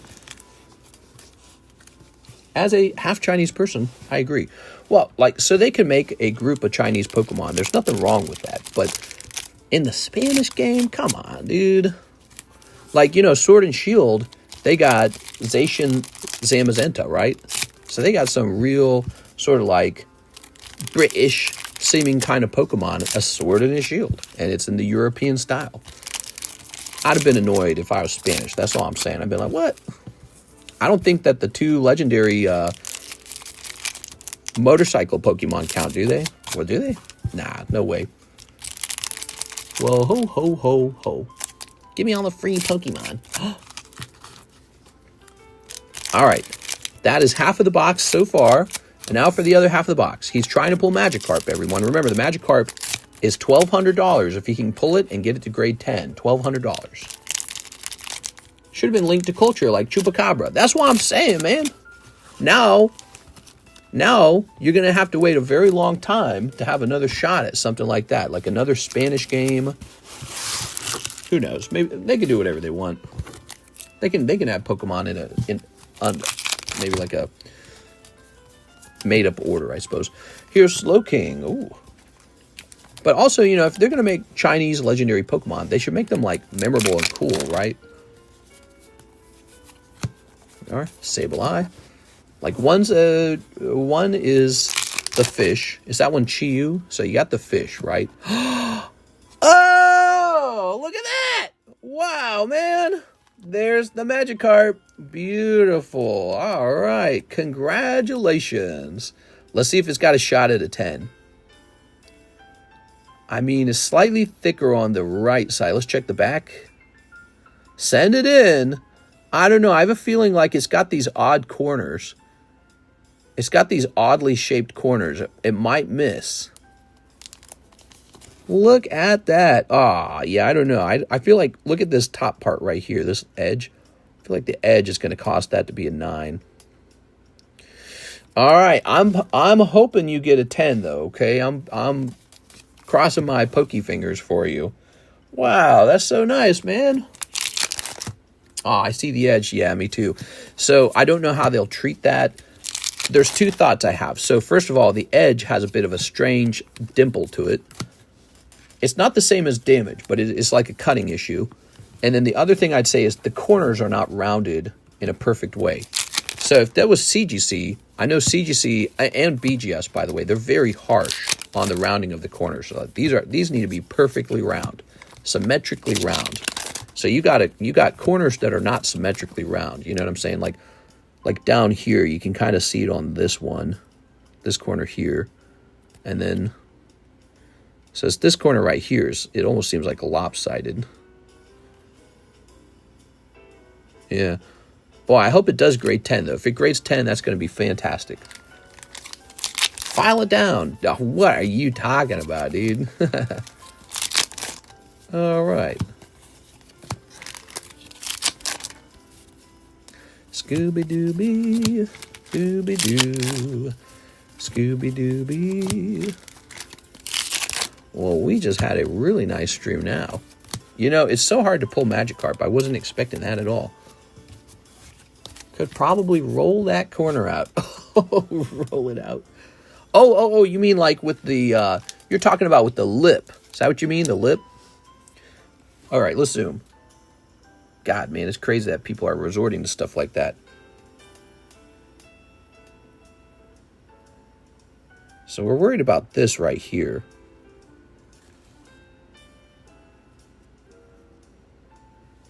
But he might be talking about the lip.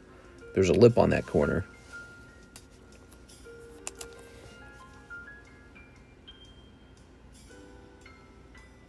I don't know. Send it in, man. You might have a shot. It's one of the best Magikarps I've seen so far. I haven't seen even one Magikarp that looks like a straight 10. Not even one. It might be able to sneak by. That's right. That's where we're going to say week 10 if this one grabs a 10.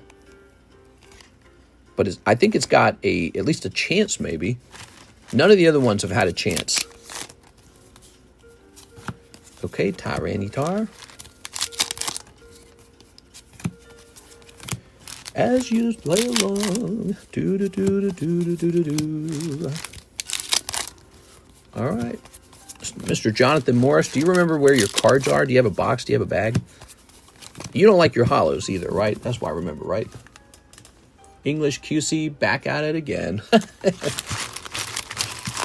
Boy, if you get a 10 on this, though, that'd be super cool. We did it, lads. Newer bag. Oop. I don't want that to happen. Let's grab this. Wait, you would be in the John box, not the Joseph box. I like my holos. All right, you keep your holos. You are? If that's the case, you're going to have a very fat bag of holos.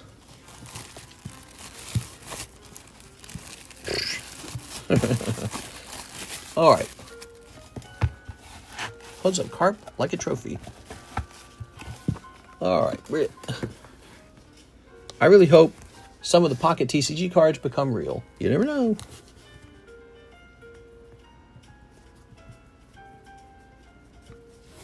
All right. Ta-da!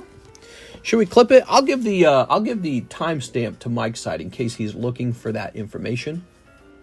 I think the problem is we've made a couple of these clips very recently. And this is going to say, Jonathan Morris pulls Magikarp AR from Paldea Evolved. 407. Oh, so we are 4 hours in. I've done it. I've done the thing. I've gotten the 4-hour stream complete. I'm a good boy. How about that? What do you guys think of that? Archie Abut says he'll take a spot in the Queen Amidala. Oh, look at that. Queen Amidala's moving. Nice. Wasn't sure how to feel about those non-Pokemon breaks. All right, let me show that off for everybody, since there is some interest in it. It is Star Wars. It's actually 2 slabs. Queen Amidala out of 25. Not bad. You got this actress. And the other one is out of 50 as well. It's actually 2 slabs, both rare, pushed off the track by Sebulba. That is Topps Sapphire. I really don't think that it's an unreasonable price at all for an out of 25 Queen Amidala. Okay. Star Wars. So you're going on. You're number 2. I've never been in the Cool Kids box before. Oh, yeah, we'll put you in the Cool Kids box. Why not? That's where we're going. That's so cool. Now you need to pull the Pikachu SAR. Here's Zen Collectibles. 2 Holo Shuffle. Also, how much would international shipping be for just my slabs? Oh, I do not know. We would need to know how many total slabs it is. Probably $40 for sure. Because I believe only about 4 slabs can ship for $20. And then there's a bit more of the complexity to it is also what kind of customs fees might be involved if they're extremely expensive. So, but we can try to send them in and just see if they can pass customs without the box getting opened up and them demanding more fees. Yeah, so you unless you have like tons of slabs, you probably owe 40 for the basic shipping, okay? Also, you'll want to tell me if you get a lot of international packages. So if you ship lots and lots, if you acquire lots and lots of slabs and they all mail into you, and it's normal for customs to check your box, you'll want to tell me that. He says 8 slabs. Yeah, 8 slabs will be $40, and you'll want to inform me if customs checks your boxes a lot. Okay, so 2 holos. That'll help me decide how strict to be about declaring the items. Ready? Okay, here goes. I genuinely don't remember. Ready? You'll know if you've been in trouble with customs before, because they'll say like, hey, you owe more money. So it's not too complicated. But if they've never done that, then that's good. I had one guy who was a real big buyer, and he had the box opened up, and they're like, hey, you owe more than this. 2 cold ones. They don't check my boxes. That's good. All right. Ba-doo-be-doo-boo. All right. So I think we're ending there. Jonathan Morris pulls Magikarp. Beautiful. Star Wars ticks up to 2 out of 7. That's nice. And we got some cool new cards up on the table. We sold a slab tonight. It's been a pretty eventful night. Tomorrow, still no Terrestrial Festival, so we're just going to be enjoying the things that we already have with ourselves. Hopefully, it lands on Monday, Terrestrial Festival. So if you're just waiting for that, one thing you can do if you're just waiting for that, we have this Terrestrial Festival box break. $15 to buy in here and have a chance for a whole box. And yeah, apparently it's a popular set. So I will see you guys. Sending in the shipping fee. Nice. Mister, are you allowed to disclose how high the slabs go for in the live customs? Yeah, for the live customs, the top pull is $300. $300. Also, I need to add more slabs to the live customs. How is the Fossil Sublist looking? Yeah, let's take a quick look. There's the Mega Break for the Suicune. And here's the Fossil Sublist with 1, 2, 3, 4 spots left. It's quite close. So when that goes off, that'll be very fun. Okay, cool. We have this order from Mr. Zen. He's ready for shipping. Zen, I'll process that tomorrow, okay? Besides that, it won't ship out until Monday anyways. So tomorrow. All right, have a nice night, guys. I will be back on for the Sunday stream. See you later.